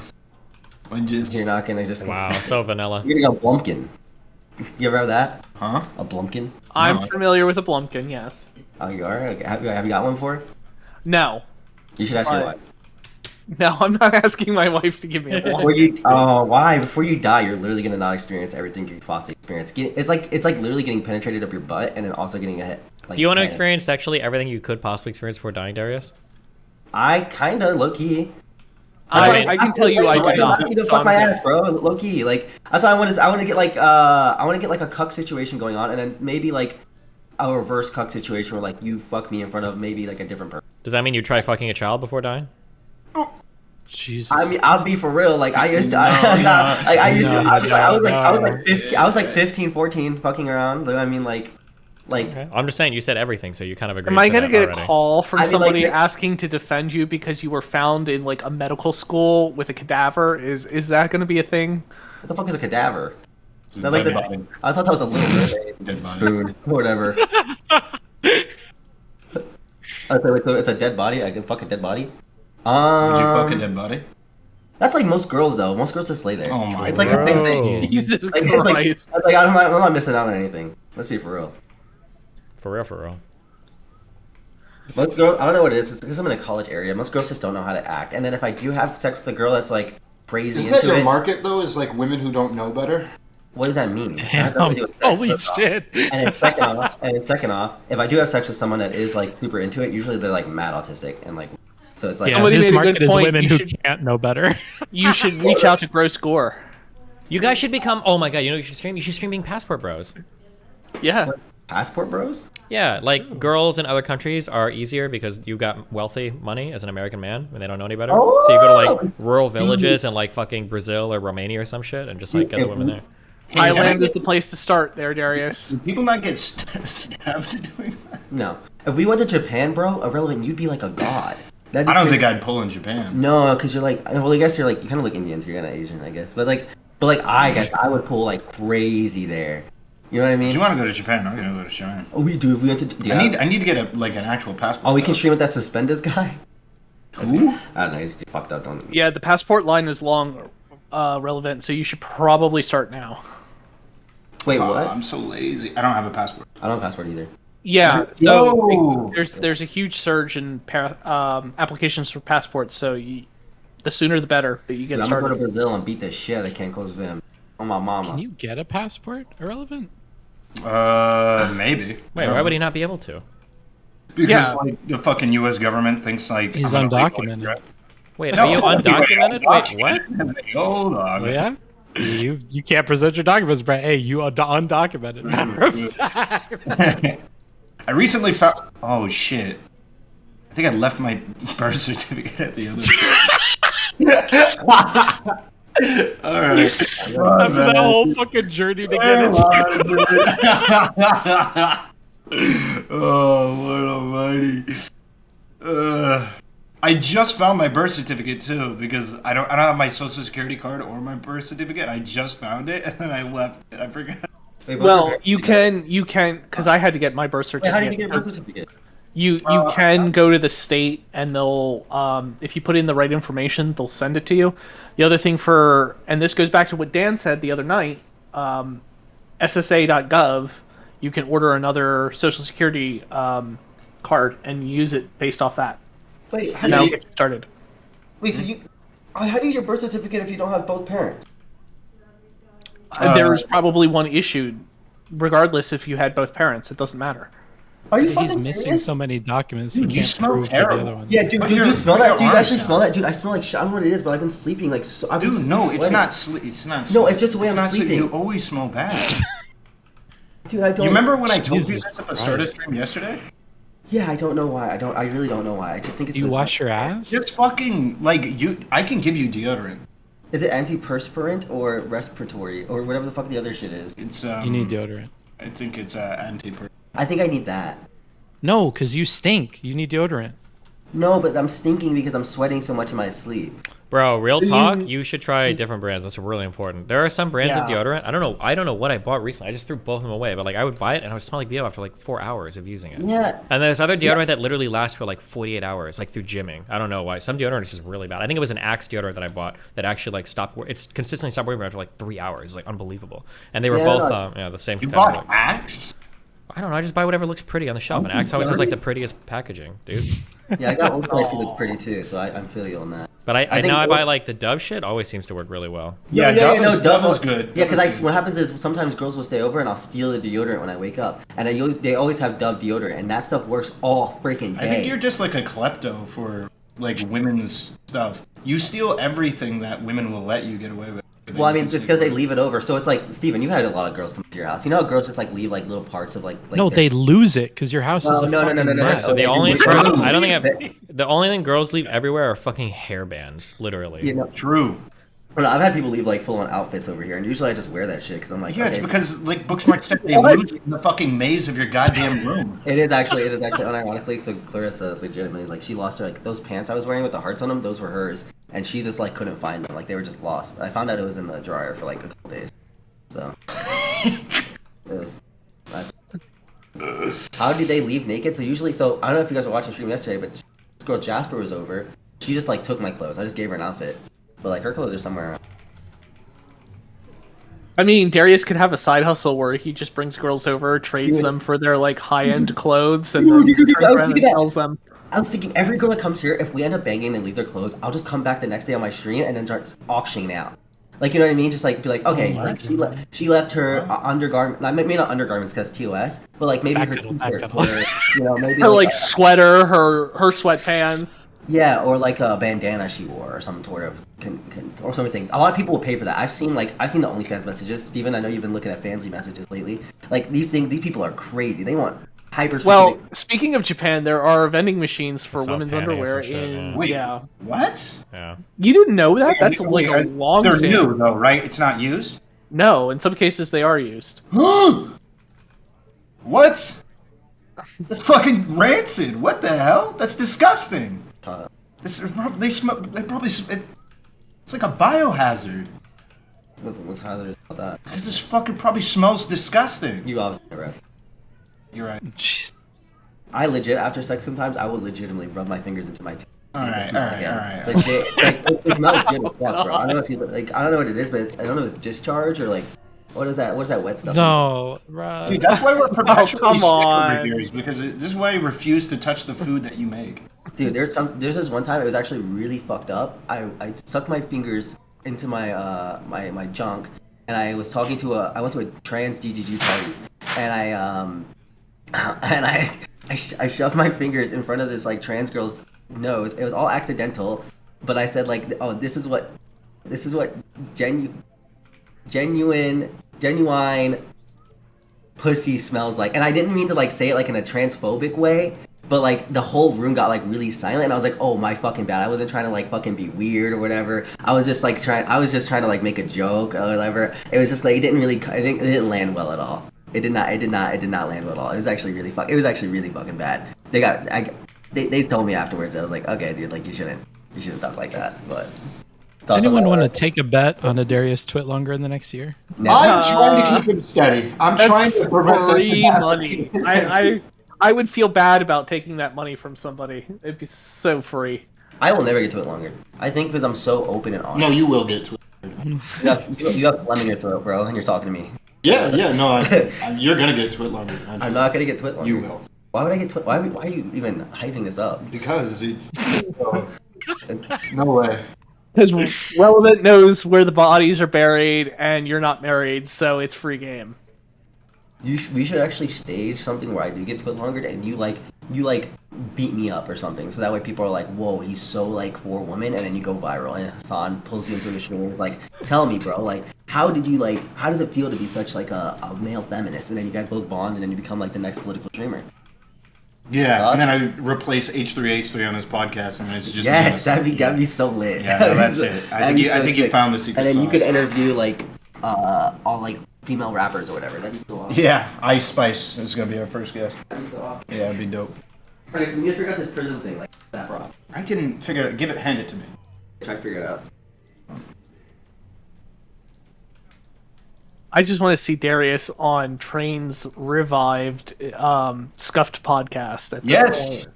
Absolutely. Dude, unironically, what I really want to do, because I was watching Pixie on there. I might want to really be on Fresh and Fit at some point. I think that might be something I try to go ahead and actually try to push myself towards, because those niggas are dumb as hell, and they're just like loud. And it's you will get eaten alive, Darius. But me and you both have to be on. That would be fucking hilarious, because I can actually say things I just that need a strong, independent woman with me. I need Straight Raider with me. You know what I mean? Because like, here's the deal. That could work. At the end of the day, me and Straight Raider could be smooching, doing shit on there, and they're all gonna be sit there alone, cocked, by themselves, pretending they're all Sigmas, and then I'm just gonna be there with my baddie Latina goddess, and they're gonna be like, "Oh my god, how does he pull so fucking hard?" And then, well, I don't think you do, because Fantasy Sloth is telling me you work in 7 days a week on pulling, and he says you ain't pulling nothing. Oh. The only thing he says he has days every other week, and he eats grass for breakfast. Okay. First off, why the hell is Fancy Sloth not pulling up there? The only thing Fancy Sloth is pulling is his dentures out of his fucking mouth, little no teeth having ass. Second off, I pulled literally the last 4 different fucking streams I've had. Don't come at me. Who'd you pull last stream? What did I pull last stream? Gianna. Oh no, I don't. Gianna was my last stream. Your streams are about you pulling. My streams are you allowed to just say that? Is the other person okay with that? Yeah, they were on stream. I'm trying. They're on stream. But if you seal the deal, I don't know if that. Yeah, Fancy Sloth isn't in any rooms. I can't pull him in. I can't let him in. Talk to him about that. Okay. You can't just fuck people and then the next stream be like, yeah, I fucked that person. No, they like it. They find It doesn't matter if they liked it. You didn't fuck with your mouths, bro. That's fucked. Wait, does pulling mean you had sex? In this Yes, that is the context. Correct. Especially given how hard you go in the DMs, because Like, I've seen your streams. Yeah, after you fuck them, do you say like, "Hey, I'm gonna tell my entire stream I had sex with you"? Do you get a consent form as the lawyer in the group? Can I ask you if you have a consent form signed? Most girls have said it's like obvious because the girls that repeat come on like Des, Jasper. Yikes! More people. Well, no, they say it's obvious. Like they already know. Like they they expect it. So you could probably just ask them, no? Okay, I'll say it then. Yeah. Darius thinking he's better than Fancy Sauce. You're both fucking creepy degens. Okay, first off, Fancy Sauce is way creepier than me. My limitation. So here's what happens. If I ever say something, except for Melina, about any other girl, if I say something like, "Hey, like I love you, you're a goddess. I wish I can impregnate you or whatever," and they go ahead and they say, "Darius, you are a weirdo. Do not do that again." I'm not gonna go onto a stream or a Discord call with them and then like argue against my position at all for like 2 hours. But Fancy Sauce has done that, except for I watched one of your guys' most recent streams, and the chick did not seem to be into it. You were not picking up those signals. You kept kind of being weird, bro. Yeah. Which person was this? That's what you think. What? Which person was this? Like, what'd they look like? Oh, I'm sure it could have been any of the streams, but I'll go find it real quick. No, like, what did they look like? Oh, I don't know. I listened to it. Oh. Should I Darius be, like, literally looking at goes the whole down the thing? list That's and then like just half of the shotguns. It's like, whoever it's like doing cringy shit with his body. You gotta watch. You gotta have the video on. You're No, missing it grosses me out. out. I don't like it. He looks cute in grosses pictures, the women and he out, does too. like They told gross me. stuff. It grosses you out, but it doesn't gross a woman out. Like, No, I don't know if that's. I don't know if the jury's out on that. You got a sister book Smarts. That's why I call him the lizard person, because he always does the tongue thing, and it makes him look like a lizard person, like Alex Jones would think. Uh-oh. You know. Uh-oh. Challenger has arrived. Yes, a new challenger is approaching. OMG, gotta put the. I'm serious. Relax, okay? I'm relaxed. I'm chilling. I'm mad. I just want to get my prism working. No, listen. It's fine. I just. Nervous? I don't know why you're talking such You mad think it, shit bro. for no reason. Because I said no, that I didn't want to go to Arizona because I'm focusing on like actual things that will better my life Show me instead of one acting actual like thing a you're doing right now. retard online. Show me one actual thing you're doing right now. I have 5 job interviews in the past 6 days. Okay. I actually can get it. I went to this. You know what LinkedIn is? Of course, they know what LinkedIn. Yes, we all know what LinkedIn Oh, you is. guys do? Okay, so I actually paid for premium and I got 10 interviews. So there's that. I'm doing way more than you. How do you feel about that? When did you do that? Like a month ago. Yeah, but the chance of you getting a job and the a job chance of right me getting a job is completely different because I take my job seriously.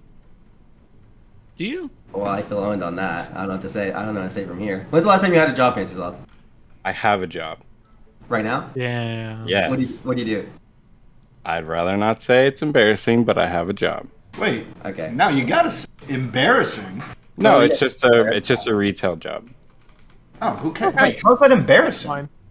Well, it's not where I want to be. It's not the kind of money I want to be making. It's not the line of work. It's just a job to have a job. Fancy Sauce, I don't want to do Check this to you. is a I don't check. want to. Okay, yeah, cool. That's awesome. I love that you're working. You're a fucking good man. Listen, I love it. Your teeth are growing in. You're doing fucking great. You're getting a job. You're fucking changing your life. You're not neat anymore. What do you want from me? I want you to just come over here because I want to see you get laid. I don't want to see you. I just want to see you mad macking on a chick. Like what? Like what's? I'm not mad because you're not coming over here. I'll see you eventually. I'll probably see you at TwitchCon. I'll see you at some DGG gathering at some point. And at that point, we can go ahead. We can make you a Tinder account. We can get you mad making out. But I'm not upset about you not coming, Fancy Sauce. I'm just pulling your chain. Okay. I don't know. I don't know whether to believe you or not. Because the thing is that I've tried to message you on a person-to-person basis before. Do you want me to fucking message me? And then randomly you're like, "Come on, man! I want to make you a dancing monkey on stream. I want to milk you for content. I want to put you in embarrassing situations that will totally be hilarious to make money off of you." Like, How am I supposed to respond to that? Do you see how stupid that sounds? Wait, Francis, do you want to understand how insecure you sound right now? So me going ahead and like bringing you on stream benefits you as well. I mean, like you can go ahead, you can make a stream, you can do your own bit, whatever. Yeah, sure. Like you can be a little dancing monkey, do your little content, whatever. Fine, that's whatever. But like I can just do that on my own. I don't need you to fucking do that. I don't need some fucking other person over here to do the same bits I'm doing. I can go ahead, go outside, make myself look like a fool, and it's good. I think it's fun to include other people, especially people who are trying to stream, like you. Are you trying to have a serious conversation with me right now? What is this? That's a mistake. You're right. It was a mistake. I apologize. Why are you so dramatic? You can message me. No, I'm not being dramatic. You're talking like mad shit on me, calling me creepy, saying all this shit, like saying taking out my dentures. Like what am I supposed to think? And then the next breath, you're like, oh, come over here, blah blah blah. When I've already said like, hey, I'm focusing on myself. I'm doing IRL shit. I don't know if I want to come in there. And you're like, oh, let me shit on him. But then also, let me ask him to come over because I want to get him laid. Like, what am I supposed to read off this? You're supposed to read that it's just content. I don't know what do you want me to read off of it? Do you want me to like? What do you want to do? You want me to not say your name or something? No, I'm a human being. I don't want to be used for content. Okay, yeah, but you decided to do weird fucking shit in the fucking DGG chat. What are you doing in this call right now if not being used for content? Because I'm getting pinged in chat like 50 times in 1 second because he's talking shit about me. Like, what am I supposed to do? Like every day, what do you want? Fancy Sloth, you've done weird shit in chat. Yeah, I get the same shit. I get it. Me and you have been here for almost a decade, okay? Of course we've said and done stupid fucking shit. What is that supposed to prove? You've done dumb shit within the last 3 months. Well, you've been here since you were 16? Really? Okay. Yes. What did I do in what was it? Do you want to talk about the waffle thing? The waffle thing was in September of last year. Okay, what's the waffle thing? September of last year. So what? 6 months I said waffle was attractive. She saw it. She thought it was funny because I was drunk. And then I wanted to make sure that I wasn't coming off as creep. We got into a Discord call. It was fine. Yeah, it's embarrassing. What am I supposed to say? I don't think it's a creep. I don't. Okay, do you want? No, of course. Like I said that it was wrong. I agreed with it. The whole other thing after it, I argued. I don't even remember what I was arguing for. But like, yeah, I said it was a mistake. Chat says it didn't happen like that. You like said you wanted to impregnate her or some shit. They're doing pasty lies. I don't know what that's about. Wait, where? Is that true? No, they aren't. Shut up. They are literally. Wait, where? I don't see that. I see Omega Lols. No, liar, Omega Lol. Listen, FS. It was weird, bro. It was funny. I find it fucking hilarious. Don't call me FS. If you want to call me anything, just call me Ben. I'm so fucking tired. Okay, all right, no nicknames. All right, so my boy Ben. Listen, I get it. It was a fucking thing. It's a bit. I find this stuff funny. I think it's hilarious, and if it's part of your little chat character, if you don't want it to be part of your chat character, I will leave it alone. I just think it's fucking funny. Okay. I don't have a character. I don't have a character. I'm just myself. Okay, I know. You're a character. You're a character by default, then, Fancy Sloth. I think you're a funny guy. You're just like me, brother. But you're like. If I was like you, I would have killed myself by now. But the difference between me and you is that I have the drive to do it. Wait. What? Jesus Christ. Okay, this is just a shit fling, man. I have nothing against you. This is not shit flinging. You just said you'd kill yourself. You actually kill yourself. You have the ability to kill yourself. It's not shit flinging. You're just like doing self-deprecation. You're you're sitting in a stream of like almost 6,000 people like shitting on me as a person. I don't have a character. I'm not a character online like you are. If I ask people to go ahead and describe who Fancy Sloth is, what do you think they'd say? Whatever they want to say. I don't care. He's not Fancy Sloth. He's Ben, I think is the point. Yeah, right? That's what I'm getting at. That's how I introduce myself in real life at all the conventions, everything like that. I'm a person. Yes, I know you're a person, but when we're doing. It doesn't seem like it, bro. You're dehumanizing him. You're very much a character to me. You're very much a funny character. When we're having DMs, yes, we're talking in a real sense. But when we're doing stream stuff, you're Fancy Sloth the memer. Okay. Damn. Your Fancy Sloth the punching bag is what he means. Not the exactly. Look, it's like I don't mind that, but like you have to see, I would get defensive if you're like gonna shit all over me. You know what Like, if you Darius were is just doing to talking you, about it. Ben? You know what he's doing to you? He's actually going full Sejin on you and expecting you not to react. True.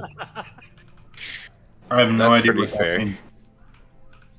I'm not kind of caught up with the memes. Destiny, lyrics, do you use that for video and audio? Yeah, I just recently downloaded it. I haven't done a stream yet. I did a sample stream on it. It seemed to work fine. Why? Are you having Right. trouble with it or something, or what? No, I'm just trying to figure out what I need to do if I was just going to use it. Wait, how am I doing the session thing? What the fuck are you talking about the session thing? I use Droid Cam for reference, which is just as equally good. But Who the fuck asked?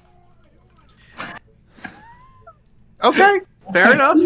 Why are you in a mood, man? You losing? Is that what's happening? Is he pull up the stream? Is he losing? Literally, great. An 8-hour stream where he plays this game, loses, and just ends. I think But here's it's the thing. restarted like 3 times since I joined the call, so that's how. Careful, Ben. Wait, how am I doing? How am I doing? Good way a to session get you thing? bad. Yeah, when he's in a bad I haven't mood. downloaded any moves. Or anything else, buddy? I love you. I just No, you want to say don't. that. Why are you lying? Dude. No, Ben, I do. I genuinely do. You take it so Like Jesus love or like real love? Your most notable moments have been like the weirdest shit. And like, here's the thing, my most notable moments have been the weirdest shit. So yeah, when people talk about you, it's talking about your fucking weird fucking shit. I don't know about this. I don't know. Even the fucking Georgia thing, people say what you were kind of weird there. But like, that's just Damn. fucking it. Whoa. It's fucking. Wait. Okay, I don't even want to. But okay. Why you keep bringing up shit? I don't even know. He's like, why are you trying to shit talk me? Why are you trying to shit talk me? No, I'm just literally talking about your fucking. Like, I didn't even think it was that bad when people said all that bad stuff about you. Like, I didn't even bring that one up. Booksmarts, you were there, so I don't know what he could have been talking about. Yeah, and I didn't have say no anything, idea. right? Because I'm sparing your feelings. What?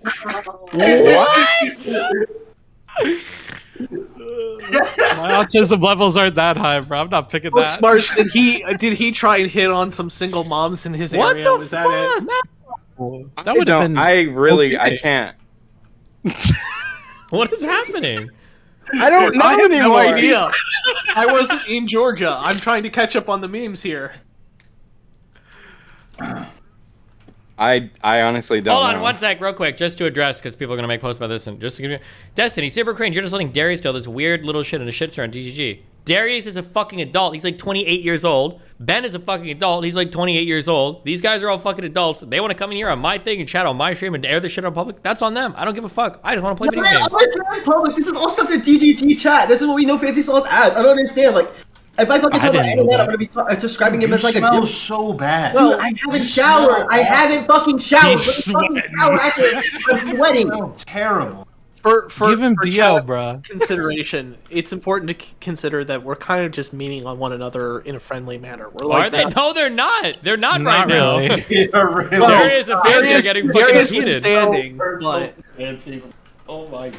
It is I actually don't. I honestly, I have no idea. I'll take an L here. Maybe the teeth comment after you said I couldn't pull any woman was a little bit too far.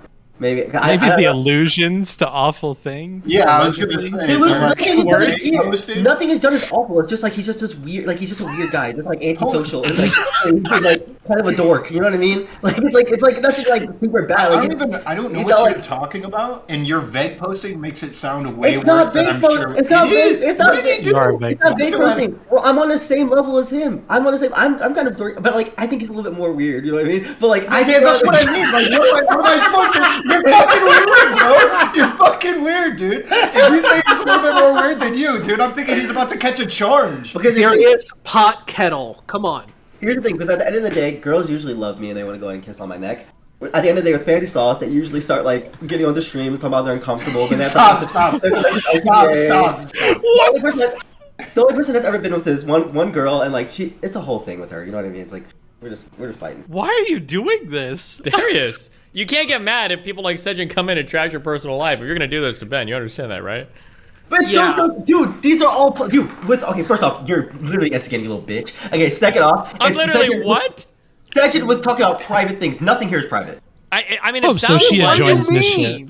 You're talking about stuff that occurred in Georgia that nobody else is privy You to. literally, Apparently. dude. Steven has verbatim said, "Fancy Sauce, if you don't shut the fuck up, I'm gonna leak some shit about you." No.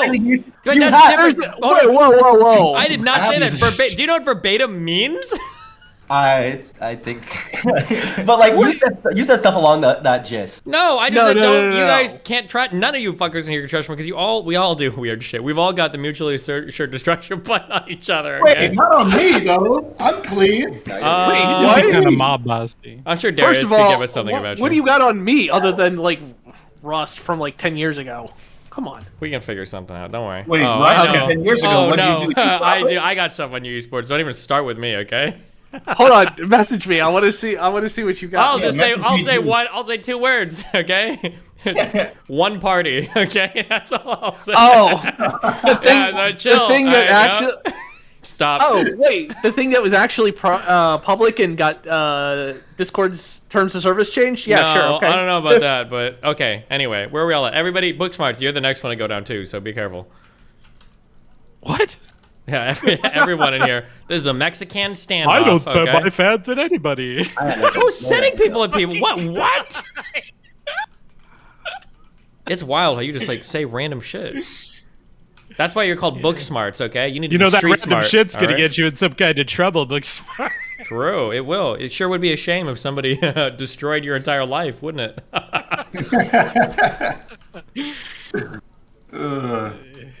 But seriously though, man, no bad blood here. No, you can't say that. I just think After calling him creepy, isn't that what Zerka literally nuked his Twitch career over? Was a girl calling him creepy? that is actually kind of true. But like Wait, she reported. I'm not gonna report FantasySoft to any board or anything like that. I'm not gonna like go ahead and like do any of these things. No, just tell the entire community that we both participate. Because we all do. Who in chat? Literally, type 1 right now if you don't think FantasySoft is creepy. Type 2 if you already thought he was creepy. Why are you? Why? Why? Do Everyone already thought you were roasted creepy. him You're not so changing any bad. mind. Get a girlfriend and then. I am roommates with you. I am friends with just about everybody in this call except for like esports Batman. I think this is like the first time I've talked to them, and I had no idea about it. Okay, but if you literally started fucking with FantasySoft and you were like, listen, Darius, what do you know about this FantasySoft guy? You think he's like a good character? I'd be like, he's a little strange, but like he's like all right, like you can talk to him. Okay, hold on. Sloth, There's there's a little thing you can strange, do. and then there's creepy. Those are two way different words. Yeah, right? saying somebody's eccentric or Okay, well, I'd be like, he's a little strange. So here's not where- even that. You said he was creepier than you. Okay, here's where the True. I would say like he's a little strange, you know, he's just kind of out there, and then you'd be like, how is he strange? I'd be like, well, there's this one time he was kind of like saying a lot of sexual shit to this girl in chat that he didn't think was Dude, in you're chat. doing it again. And then, You're doing it again. And You're then, like, doing and it then, right like, now. she confronted him, and they were like having a conversation, and then like he's had some weird shit. I don't know, like something with like flirting with girls. I don't know. Fancy fucking- I don't know. Sloth, you need to even the playing field. You need to call in Dan. Dan has all the dirt on Darius.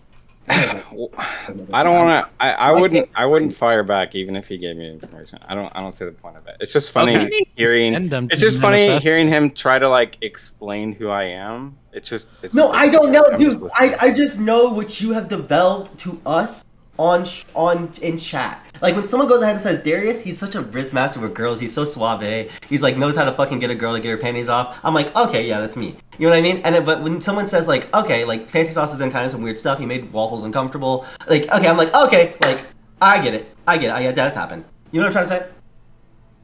Nope. Bro, how are you about to say no hard feelings? Because I don't have hard feelings towards Fancy Sauce. Like I don't hate him, but I do think. But you just wanted to cook him for He like an basically hour. sat there and said, called him a redneck, no teeth You having basically bitch. called him a rapist. That's what you're implying right now. That's what you're basically saying. Do you understand? Is that what he was accused of? Yeah. You're What? You're instigating. I don't think you're. I'm not. That's what you said. You said there was an event in Georgia, creepy with women. You're basically a fucking rapist. He was creepy, and that he was ugly, and that he couldn't pull women, and you know there was all this stuff about Georgia. Oh yeah. Okay, Fancy Sauce, I don't think you're a rapist. I think you're prone to the idea, but I think you're not actually. No. That is a defamatory statement. No. Yeah, let's not do that. Bit. I'm almost to the point where I'm gonna start repping Fancy Sloth here. buddy. And you invited him to your house to fuck? Like this just gets so weird. But this is the thing. This is the thing because we have a relevant here. And we have me, who are both guys that love consent. So we'll make sure everything's like agreed to. So if I audit your entire household, I can affirmatively identify consent either based on video or some sort of other form, and I can sit there and say nobody was under any sort of influence of intoxication at the time? You can say that for me, but Yes. Okay. Yes. No. Yes. But what about Darius? I drink. You really like drinking, brother. I've been drinking lately, but like it's not like I can stop at any time. So it's not really like. No, I'm not even talking about. No. It's not about you drinking, Darius. It's about the partners that you have. I can sit there and affirmatively say that everyone is stone cold sober. Girls like to drink. It's a social thing. Well, then they can't legally consent. Ooh. After one sip, I can't afford that much vodka. I give them like maybe like, I buy one bottle and it's been like what? Bro, have you seen our bottle?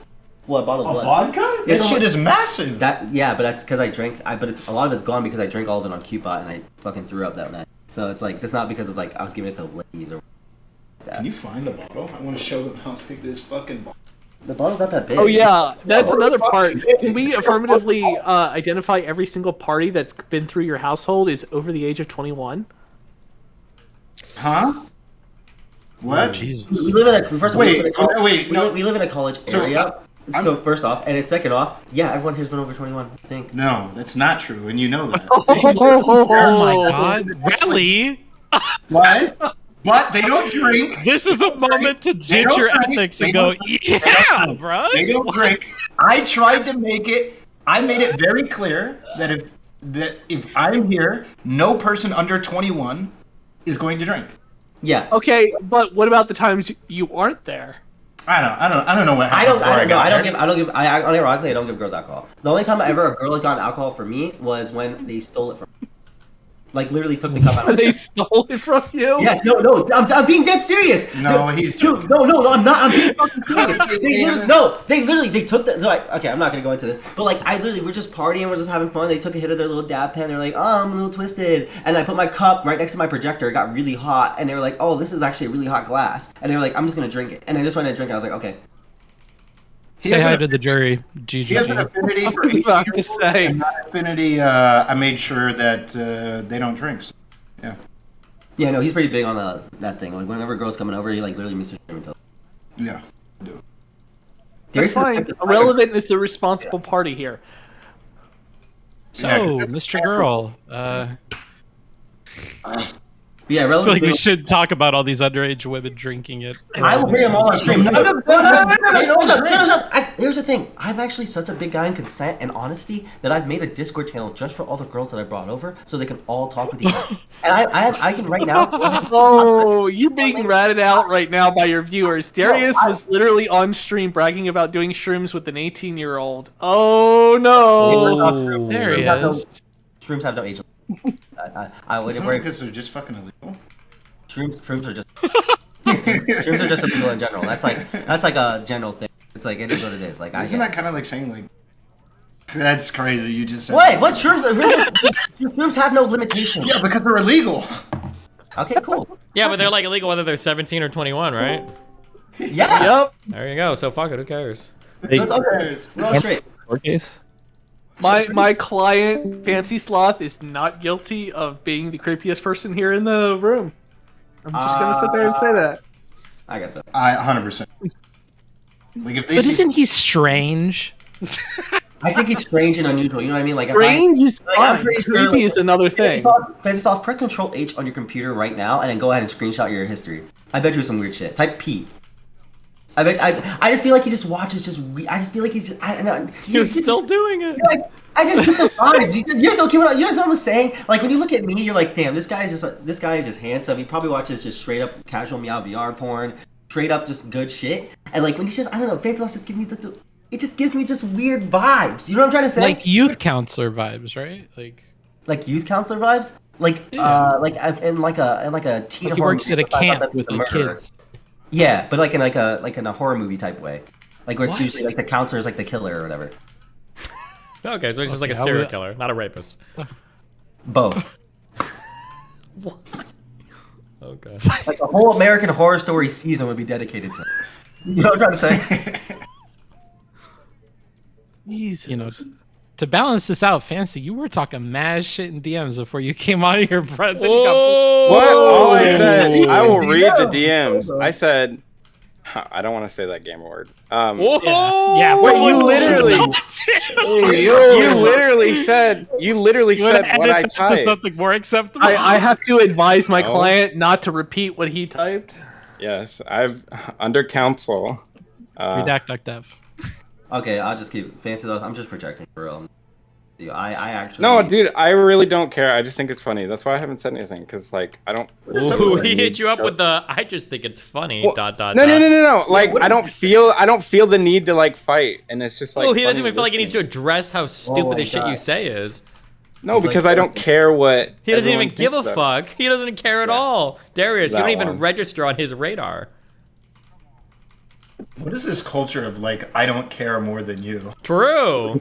There's literally all this. Oh, I don't care. No, I don't care. No. It's not. It's not. I don't care more than you. It's more important to him, like his online personality, his job now, And that's then fine. now it's your turn to say you don't care as much as him, and then him to back and forth. This shit is cringe. You guys both. No, I'm not. I'm not about to fight with him on who cares less. Each other just say it.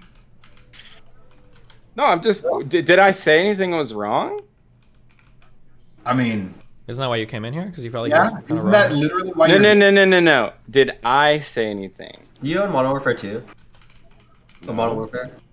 We could like do a 1v1 in Rust right now. I'll buy you. And we'll No, see. the correct that's answer fault. is you both have to go to TwitchCon and find a boxing ring and. No, I know. settle I'm it that fighting way. President Sunday. Yeah, speaking of. How tall your is kind President of, Sunday? He looks like he could be like 6'2", so he'd kill you. Who? Size doesn't matter. It's weight class. Well. What? I mean, I think how tall you are Well, is what I'm pretty saying important. is for I think you boxing, said like the something differential is based on weight class. It's not necessarily based on size. It is, but people are going to be about a certain height. You don't have very many 5'5" boxers in the game that are packing on a ton of muscle that are beating 6-foot people.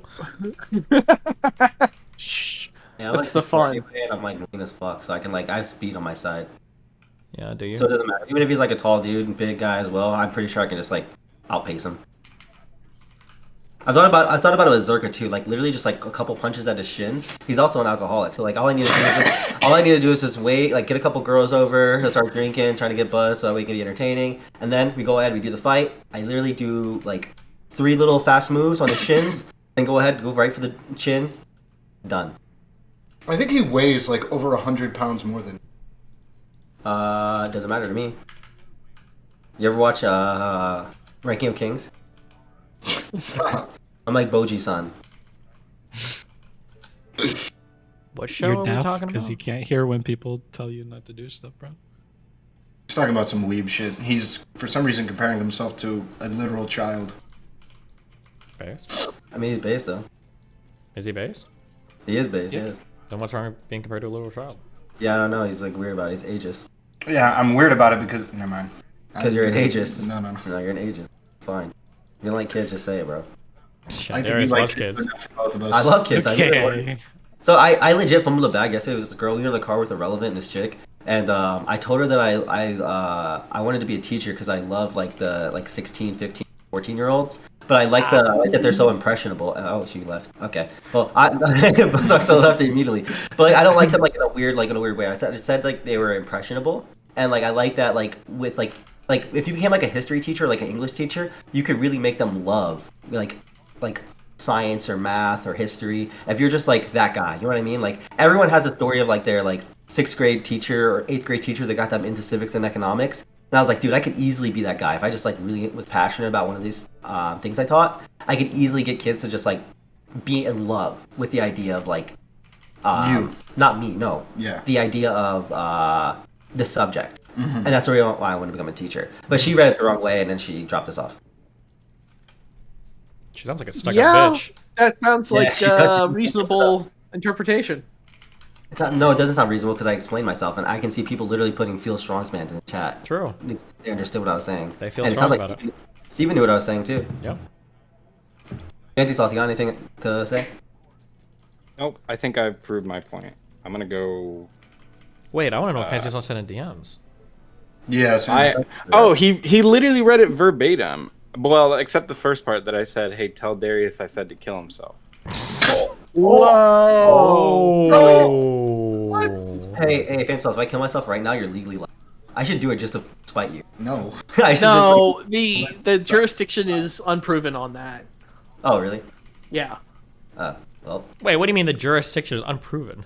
Well, so the one case that relies on that, I think, is in Massachusetts, and that was beyond just one suggestion. Like, it was a pervasive suggestion over a long period of time. Oh.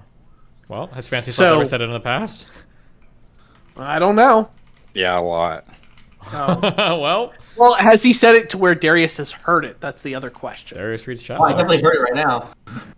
So he heard it and he's hurting. So actually crying. And you Fancy Slap, I'm on the edge of it, right? Like, I used to message this one chick all the time about how suicidal I was. She couldn't handle it anymore. She literally blocked me on everything. It's fucking crazy. You shouldn't use girls as your personal therapist. Ha. That's a bad idea. So true. So true. What's he referring to there? What he just said. I don't know what he It sounded like he was trying to bring some shit up. Yeah. Could it involve a certain person who has an emote on DGG? Wait, what? ABBA? I don't think ABBA's a woman. I mean, listen, Melina doesn't like me either, so we can bond on that. We can shake hands, come to the middle, you know? We can bond on what? Hating Melina? No, that Melina hates us both. Wait, why does Melina hate you, Fancy Slow? Yeah. Because I hate her first. Go, why do you hate her? misogyny W. I just think she's really naive, and it makes me Wait, what do you think's naive about what Melina says? Oh, trigger words. I just think no. I just think the lifestyle that she lives and the person that she is and the position that she has makes her very naive to. Damn, do you think Steven's naive? Yeah. No, he's lived a life. He's done shit. Yeah. You don't think Melina's done shit? She's been alive for 20-something years. I remember when her and Steven first started dating, she talked about getting a job at American Eagle as part-time, and she got offered the job, but didn't accept it because they wouldn't work with her schedule. It's that's what a job is, Melina. Ooh. Okay. No, I don't. I find her annoying. I don't hate her. Oh, annoying too. Can you not? He's doing the same thing I was doing, by the way. Just so you guys know, literally, he's doing the same exact thing I was doing, but I was doing a bit. He's not doing a bit. Wait, of course I don't do a bit because I don't need to do bits. I do. I know you do because you don't even know who you are. You're on so many layers of irony. Jeez. That's actually so true. I'm on so many you think I'm oftentimes I tell stream and I'm 100% serious about this. I cannot tell when you're memeing or not off stream. Completely off stream. Dude, no, you're just like in the car. No, you're just like I can't tell. No, I'm sorry, you're just like low key autistic. Like he's probably a little bit of truth. Like we were gonna go to roommate fight. I told him let's go to New York because there's a fucking party going on, and he kept trying to tell me yesterday that I was only gonna go to a party because I wanted to fuck, and I'm like, there's no way I want to fuck. If you want to do this live, I have some information that backs that shit up. Wait, what information? I don't know anybody that lives in New York. Wait, don't say it. I don't know anybody that lives in New York. No, we're not gonna do this live. Wait, no, go ahead. I don't know anybody that lives in New York. We'll do it off stream. No, why? I don't know anybody that lives in New York. Darius, if he doesn't do this on stream, he's cooked you. Dude, why you're literally telling me my own mind? Who lives in New York? Just tell me. I don't want to blow up your life. You're not gonna blow my life. I will. I don't know anybody that lives in New York. Yes, you do. Who? Say their name. Don't make me do. Say their name. No. Who lives in New York? No. You gotta say it. Otherwise, people are gonna think the worst now. I'm thinking the worst. You already done it. Who lives in New York that I'm going to fuck? I think it's a child right now. That's what I think. Whoa. I think it's a child if you don't clear it up irrelevant. Bro, come on, who is it? Oh my god. Because it's gonna make it weird. You're being so sus. Wait, Okay, come here. I'll whisper it to you. No, don't whisper it, because if you whisper it, then you don't reveal it. Now, Darius, now it's even worse. I don't know. Yeah, this sounds like it's a cover-up. In which case, you're both in trouble. Let me go grab my phone. So I'll show you the. Oh my god, you're gonna go look at Oh no. Oh my god. You know those irrelevant. Those pictures are illegal on your phone too. You know that, right? You can't just. You know that I'm a mandatory reporter in my state, right? Oh boy. You've been living right next to me this whole time, and you've been snooping into my life before even asking me a No, I'm not snooping into anything. Oh, so the New York thing was real. He knew something that Darius didn't know he knew. It's right under my nose, man. Oh shit. Wait, are you gonna deny that you like? Wait, hold on. I don't know. Why are you going to New York? I'm going to New York because there's a DGG themed party going on there. I think it's And fun. who do you know that's there? And TC Brady. Yeah. Anybody else? That's really TC Brady. Anybody else? Earthly. Anybody else? I can't think of anybody else. Do I need a dip? Okay, Darius, here's the thing. Darius, if I start asking around and I find out, can I reveal on stream, or are you going to be honest? Yes, do it. I'm telling you, there's nobody else. Okay. Wait, who else? I'm being so genuine right now. I'm gonna put out a guess. You tried to put me out for saying that shit. I know how complicated your life is. I don't want to say it loud. I know how complicated your life is. You have a Rubik's Cube in my head of what's going on. Like, I don't know. You have this, like, weird thing. What do you think is going on? I told you exactly what it is. TC Brady's gonna be there. Some motherfucker trucker. Who else do we know from DGG? Wait, is it Lav? No, it's not Lav to my knowledge. No. Dude, I wish Lav would let me go over there and fuck her, dude. Come on, like, are you fucking Stop trolling? saying Like, are you, dude? What are you talking about then? I mean, it's not anybody. I don't think anybody here really. Take a moment. Just say it then, nigga. No, from DGG? I'm genuinely worried about. Loves. You're genuinely Here, worried. I'm gonna mute, and then I'm You're gonna gonna say mute? No, just say it. No. You can't mute. You're gonna say it with the mic on because I can make you look goofy. That's Go true. ahead, say it. You gotta just say it. You gotta come out and just say it. You gotta own this one. It's like Kelly Jean or something, bro. No, But, it's nobody like that. No, you can't. You can't hold this back. You gotta. I'm trying tell to think us. of who could be. Is there any girls? I mean, I can offer a name. Okay, hold on. Darius, let me offer a name and you can say yes or no. Anybody here is gonna know. Oh, it's probably Amaranth, and you know me and her clicking. you know me and her like mad fucking homies, and we want to fuck. Shit. She wants me. No, I don't think it's anybody like. Okay, well, who? Then say who it is. No, I don't. I'm not gonna fuck Tabor. He's a wife. I'd fuck Tabor. No, he's Tabor's wife. Oh wait, it's 100% Pokemon. I just actually no fucking way. No. I get why you're scared now. But just say it. You don't have to mute. Just say it. I'm telling you, just say it. You know what? Actually, I'm sorry. I'm changing my mind. I think our relevant was just shooting in the dark there. I think he was just making shit up, trying to make Darius look bad.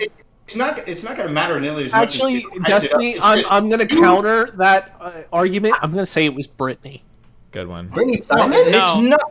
I think Irrelevant was talking shit, and now he realizes it, and now he doesn't want to say anything because he has nothing. He's trying to pretend that's some super mysterious thing. That's what's happening. 100%. Here, I'm actually gonna. You're manufacturing drama. No, don't mute. I'm gonna mute. Is it Ice Spice? Yeah. It could be Ice Spice. She's from New York. Why are you gonna, dude? You're actually gonna mute. You could just say it. I'd rather go down to some loser that made up fake drama than potentially fuck your life. No, we fuck Darius' life all the time here. That's what we do. Dude, is it one of the girls from Stranger Things or something? Is it like I literally don't think anybody here is gonna know who. Then it won't even matter. Then just say it. It matters to your life. In what way? I don't know anybody in New York. Okay. Well, you're actually gonna mute. Oh my god. Irrelevant. No. You don't get to go this far. It's too late. And not He give a muted. name. Yeah.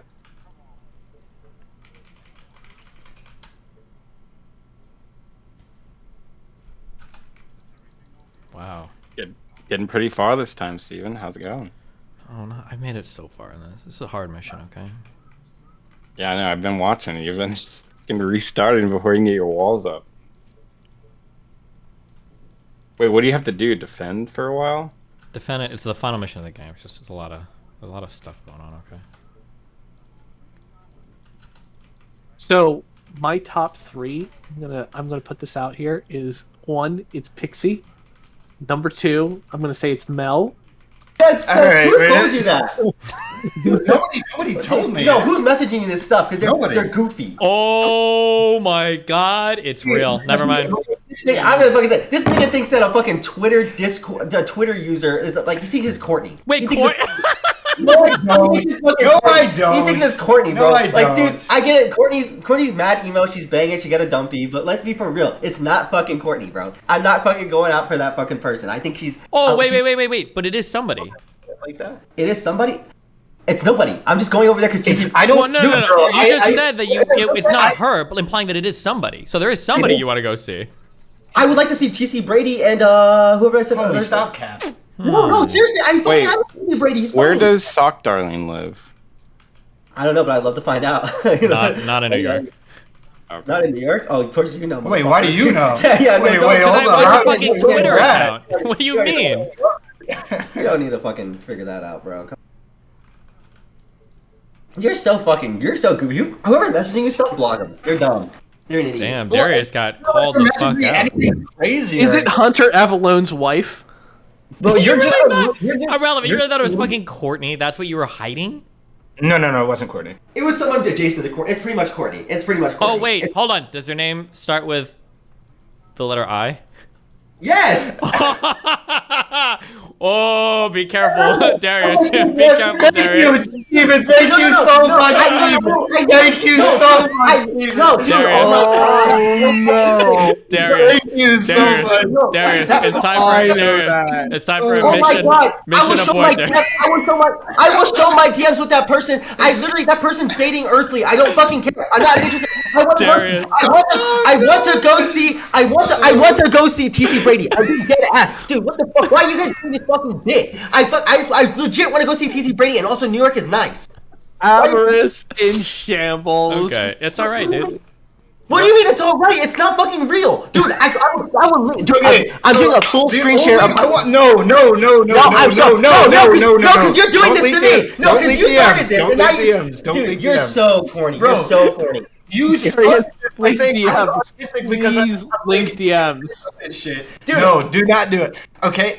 You started this by saying I was autistic. Yes, it is an autistic thing. It is not an autistic thing. Yes, it is. It is not. You are really weird about going to New York, and you're like, oh, just do it just for content. And I'm like, bro, why are we trying to go to New York, pay thousands of dollars for content, when we could just like go to Florida and then like do content with like half of the people that we know, and you're just like, no, we gotta go to New York. We gotta go to New York. And I'm just like, it's weird. It's weird how much you want to go to New York. That's all I'm saying.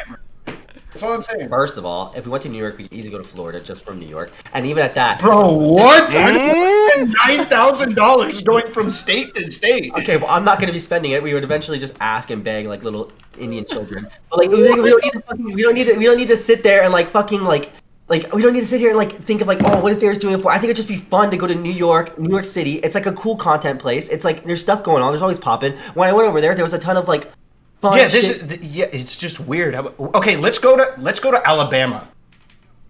What the fuck is in Alabama? What the fuck is in New York? Are you troll? Dude, you're such a neat. It's so sad. There's so much in New York City itself. Name one. One thing. The people. Yeah, great. The people. Clubbing scene. Those people that are gonna be at that party, you feel me? If you want to actually know, some of those people that's gonna be at that fucking party. Okay, first off, Evil Fossil's there too. Maybe he'll like kill us and it'll be fun. But like, second off, like, there's a place called OSNYC. They literally have streaming. There's a place called OSNYC. They literally have streaming booths inside the club that you can go from. Shut the bitch ass up! Dude, you're actually so fucking cringe. Listen to me. Dude, there's OSNYC that has a streaming booth literally in the bar. I can go live and I can literally pull girls in from the bar and literally bring them into my booth and we can just try to rizz them up and go from there. People are drunk, it's crazy, it's a fun time. You just don't know anything and you didn't ask me, by the way. Isn't that literally why we have IRL streaming setup? It's some way we can just IRL stream anywhere. Yes, but it's just also we're in New York. If it's gonna be paid for, I'm like, why don't we just? You see what I'm talking about? He's like making excuses to go to this one place for this one. He's making it up in his mind. And it's also a friend's birthday, so it's like, okay, yeah, it's like a birthday party as well. It's gonna be fun. They're all like fucking a bunch of idiots. Wait, like whose birthday is it? It's the I person's, but like. Okay, never mind. I'm done talking about this. Okay. Wait, you're done talking about this? Because now I'm worried that I'm like blowing other people's lives up. Yeah, low key. That's what I'm saying. Like this fucking idiot over here. Because it's because you called me autistic for this, bro. Because it is. I told you. It's not autistic. Why do you? Everyone in this stream knows I'm not autistic for being weird about how much you want to go to New York. I just want to go there because I like New York City. You're so fucking lame. Wait till New York con and go then and try your raise that. Pisco is literally in New York as well. Homie, who is saying they want to see a DRL stream with Pisco, bro? Who is asking for that?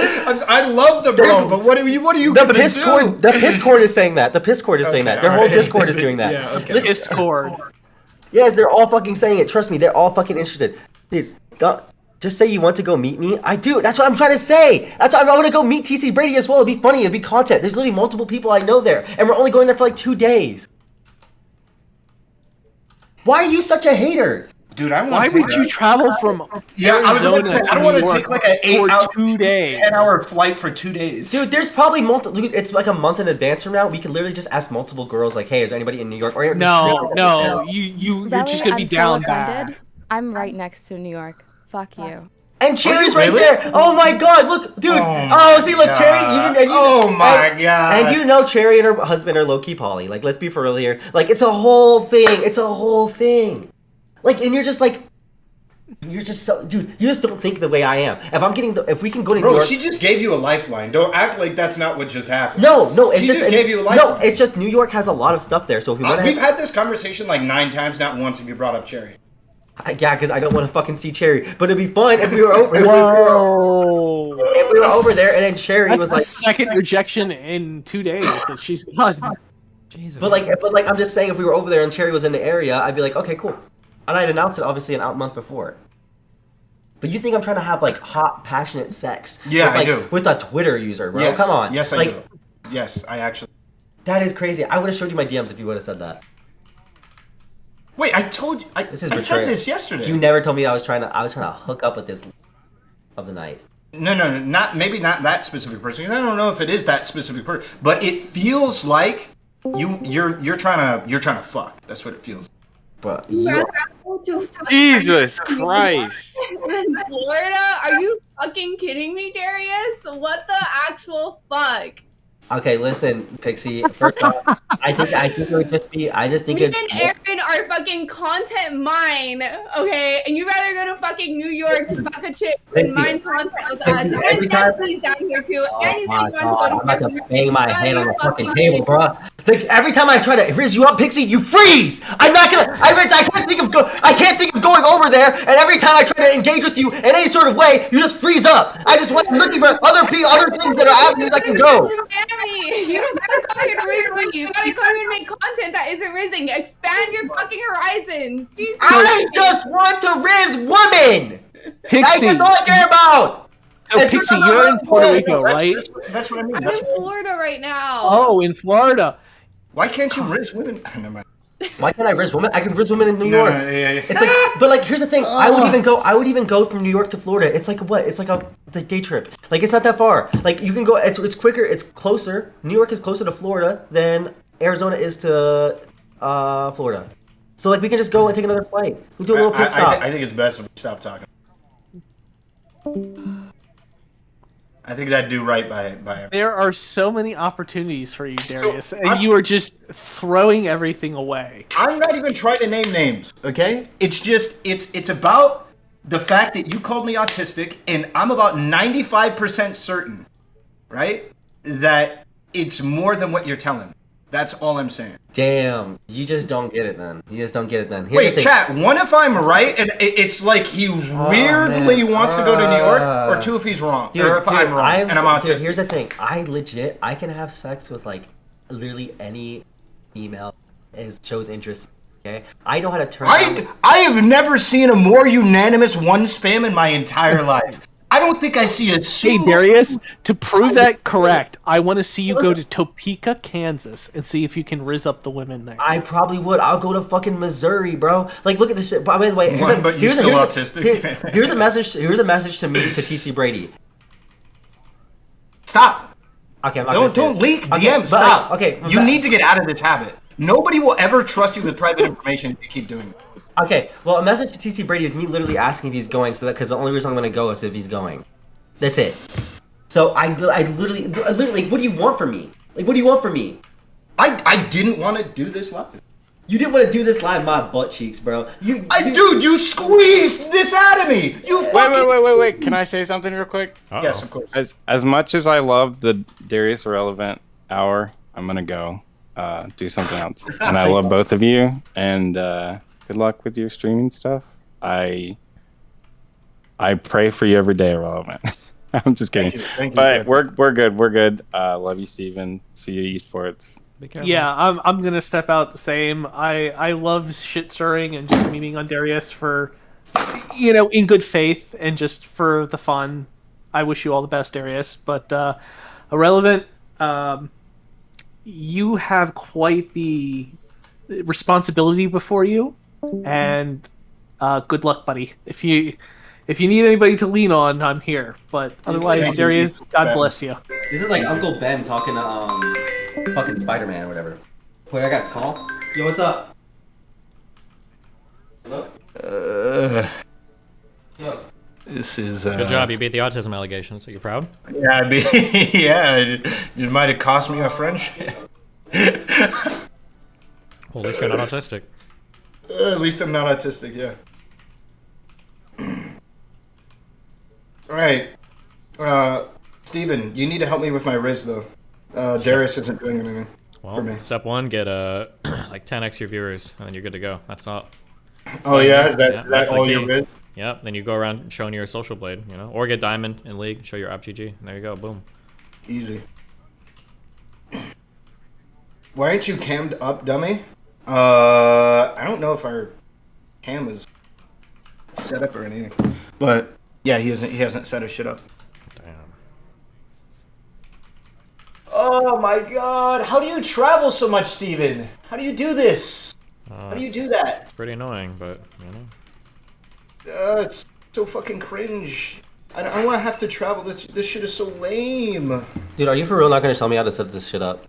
No, I can set it up for you. You don't know how. I do. You're not smarter than. I don't have to be smarter. Dude, you want to than be Steven so bad. What the fuck? So cringe, man. You're trying to be just like him, dude. With this whole like wrist thing, so you can fuck girls, your political shit. You're not gonna take him over, bro. Yeah, that's. Are you still hurting? Is that what's happening? Are you still hurt? Hurting from what? Okay, now you have amnesia? What, hurting from what? All right, okay. all right. Is that gonna bring up more drama, Yeah, dude? all right. Dude, you just can't stop. Oh my What am I hurting from? No, I love you, brother. What am I hurting from? What do you mean I love you? What do you mean? What did I fucking do? You didn't do anything. I had sex with this girl that was like incredibly dry, and it like actually like ripped my talking. It was like it ripped my penis. I was like, it was actually the most painful, worst sex I've ever had in my life. I don't know if you're talking about. Are you talking about that? Do you have like short-term memory problems? No, it's just another day, bro. It's like a new. It's like you ever seen Family Guy? No, I've never seen that show. Okay, well, like what happens is next episode, they just kind of like forget everything that happened the next day, and they're like ready to start on a new bit. So I'm like I got Family Guy brain. All right, thanks, man. I need your URL for this. You mean like Twitch URL? Yeah. Like it's Darius IRL. No. It's a whole thing. Ashford Glide. So, Steven, have you bought a fleshlight yet? No, not yet. Am I missing out? Yeah, you are. Do you watch JOI videos? JRI? JOI. Jerk off instructionals? Oh, no. Why am I missing out? You all low key, like low key, yeah. Low key, watch a JOI, and then also, because I know you like to get your shit custom made from ladies. Just like start asking girls to like instruct you to jerk off. Shit's like 10 times better than just like regular. Tell them like, oh, like you're doing a good job, Stephen Kenneth. Like you're doing, I love the way you stroke it or whatever, or whatever moan noise you make or whatever. Like just like it's actually low key. It's so fucking good. You can just make them request like, how long do you usually jerk off for? It really just depends on my mood. Okay, let's just have a default time of like 10 minutes, 10 to 15 minutes. Okay. So like for 10 to 15 minutes, just say, hey, I want you to just kind of instruct me to jerk off, and then finally when you release, I swear to God, you're not gonna want to come again for like the next 24 hours. See, like, hold on, this is what I'm talking about, where I'm like, I can't tell what is a meme and what isn't. Why is Straighter Raid your background for your phone? Because it gives me inspiration.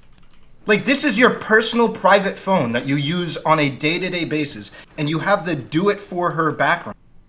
I can't tell. I feel like I'm in a Black Mirror episode. Gets me hyped up, bro. That's crazy. Because I go to the gym and I take that shit, I gotta get hyped. That's so crazy, bro. Like, I actually can't tell. Are you mad because you don't have anybody like that in your life? Yeah, I am. Are you actually? Yeah. I can tell. Mm-hmm.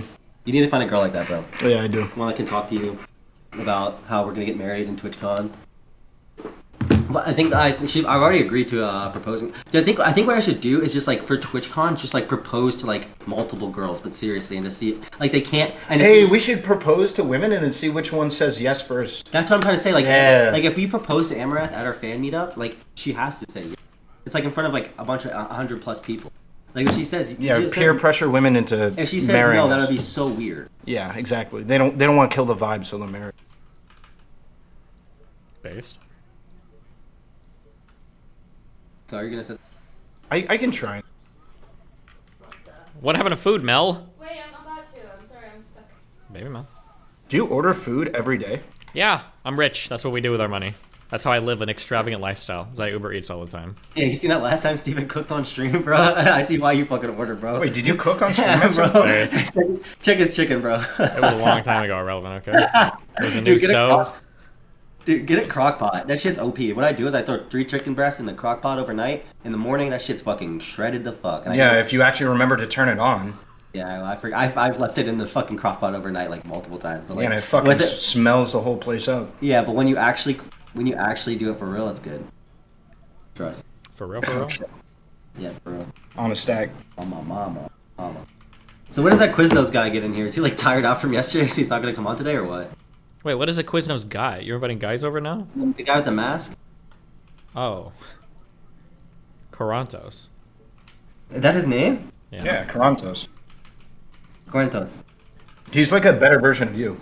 No, he's not, bro. Stop fucking pretending, bro. He's no, like, he actually is. Dude, he's like the masked singer, man. I don't give a fuck about anything. You remember when Dan said I need to step over you like a turtle? I think he's the next rung of the ladder. No, he's not, dude. He is. literally hides his identity. He's like scared to fucking show his face. I told you, dude, he's fucking hilarious though. He's hilarious because he just says like, I might be gay, possibly, for like 6 hours, dude. I don't care. It's not fucking content to me. I don't know.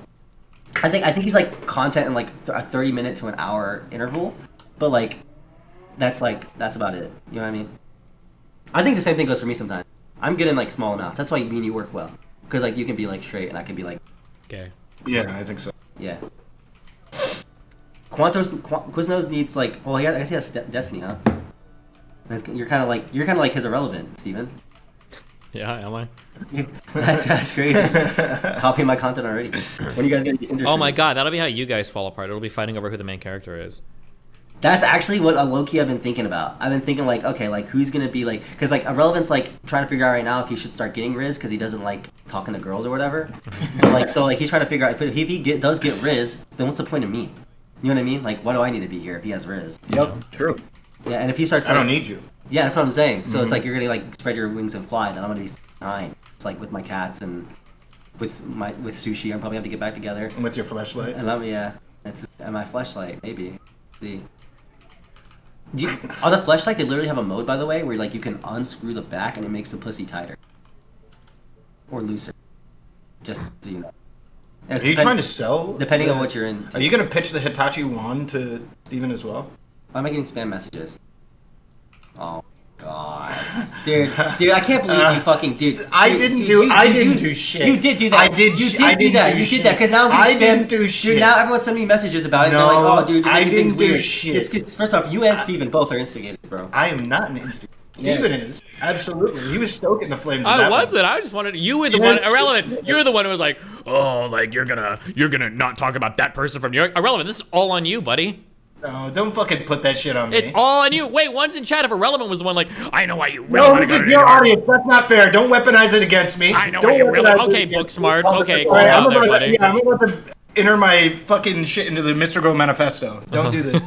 You're dogpiling. I'm getting dogpiled. Yeah, Somebody help now. Twos. Please. That's because you're trying to dog my boy Darius, okay? Yeah, that was really okay. Fucked Stop up. playing sides. No, it's not playing sides. You could have. Dude, I'm on the side of righteousness and truth. Yesterday, the day before, or whatever. But you've collected. No, I asked.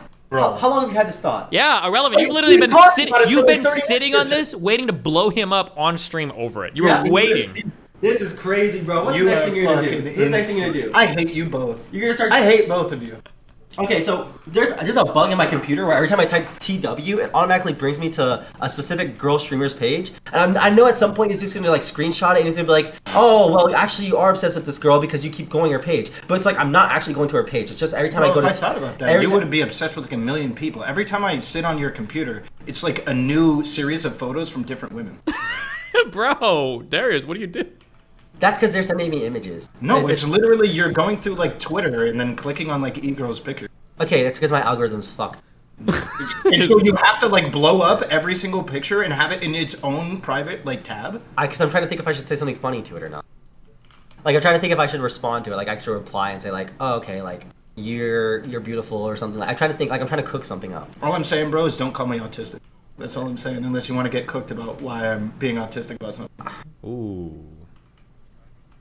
You're being autistic on this. Homie, there's no way you didn't think that like. Okay. I know I didn't think because me and her have a pre-existing relationship. I'm not even talking about that person specifically. What person? We had the conversation yesterday. I was just like, bro, it is really weird how gung-ho you are to go to New York. And then you're just like, I want to go to make content. And I'm like, we can make content anywhere in the United States. And I told you, New York City is literally a fucking good place. It's like a lot of schizo people. It's really weird how set you are on that. That's all I'm saying. Oh my god. Oh my That's all I was saying. Ice Spice lives there too. We might run into her. Does Ice Spice actually live there? Yes. Ice Spice is from Brooklyn. There's a lot of people we know in there too. Evil Fossil lives there. Maybe he'll like I said, maybe it'll be like a whole thing. Maybe he'll try to like attack us. It'll be like a whole thing and we can like fucking fight him and then show off my fucking skills. Alright, I love you, brother. Alright, you're not gonna do you get the thing set up with the phone? Huh? Do you get the thing set up with the phone? I forgot how to so for your I know for your Twitch URL you have to go to a specific place to find the URL for the because the stream key isn't your URL, so you have to look up. You're talking about the RTMP server? Yeah. Yeah, they should be listed somewhere. Yeah, exactly. And I gotta figure that out. Oh fuck. Steven, where's John Zerka been? He's fucking ruining his fucking life. Really? Seems like it. I don't see him making any fucking content, and he's in fucking LA, and he moved all of his shit, and it seems like he's not doing anything, so... Yeah, I saw that he was supposed to be on Fresh and Fit, but I have not seen him on it yet. I saw like a bunch of tweets about it. I also saw that I saw he was supposed to be on a lot of shows from his tweets, but I've not seen him on anything besides John Zerka's, sorry, not John Zerka, Heel Mike's like OnlyFans parties. Yeah. Which I don't know if he's profiting off of at all. Probably But he not. said he got a steak sponsorship as well? No, it's always like he's thinking of getting like he's always talking about sponsorships he could get, but I don't know if he's actually signing deals. Keep this in mind. I'll keep this in mind. Why, are you trying to meet up with John Zerka? I mean, I want to kick his ass for sure. But there's no way you can do that. I could beat the shit out of him. So? I don't. He used to be a bouncer, but like I'm. Oh my goodness. Things What? are so cute. We just got some We cute. just got like airdrops about a bit. You know, I get it. Okay, so are we supposed to? Why is our cam not? Our cam's not on because it doesn't matter because we're not doing content right now. We're just trying to get the shit working. It's not about content. It's just like that shit is cute. I want to show people. I don't even have it on my fucking screen, so... Yeah, he doesn't have another stream anyway.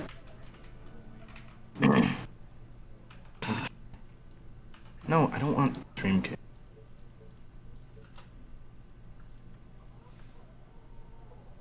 So how you been, Stevie boy? I heard you talking about Brittany Simon situation. I didn't catch anything up with it before we got in here. What's up with that? Nothing. We're done. We're past it. Okay. Okay, is it low key? Is it? Do you eat Starburst with the wrapper? Like not like a retard's way. Like it was like when I was like in 6th or 7th grade. This one kid, he played Paper Mario. He ate Starburst with the wrapper, and he told me it saves the flavor. And I've been doing it. Wait, I ever don't think since. I want anything at this point. What? Well, if we're gonna go out to eat in like 2 hours... Are we? Do you want to? Yeah, I want to go out and eat. I have to be back here by 10 o'clock. Is that okay? Oh, big screen. That's in 3 hours. Yep. But if we go out to eat at like 9, we have to be back here at 10. Is that gonna be okay? Why do you need to be here? Because the gym closes at 11. Huh? Because the gym closes at 11. Oh, so we go out and eat at 9, 2 hours? Yep. Are you hungry? I am, but now it's too close, so... Do you want to get a snack or something? If you can give me something small, or like half a bowl of that stuff, that'd be good. Or we can split one. Well, Yeah. Sound okay? Split it? Yep. I'm muted. What's up? And What? leave. Where's my mouth?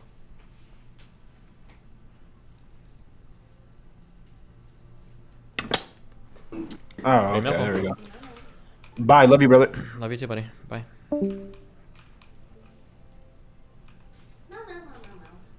No.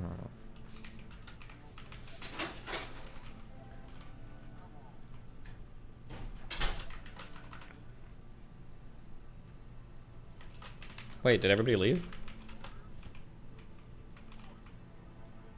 Wow.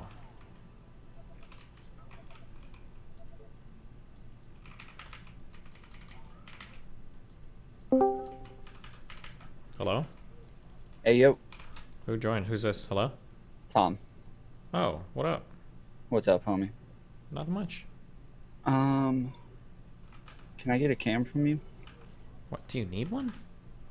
Do I need one? No, I don't need one. I would like one. Oh, are you farming me? Here you go. Okay. I don't know. Did you see any of my interview with Mr. Girl? I did not, but I haven't watched a lot of them. Okay. So, like, the main thing was reading his article, I felt like I didn't understand where he was coming from. Uh-huh. Like, I couldn't even see what pattern it was that he was trying to provide. He says it's abusive, but I didn't, like, see the abuse without there being some sort of definition that he was using for abuse. So I asked him what he meant by abuse. Let's see. His definition was when you have power over somebody and you cause harm, or you cause them unnecessary or undue harm with that power. I feel like it's kind of hard to give a definition for abuse, but do you have one? Yeah, what do you think would of when you think generally of abuse? Give me some, let's spitball for a little bit. I have an idea of mine. Let's see if you... I think normally I think of some sort of action that's going to cause somebody like long-term damage. Really? Yeah. Okay. I think So what do that you in think? these circumstances, when we think about what abuse is, I usually think about abuse as in somebody has like limited power to escape the situation when we're talking about it in this manner. So like if I go to a bar and I get into a fight and somebody like breaks my arm, I don't know if I would call that like he abused me. Doesn't seem to be the case. I usually think of abuse as like somebody has a compromised ability to leave a situation. So like child abuse and spousal abuse, usually there's a severely inhibited ability for the person to escape the violent outcomes, right? That's what I consider abuse, or that's why I would consider that abuse. Yeah. Do you think his definition's too broad to where it would be like too easy to paint what you're doing as abuse then? I think it's too broad. I don't even think most people think that's abuse. I think intuitively, I think what I just said is what most people think as of abuse. I think intuitively, my thing is what even if people don't know it, I think that's what they generally feel. Abuse usually involves some compromised ability to get out of the situation. Where somebody has power over somebody, it's not just enough to have power over it. It has to be like meaningfully powerful in a given thing, and it's got to be able to be exerted in a way to prevent a person from retaliation or escaping, I think. Okay, so I would assume you hear about his article, you don't think that there's a pattern of abuse there, but do you think there are instances that you would call abusive? I don't know if there are instances I would call abusive. I'm definitely mean. There's a pattern of me being an asshole. There's also probably a pattern of me being retaliatory. But abuse, I'm not sure. I don't think so. No. Okay, so you know why he would though in these situations. Like I've heard you say numerous times, if an employer propositions an employee, that employee does not know whether or not they can say no, right? So he would obviously say that somebody who is a smaller content creator, if you proposition them, they wouldn't know whether or not they can say no because they wouldn't know whether or not you would still want them on your stream afterwards, right? Yeah, potentially. So I think the really interesting parts are like, are there people whose like entire careers are like make or break on like my stream appearances and stuff? And then is there any explicit overtures that I've made referencing that or them referencing that? I think those would be like pretty far and away like important things to establish. So you think that they would have to say it out loud, or one of you would have to say it out loud in order for people to believe that that's the case? Probably not, but saying it out loud would definitely go far to proving that both sides like understood kind of like the transaction that was going on, but it's probably not necessary. Okay. So I guess with somebody like Booksmarts, would you think that it's fair for people to say that his career probably at one point depended on his appearances on your stream? I think people can profit a lot from being on my stream. Did his career depend on it?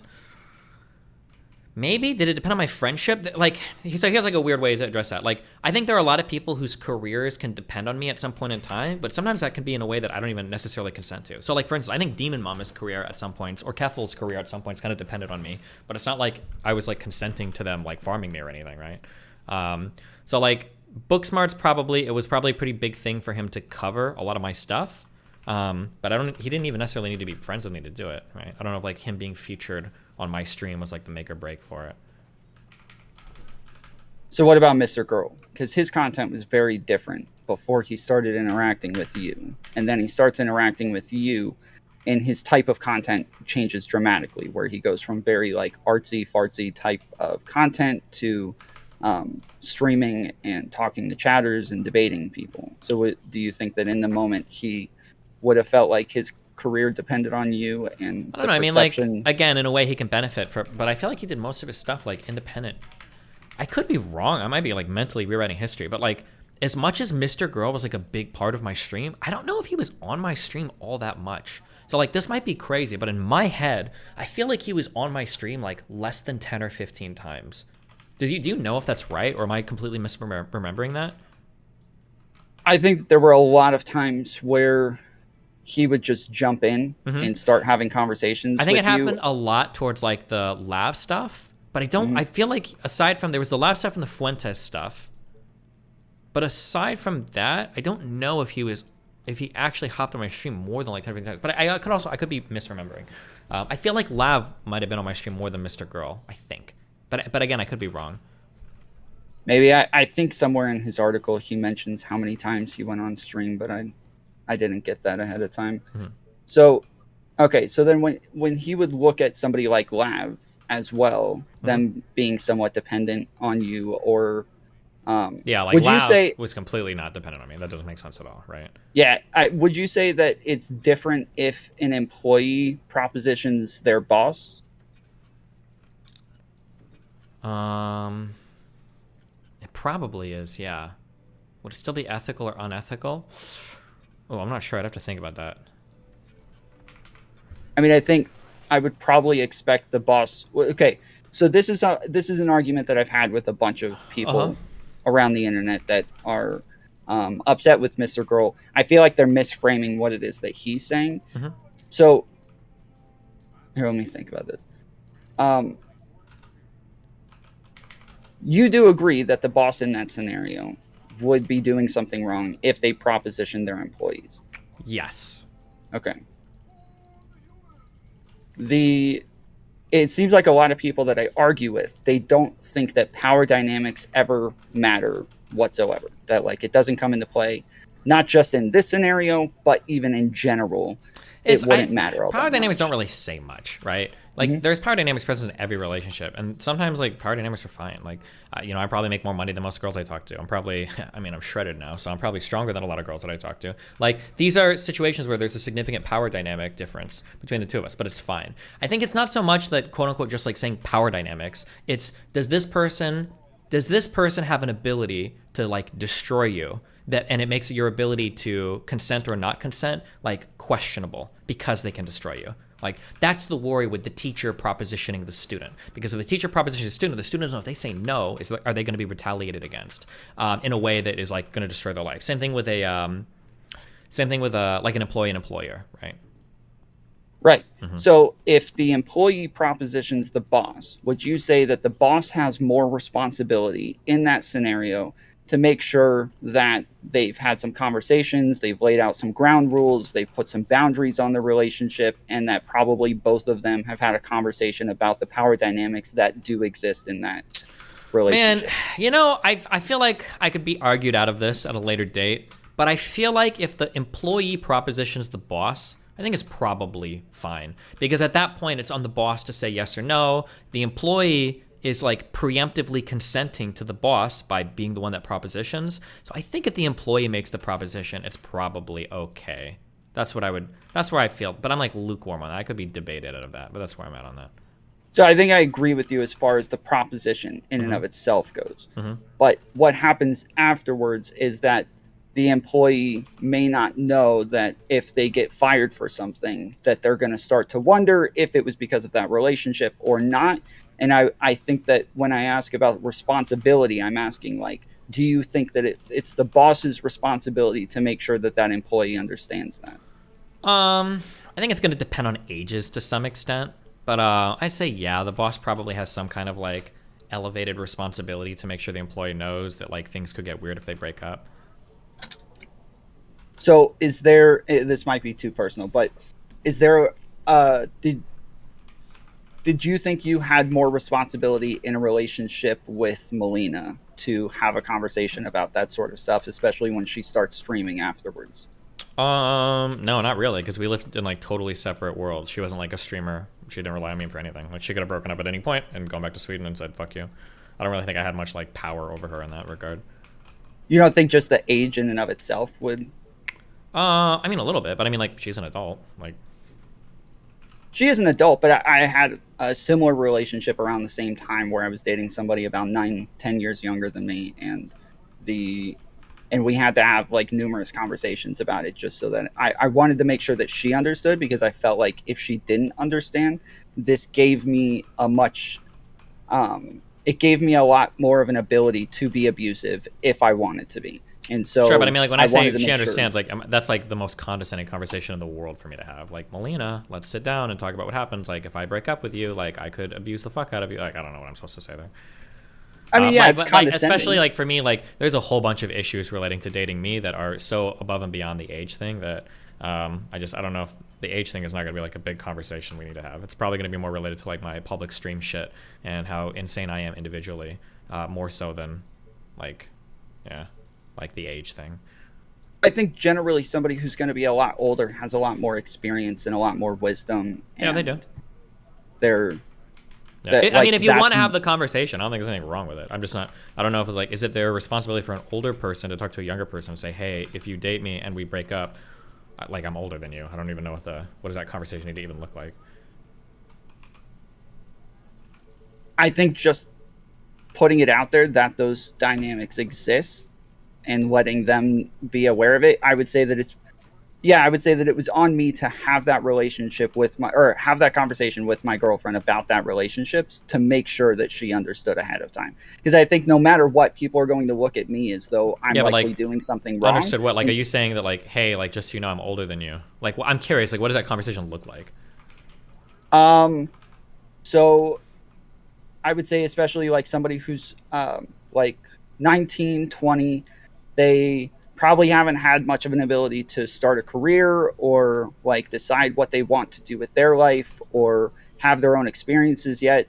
And if somebody 10 years older immediately is like getting into a relationship with them, maybe getting them pregnant or moving them to another part of the country or separating them from their family or any of these other things, I would say that these are like traps that older people I understand, could use. But like, I mean, like, what is the?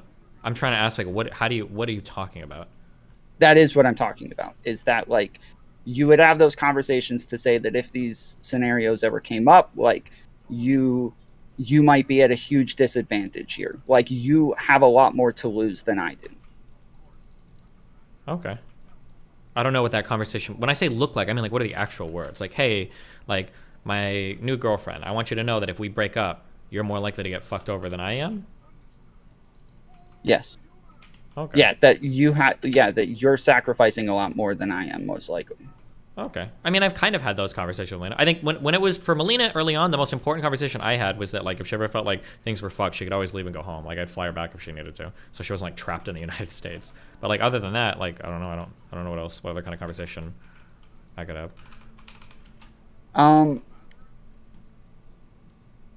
And okay, so what about because I don't know much about where like you and Anna when you guys first started. Do you think that there were like any power dynamics at play there that people would expect you to have a conversation about? No, not at all. I don't think so. She wasn't even like a full-time streamer. She was like a psychology student. She was, I think, 28 or 29 when we first started talking, and she said that her last relationship was an open relationship, so I figured she was like pretty well versed in everything. Okay. Something that a couple of people brought up to me, they said that that you were upset about Lav leaking DMs from or giving Mr. Girl DMs. I thought I heard you say that like if anybody had anything that hold on, wait, show him. Those two things were way different. 1 second. Yeah, giving Mr. Girl DMs. Sorry. Yeah.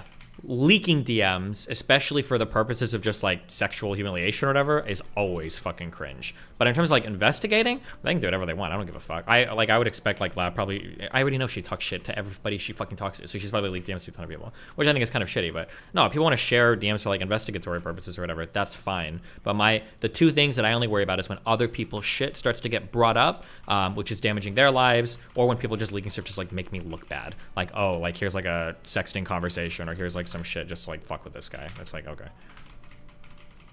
But you were like, because I remember you saying like, yeah, if anybody has anything that they want to share with him, that like DMs or whatever, like go ahead and give it to him because I'm pretty sure it's going to show that I did nothing wrong, right? Yeah.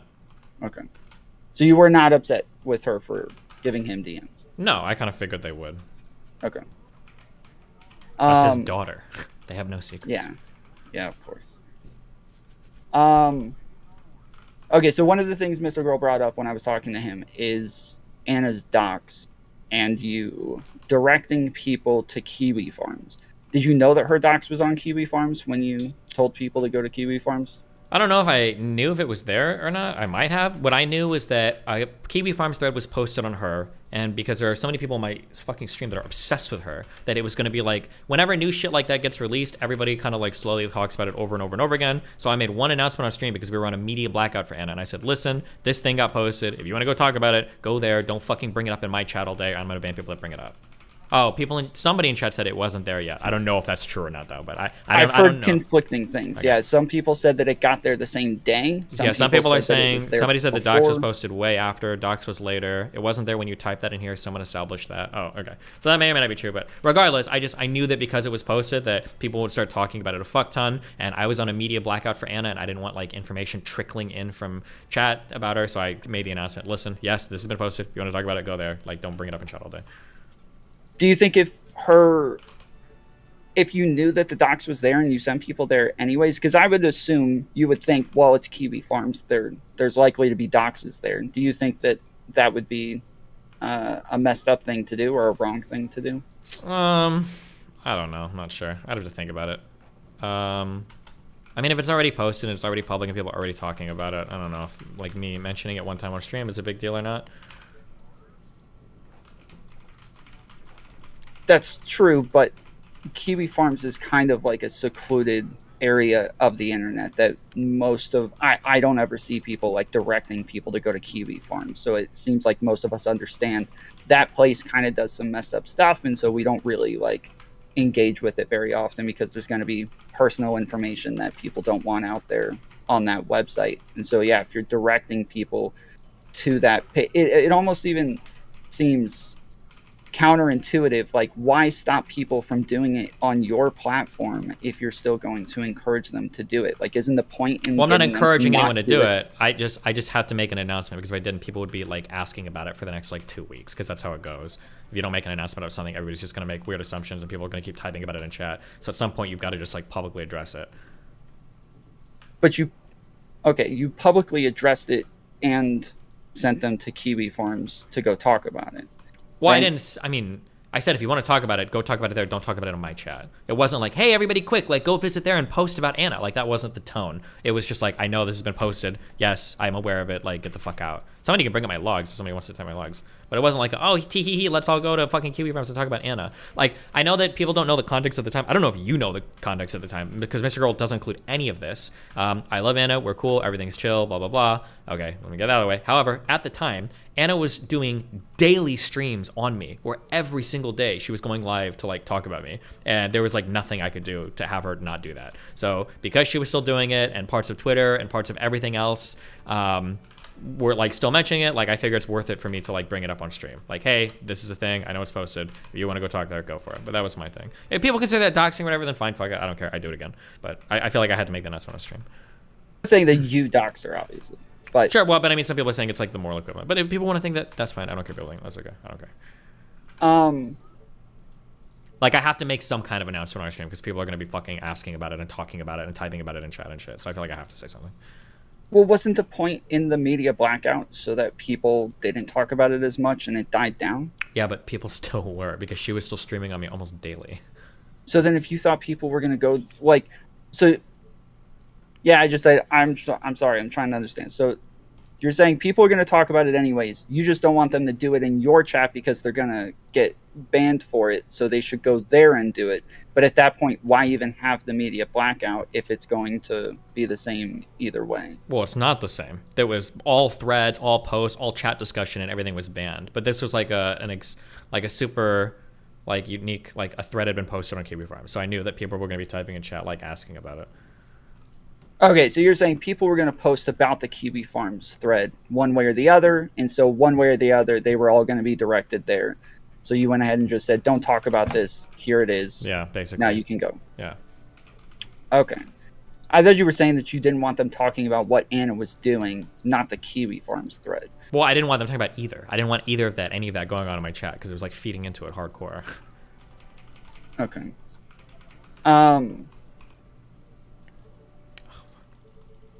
Because yeah, Mr. Girl calls this mobilizing your audience against women to go and attack them, and I think that if I wanted to do that, I would have just like explicitly linked it over and over again. Like I could have like done a ton of shit if I wanted to. Like if I really wanted to mobilize, I could just Well, not if you want plausible deniability. From his eyes, that would be the way to do it. Doxing isn't illegal. Why the fuck would I care about plausible deniability for doxing? I literally just doxed that girl, fucking the one that threatened to throw egg on me like a fucking week or two ago. Like I don't give a fuck about like doxing. I don't care that much about it, dude. Fucking half of fucking Islam doxed me the other day and said they were gonna come kill me. Like I don't care that much about it. I guess at the end of the day, my question is like, what do you think that like I was trying to like maliciously direct people there? Because I feel like there's so many better ways I could have done it. I might actually have DMs. Fuck, I should go check my email on my computer server. The person that actually made that thread, I think, reached out to me to ask if I had like any information to contribute, and I think I said like I don't want anything to do with this, but I'd have to go back and check. But yeah, I'm not saying that you maliciously did it, but I think that even for people who sympathize with you and your side and think that Mr. Girl is crazy, I think that a lot of them look at this as one of those things where whether or not you were doing it on purpose, this was just a dumb move to where you were likely going to heighten the amount of harassment that was directed towards Anna. I mean, and you used your platform to do it. Maybe, I guess. But like I said, like she was doing streams on me every single day. So at that point, like there was no part of my mind that was concerned about like using my platform to minimize harassment against her. Like my life was pretty insane at that point in relation to the streams that she was doing. Like she got partnered, like doing daily streams on me. Like it was wild. We're cool now. Everything's fine now. Blah blah blah. But let's see.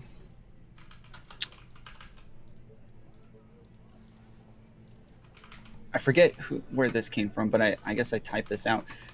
You say that you say you enjoy relationships that you have on the side, meaning like besides with Melina, and it sounds like you really care about them. It almost sounds like you enjoy the honeymoon phase of the relationship. Is that the way that you would describe it? Not necessarily. I mean, it would be nice. I think that having like longer term friendships / relationships are like more fun than just kind of like the shorter term things, for a variety of reasons. But I mean, like my life is like incredibly volatile, so stuff can fall apart like very dramatically and very quickly sometimes, which I guess can give the illusion to honeymoon phase stuff. But like some of my best like friend like side things have been like long term stuff, but a lot of it like isn't super public because it doesn't involve like streamer people or it's like kind of under wraps. So okay, I guess Yeah, the reason I asked that is because it does seem like there's a lot of shorter term relationships, but they're not like short term, like 1 week. They're like what most people would consider to be within the honeymoon phase. And so when Mr. Girl accuses you of like being with girls for a while and then dropping them and then sending everybody to go attack them, I guess it would make sense if that was like the part of the relationship that you enjoyed, was like getting to know them and understand them and having those like, you don't know how they feel, they don't know exactly how you feel, like kind of. Yeah, but the whole narrative behind like going to attack people, I don't understand. I know that like maybe Mr. Girl doesn't have many like friendships or whatever, but like that kind of stuff looks really bad. Like when I talk to like new girls and shit or new people, like I have to give a lot of backstory for why like I blew up at certain people, because that kind of stuff like turns people away like pretty hardcore.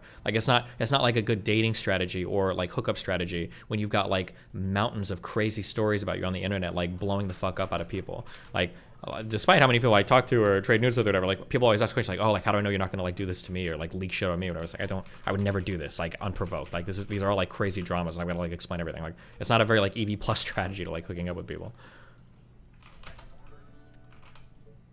I guess, yeah, that's true. But I think lots of people would look at somebody with a lot more clout. Like even, Leonardo DiCaprio has lots of stories about what he does with younger girls and just kind of dropping them, and seems has Leonardo DiCaprio done anything like bad with like younger people? Is that not that I know of? That's what I'm saying, is that like the stories of what go around about him don't seem to stop him from there's stories. Doesn't he just date relationships. young women? That's all he does, right? Yeah. Yeah, I don't. Yeah. But you already know that lots of people just look at that in and of itself as like being wrong. I mean, people get like upset about it, but I don't think anybody said that it's like abusive or anything.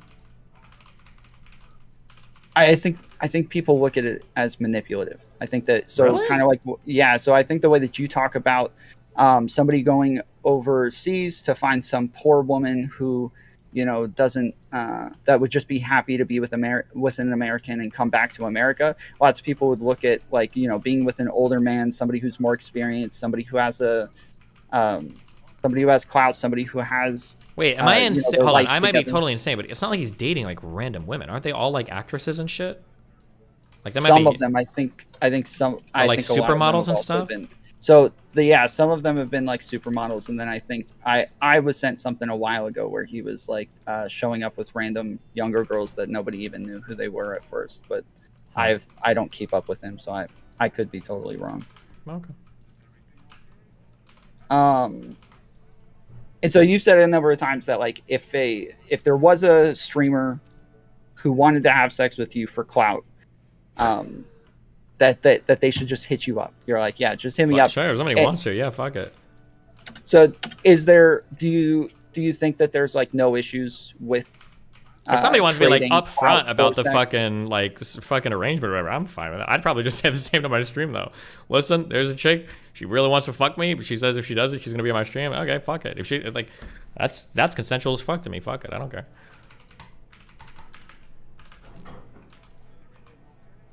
Yeah. Okay. So you're cool.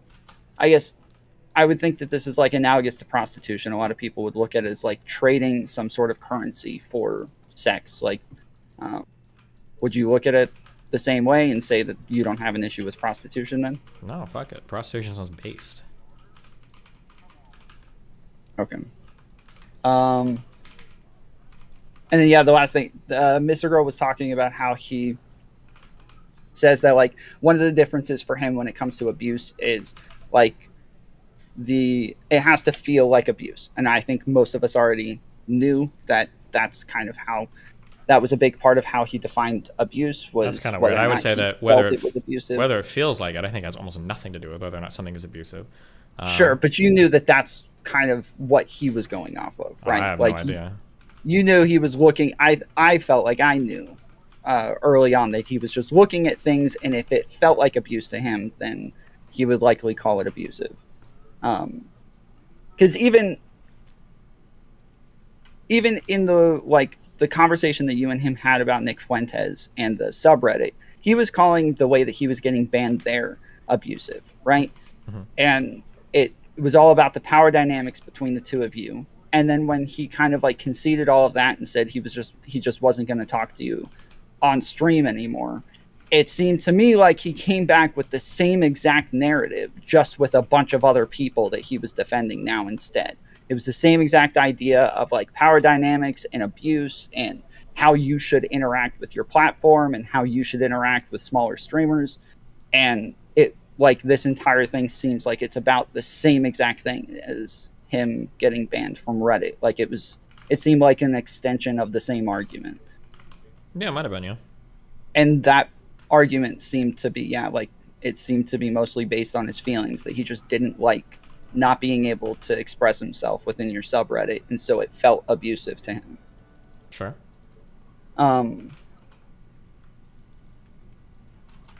So one of the things that he said was that when Anna messages you after you send everybody to her kiwi farms, that the messages she sends is, you ruined my life, a bunch of stuff like that, that to him feels abusive.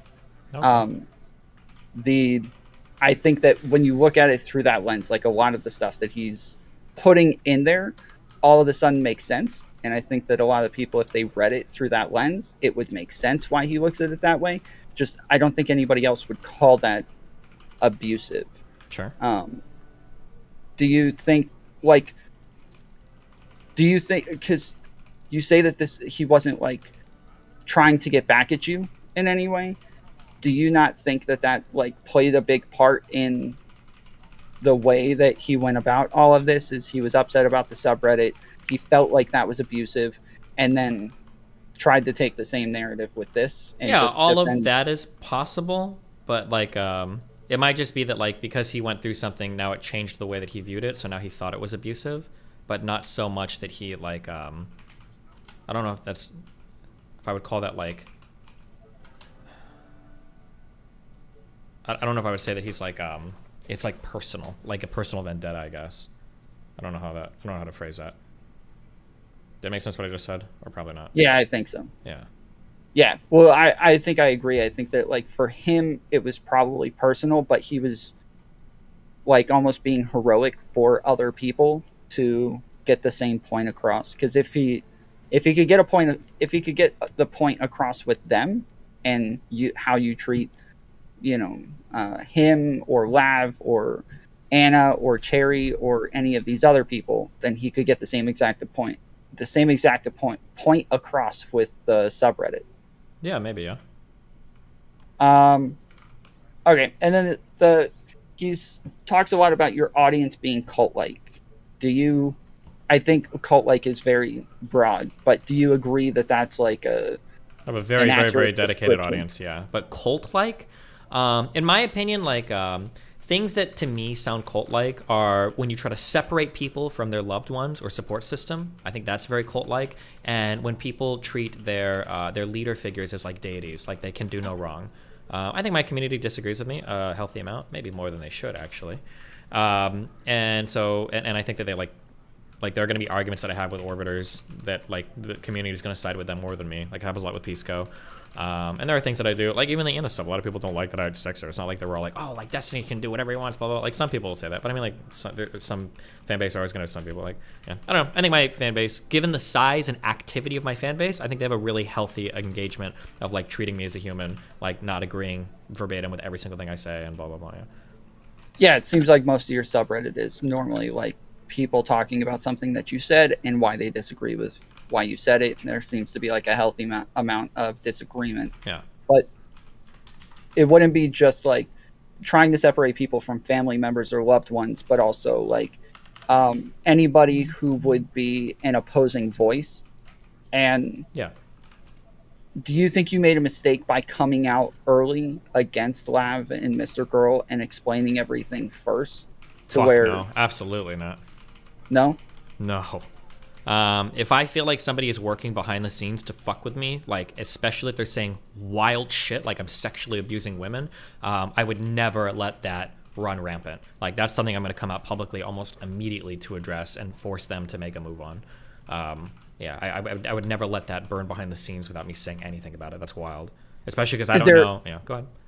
Is there a reason for that, or like did something happen before where like a narrative got away from you and you felt like you couldn't let that happen again, or is that just something that you feel you need to do? I just, yeah, why would I let somebody talk shit about me behind the scenes and I don't know how much they're saying? And it's like insane shit. Like I'm sexually abusing people. That's a wild statement. I don't think I would ever let that just go unchecked. I feel like I would have to come out and make statements about this. Sure, but you know, he would see that as you trying to set the narrative, right? To some extent, I mean, I am, yeah. But I mean, like, it's also going to vary a little bit because, like, he's already making accusations, right? Like, if he was just, like, asking questions or doing an investigation, it might have played out differently. But he's already saying that he's established this pattern. He's already saying it's something that he's observed. He's already saying that, like, he's got, like, proof and women ready to come forward. So, like, and I don't think that was true. And now, I guess, in retrospect, it wasn't true. So why would I let him poison every single person against me? Like, and imagine now, seeing how long it took, if I would have let that go on for months and months and months behind the scenes. Like, it already was, like, pretty damaging. Like, was it? What do you think was damaging from the article? I mean, I'll quote, like, Mr. Girl. Mr. Girl himself said that, like, when Cherry and Stardust made that accusation, even though nothing came from it, he said having just that accusation now means I'm a person with an accusation. Like, it's just kind of annoying now that I've got to, like, talk to people in the future about, like, crazy people that have accused me of whatever the fuck they're even accusing me of. Like, that's going to be something I'm going to always have to address, basically. It's just another, like, scar that I've got of, like, random internet dramas that I've been in that I have to, like, keep in mind when I'm talking to people. So you don't think that if you had let him do the thing and then just come out and, like, talk about it afterwards, you think that you would have, it would have been a lot more damaging from that? I don't know. Maybe he would have felt more comfortable taking years to do that investigation if I hadn't said something publicly. I'm not sure. But I'm not gonna let somebody go behind the scenes saying that I'm, like, a sexually abusive person without addressing it. That's, in my opinion, that's wild.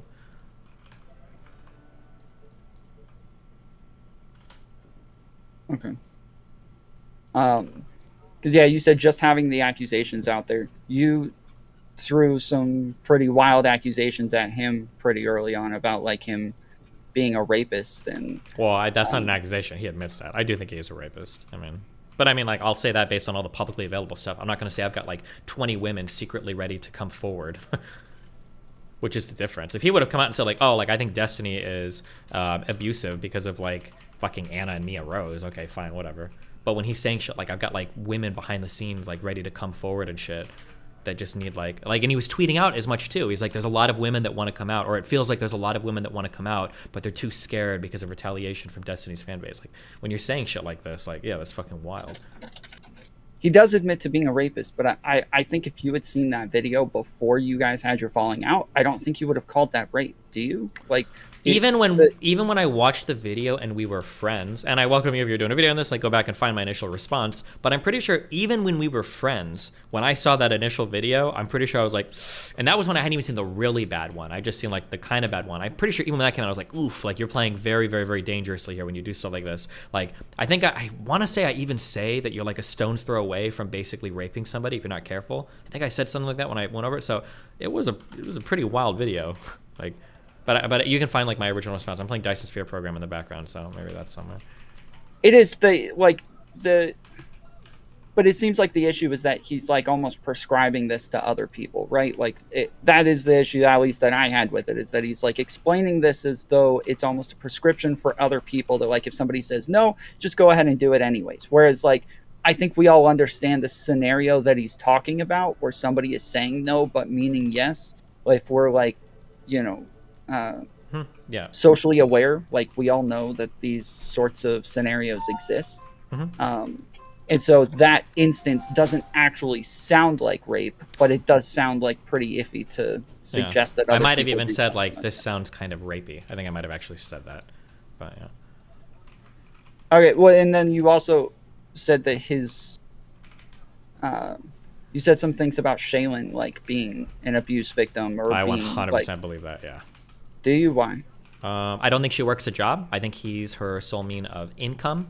I think that based on the videos that I've seen, he's very abusive. There's, like, a very standard formula to a max fight that basically goes, he does something that can be insulting or offensive to his partner. The partner has an incredibly understandable response to something incredibly innocuous. Max turns that innocuous response up into a massive fight. As he's doing that, he makes his partner feel incredibly horrible. Then he makes his partner feel bad for feeling bad and for responding poorly to him blowing up at it. And then he makes them feel like they need to apologize by the end of that interaction. I think that that's like a super formulaic Max response to everything. I think he's done this with other people, like even during conversations. But I think that, yeah, it definitely for his relationship with Shaylin, like that thing out in the parking lot or whatever, like fights like that just seemed like super typical. Okay. Yeah, I think he said before that she doesn't depend on him for income, so I don't know They about say that, one. but he says that in a very, very, very cagey way. I don't believe it. So this is my guess, and they're always welcome to release stuff to prove me wrong, but they won't.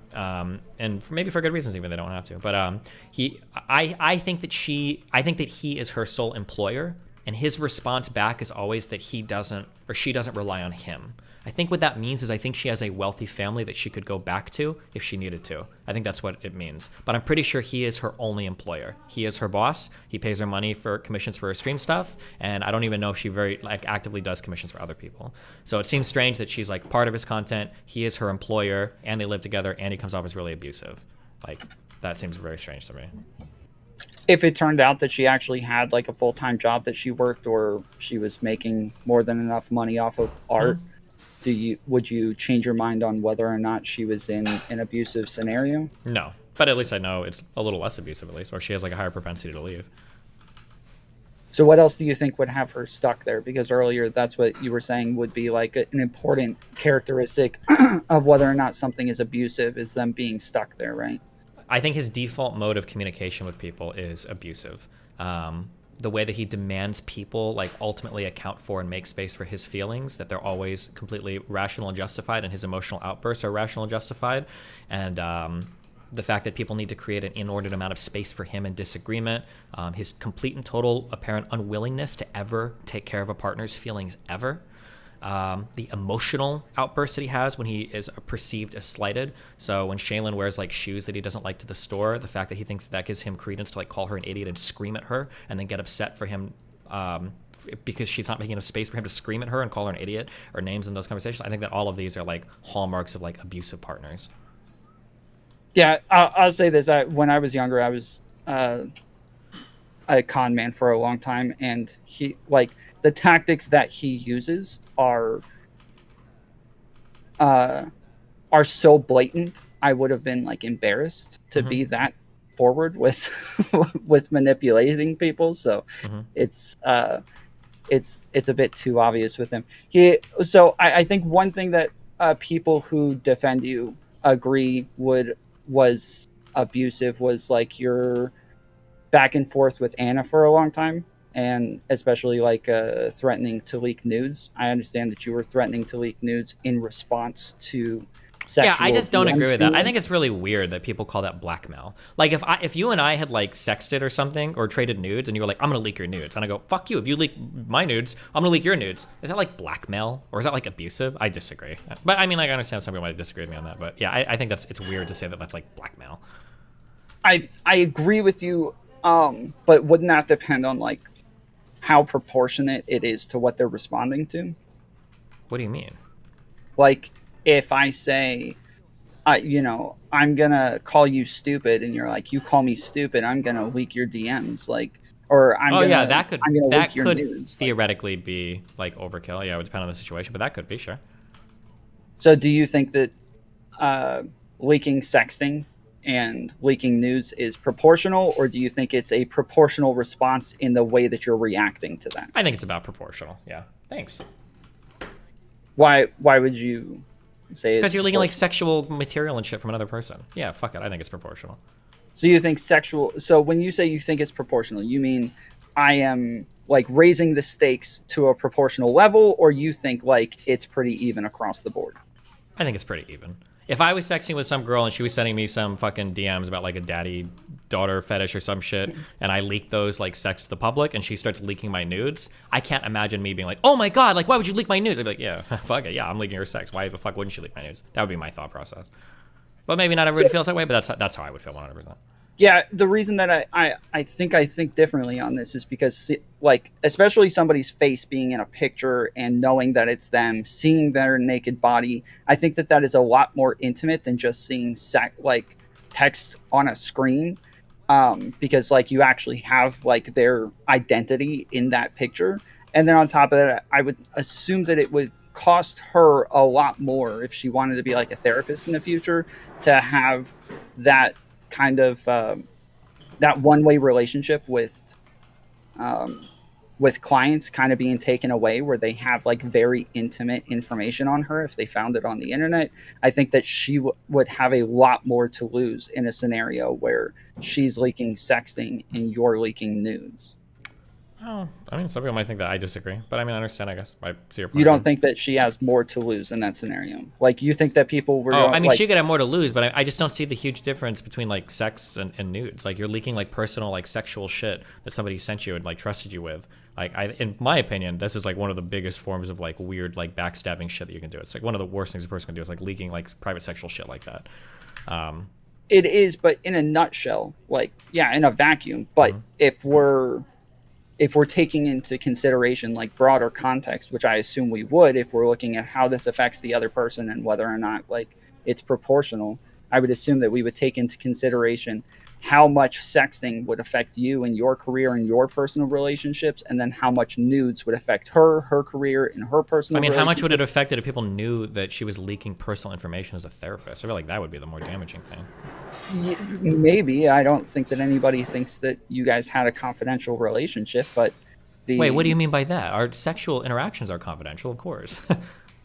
Sure, but that's obviously very different, like a personal relationship versus a client-therapist relationship, right? Oh, I don't know, actually. I'm not sure. Like, if you were to ask somebody, if somebody were to find out that their therapist, like, leaked, like, private DMs from somebody, would that affect them? I don't know. Who just joined? Tabor. Oh. Yeah, I think that they might trust the therapist less, if that's what you're saying. Like, if they found out that they leaked something. Sure. But yeah, I don't know. I mean, I understand your point of view. You're free to disagree. I mean, I think if you were to poll the audience, I think only like 30% of people would even agree with my take that sexting and nudes are the same. More people actually might be bothered by the nude leaking thing than the sexting thing. That's like, that wouldn't surprise me. So I understand I might be in a minority position there, but that's how I view it.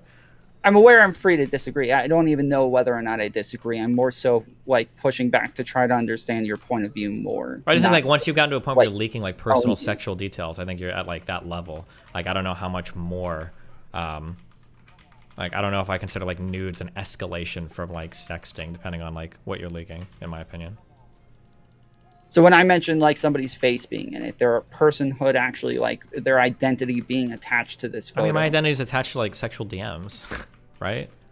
Somewhat, but I don't think it's perceived the same way. Like, I don't think somebody would look at you differently by looking at DMs that way, whereas Absolutely, they can actually like could. see of course somebody they naked. Could. People can look at you differently depending on what's like. What if I had like a fucking diaper fetish, and that got leaked?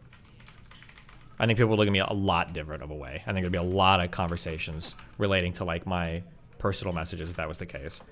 Sure, I didn't look at your type texting. tweets would have a lot more meaning then. Based. True, actually. I didn't look at y'all sexting messages, so I don't know. Was there something released in there that you didn't like want out, or that you would have been Well, I don't want embarrassed any of it or... out. I think it's kind of weird that any of that would be out ever, but It's regardless, not I'm just saying that like that is a case. But like also like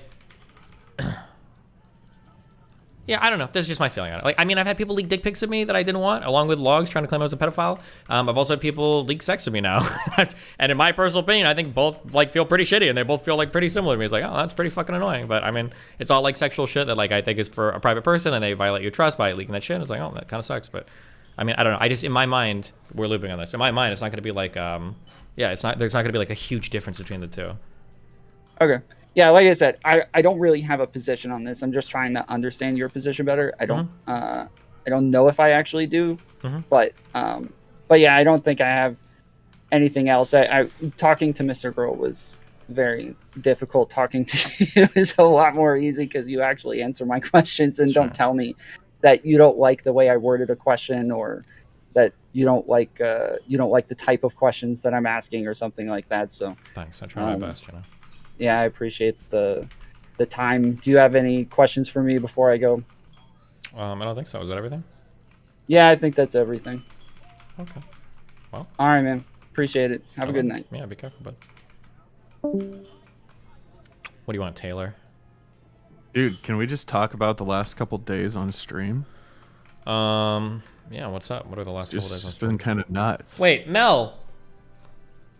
Are we going out to eat tonight? Yeah. I feel like if I eat this, there's no way. Wait, but it's nothing. Okay. That's not much. Okay, fine, go ahead. So, Corantos. I've always wondered why you let just obvious. I don't want to call him a clout chaser because he seems like below that. Damn. Like a clout gutter or something like that. Like he just scoops it up. So like, but like, there's been a few like obvious ones on stream like the past few years. Like, why do you let the ones that just chill in here for like 5 hours and just spam the same shit keep coming over and over again? I mean, if they're funny, fuck it. I don't care if they're clout hopping. Like the Corantos dude is funny. I hope he clout sharks me a little. He deserves it. He's funny, but it's like a one-trick pony type of funny. I don't know. Like, I disagree. I feel like he's like gone through all of his material twice. I don't know. I think he 3 times at contributes least. to conversations pretty well. I think he can synergize with. He other contributed to that Katie one great, wouldn't you say? I don't like Katie, but that was fucked up. I don't know. Katie came in really hot on that. I wasn't like 100% like, wow, she's a victim here. Like she came into that conversation. She never made it physical though, did she? I don't remember, but I do remember she came into that convo really hot. Maybe I need to re-listen to it, but it just seemed like it just kind of got out of hand. I mean, it kind of did. It got pretty crazy, but I mean, like she stepped into it, and I mean, fuck. What am I gonna say? Yeah, I don't know. If she had come in like super polite or everything, and they started going hard, I would probably feel differently about it. But I felt like she came in really hot. But maybe I'm wrong. Oh, your cam's still up for me. That's so cute. Yeah.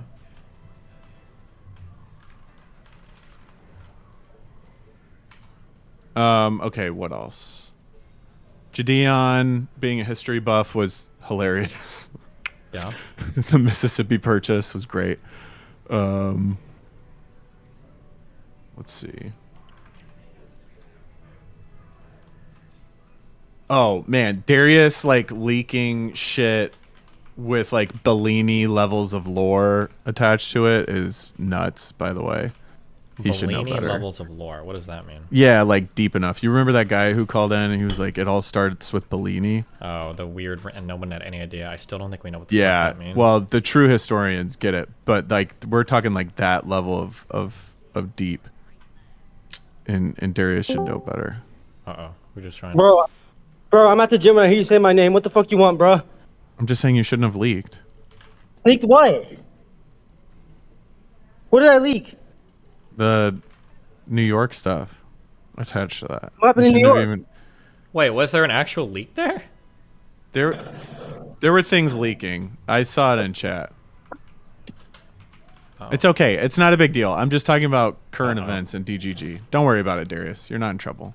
I mean, You got nothing to talk about. You're spitting out random bits of information. Listen to me. I'm at the gym. I'm getting up. You're gonna be broke soon once your head gets trauma. Don't talk about me, bro. Check it out. Wow. Oh shit. Okay, who else? Oh, okay. You know, I talk to Rage Pope here and there about business stuff, and it's great. Yesterday, little rough. I'm not gonna go any more than that. But the part I was like, whoa, yesterday is like, dude, I don't know how Kyla feels about it, but if I were Kyla digging out a streaming career for myself, and she seems to be in a pretty good spot right now, and my fucking partner came on stream and just dropped it, I would lose my mind.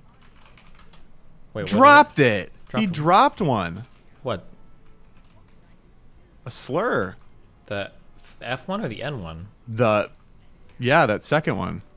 Oh, well, he's part Black, kind of, isn't But it? he had asked permission. Everybody knows that's the most cringe part, dude. Well, there is another. That's like, there- so, dude. It's a come black on. culture thing. When there's a blacker person in there, you have to defer. based You on the literally have blackness. to ask permission. I don't Yes, think I've you seen have to defer on the anyone, blackness. That's anyone in my absolutely the case. life Trust me. do that. I've got a lot of urban friends, and that's super standard protocol. Okay. Straight rate. He's by. Okay. Ooh, it was still cringe. Wow. So you're a Nick hater. Not a Nick hater. That was just wild. Wild. Okay. Well. What else?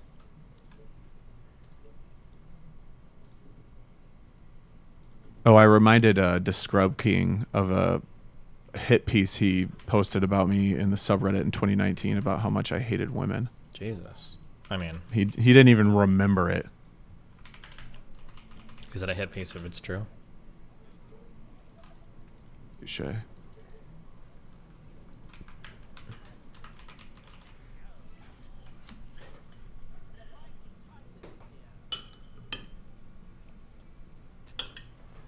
Cherry, cool in my book. Stocks are going up. Who? Cherry. Oh. Yeah.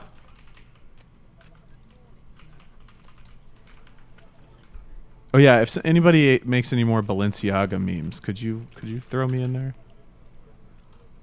Thanks. They're trying. They're just not. They're not too great at it yet.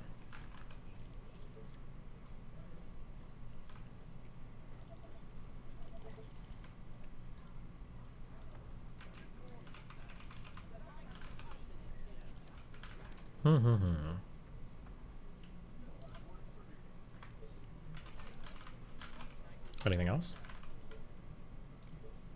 Do I have any iconic DGG lines? Apparently, my line calling Darius a retard, you're a stupid retard, was impactful enough to make the manifesto. That, I was not expecting that. I woke up to some screenshots of the manifesto. I was like, oh, fuck. And then I was like, you know, if somebody were to tag someone, would they really like give a shit if 100,000 words hit them all at once? Probably not. It's probably the schizo ramblings. Was it true? I didn't read this part, but was it true that Mr. Girl made it sound like I was laughing at him in front of black people when he rapped on stream?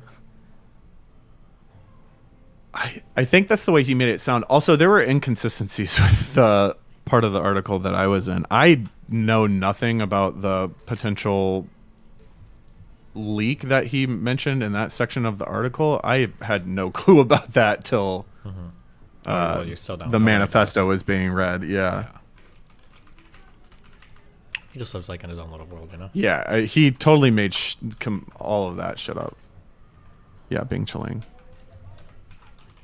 No, but for realsies. Dan stocks at an all-time high, of course, naturally.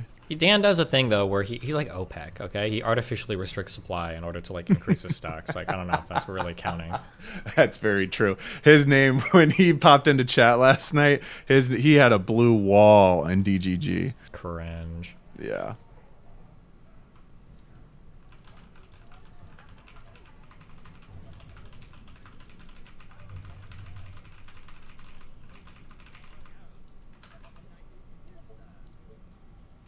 You really need to play games again because you and I really have nothing to talk about most of the time. That is very true. Fuck me. My army is not at home. What have you played anything lately, or it feels like you've been living life? I have been living like Larry as of late. How's life been going? How's your kid? It's good. She's awesome. She's almost 10 months old. Cute. Standing, supported against like the couch and shit. I am opening an online Japanese TCG store. I found another dude who's like very knowledgeable in the industry. So that should open up in the next 3 months probably. We have a logo and everything and a name. It's pretty cool. And now we're just trying to like lockdown, long-term distributor allocation. And then from there, it'll basically just be marketing, which shouldn't be hard. Cool. Do you think they'll go down here at all? Yeah. No. Oh, it's fucking Harpies.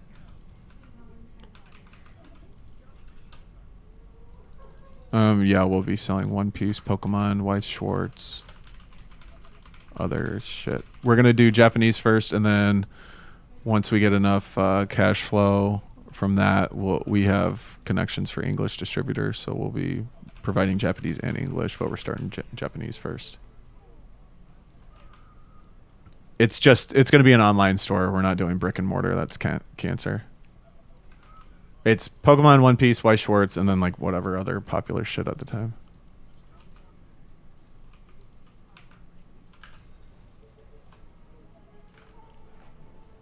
It's all sealed stuff. We're not going to be doing like single cards or anything, so it's all like sealed booster boxes and shit. Wow, cringe.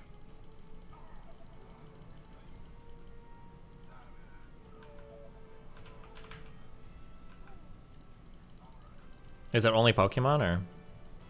Fuck you. What? I've literally repeated that 4 times. Oh, okay. Well, I don't know if you were gonna. Like, branch sorry. out to, like, I thought no. I or... literally just said it. Oh, sorry.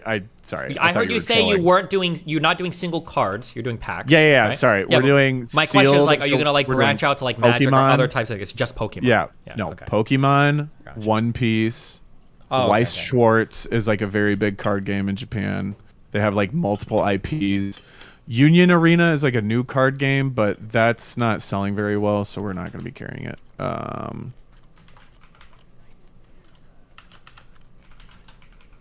Field stuff has way better margins.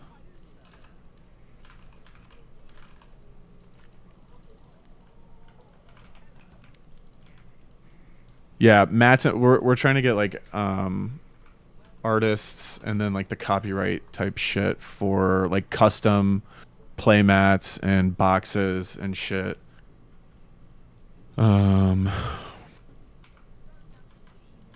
There's like certain distributors, like if we want One Piece, they would make us get an allocation of like Digimon and shit because it's all Bandai for those.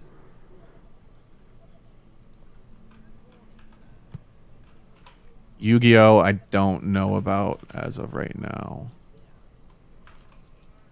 We know the Weiss market, the Pokemon market, and the One Piece market like very, very well, and we have like really good connections right now for prices. Some of those other card games like Yu-Gi-Oh! I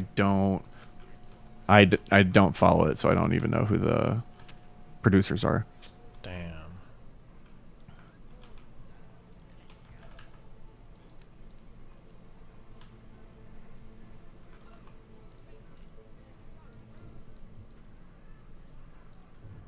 AI generated Pokemon deepfake cards.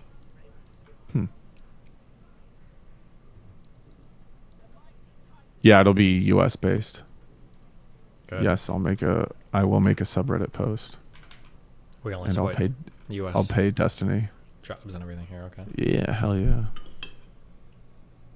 Does that mean I'm a drop shipper if I'm like doing arbitrage? Maybe.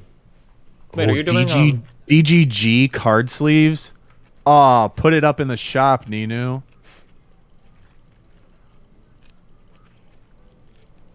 When do you guys start practice again?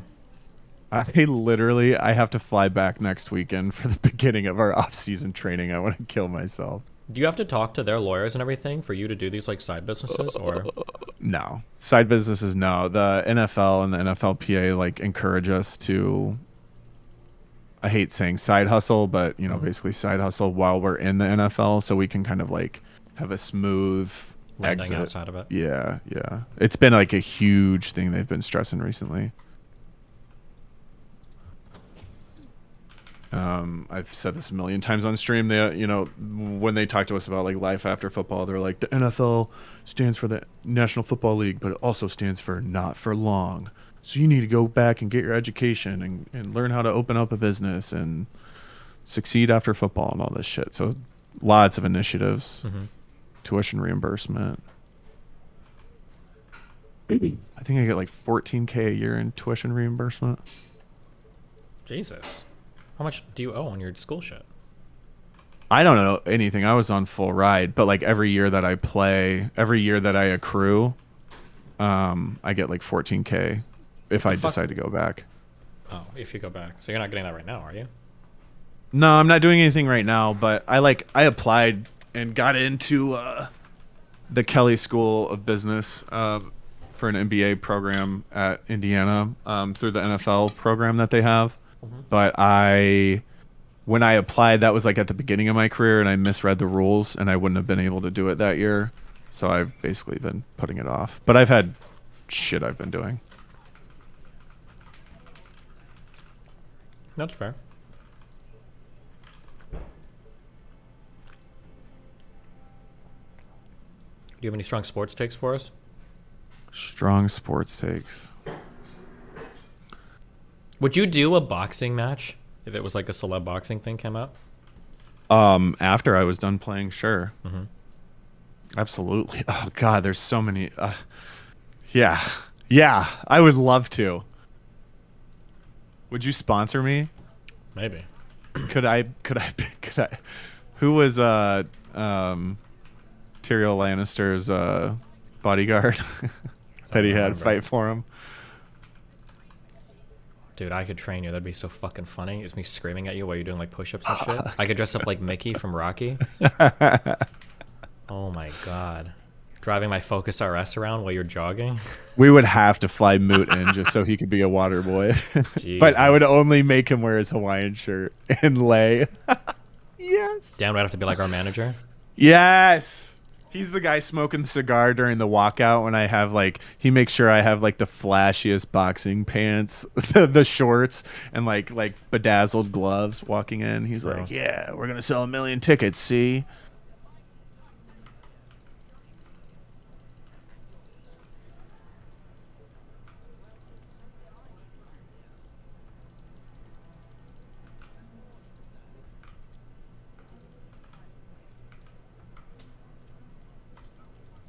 Do you think professional athletes should be able to bet on their team?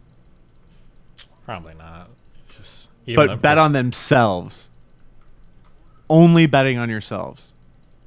Because who was it? Was that Calvin Ridley, guys, that got popped for that? He somebody's gonna say it. Oh, I mean, betting on yourself seems like it'd be okay, right? Like, aren't you always betting on yourself? Like you're literally the only team you're allowed to put money on is your team. Mm-hmm. Was that Calvin? Yeah, okay, it was. So this guy, like, I think he only bet on his team while he was it his rookie year? Some shit like that. He was like betting on his team and he got caught. But that's like a violation, obviously, because you can't bet on NFL games. But his thing was like, I was betting on my team. Like, I wasn't doing parlays or anything. It was like just flat out Atlanta wins. Like, that was the only bet. Mm-hmm.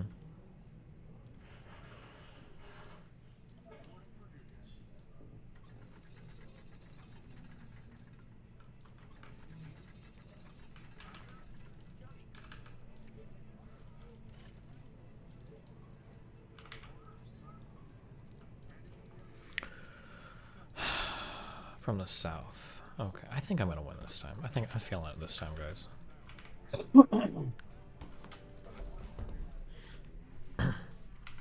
Don't you kind of bet on yourself anyway? If you really think about it, I mean, don't you guys get paid more if you win games? So if we go to the playoffs, we get paid a shit ton more. Yeah, so isn't that kind of like betting on yourself a little bit? Kind of.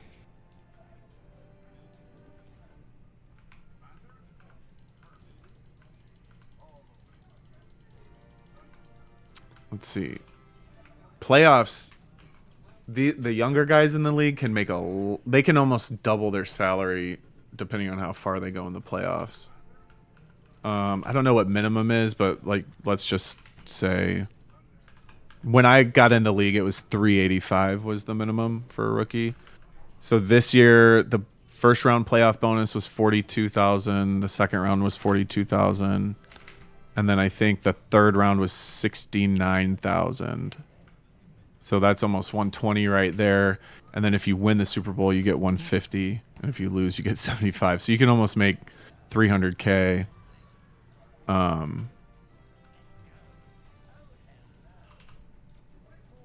just from making it and winning the Super Bowl. And then all the coaches actually get extra money too.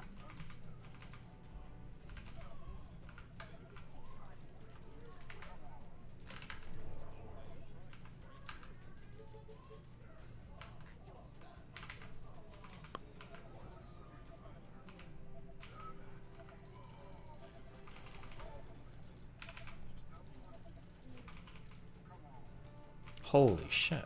Okay, that's not...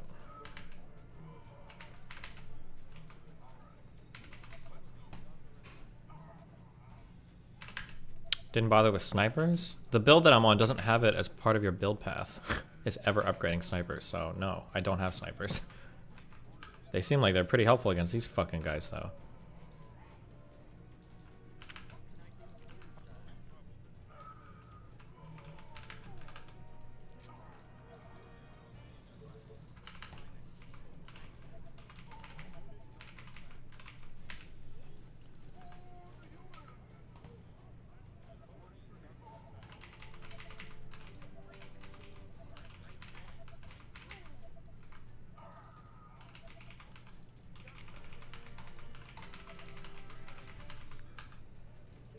Can somebody explain to me how the fuck anime became cool?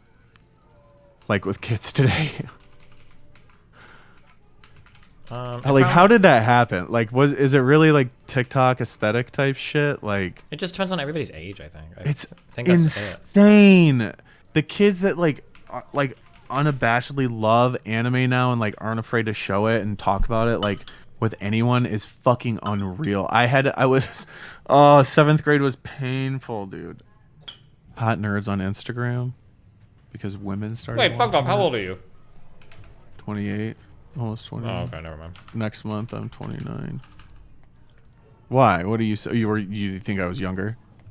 I keep thinking you're like 23 or something. No.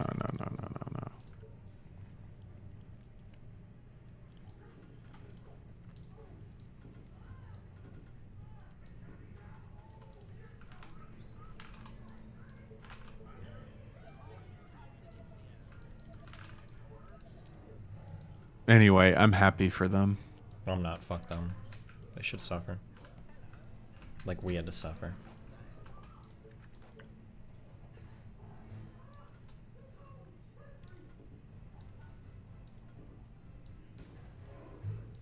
If I told the story about when I got up from the family computer and I left my episode of Death Note up on the screen, and I am not kidding you, I heard a shriek. And I walked in and my mom thought I was like, she thought I was doing like some sort of like suicide cult thing because I was watching an anime called Death Note. Based.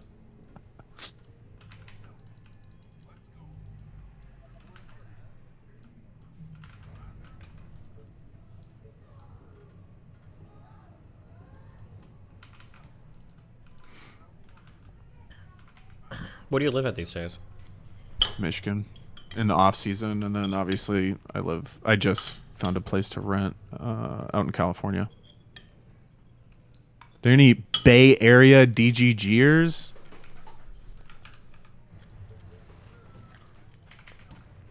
Who's in the Bay? Fuck no, I don't live in Downriver, Michigan. Damn. Downriver called the fuck out. Would I do a meetup? Hell yeah, I'd do a meetup. You go to school in Santa Clara? That's where I live during the season. I live in Santa Clara, guys. Yikes.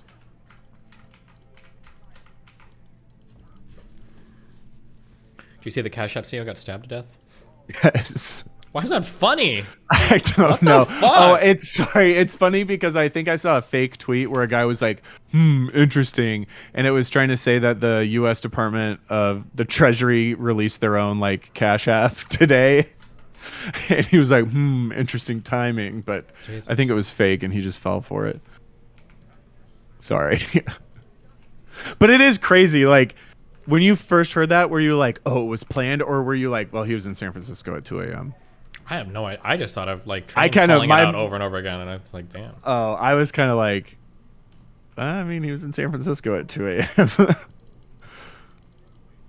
I mean, I've heard of people in San Francisco, like, they got their car windows broken in so much that they finally, like, left them rolled down. And then when they walked to their car in the morning, there were, like, 3 homeless people sleeping in there. Jesus. Like, I've heard it's that bad.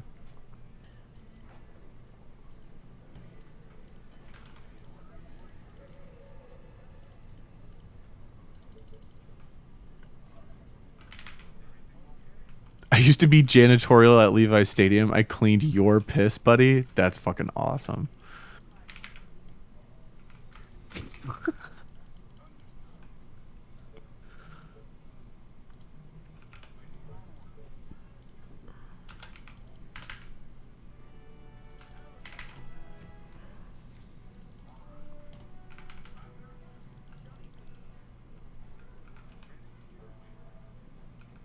I've yet to see a DGG sign at one of my games.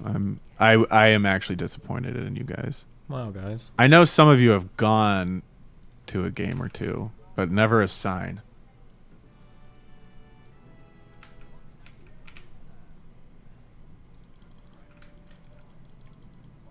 Wait. Bro, I do not like this.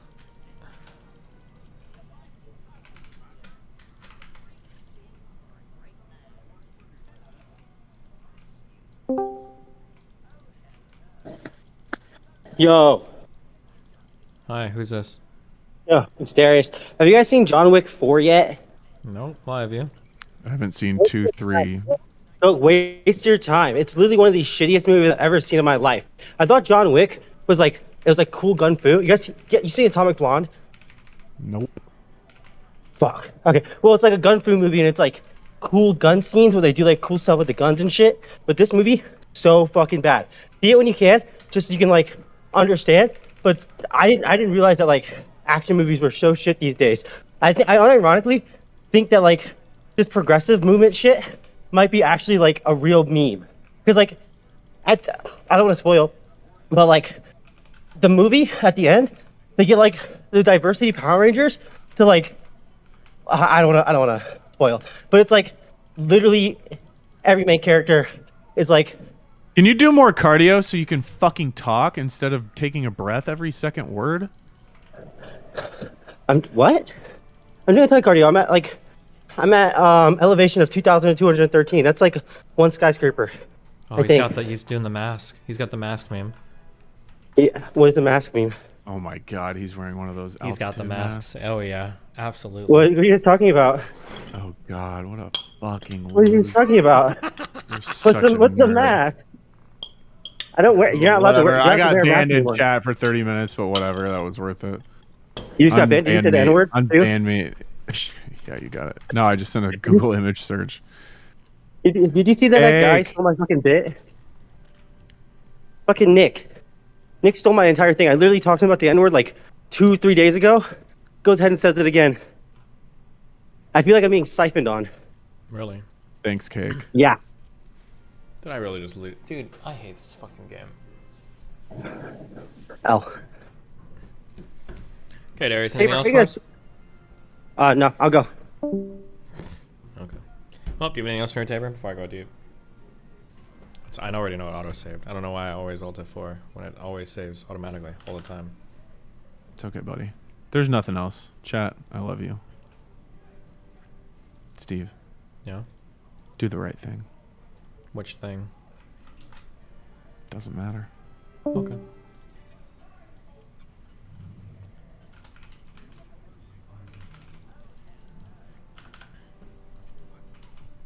I think I even could have survived this way if my army just wasn't in position.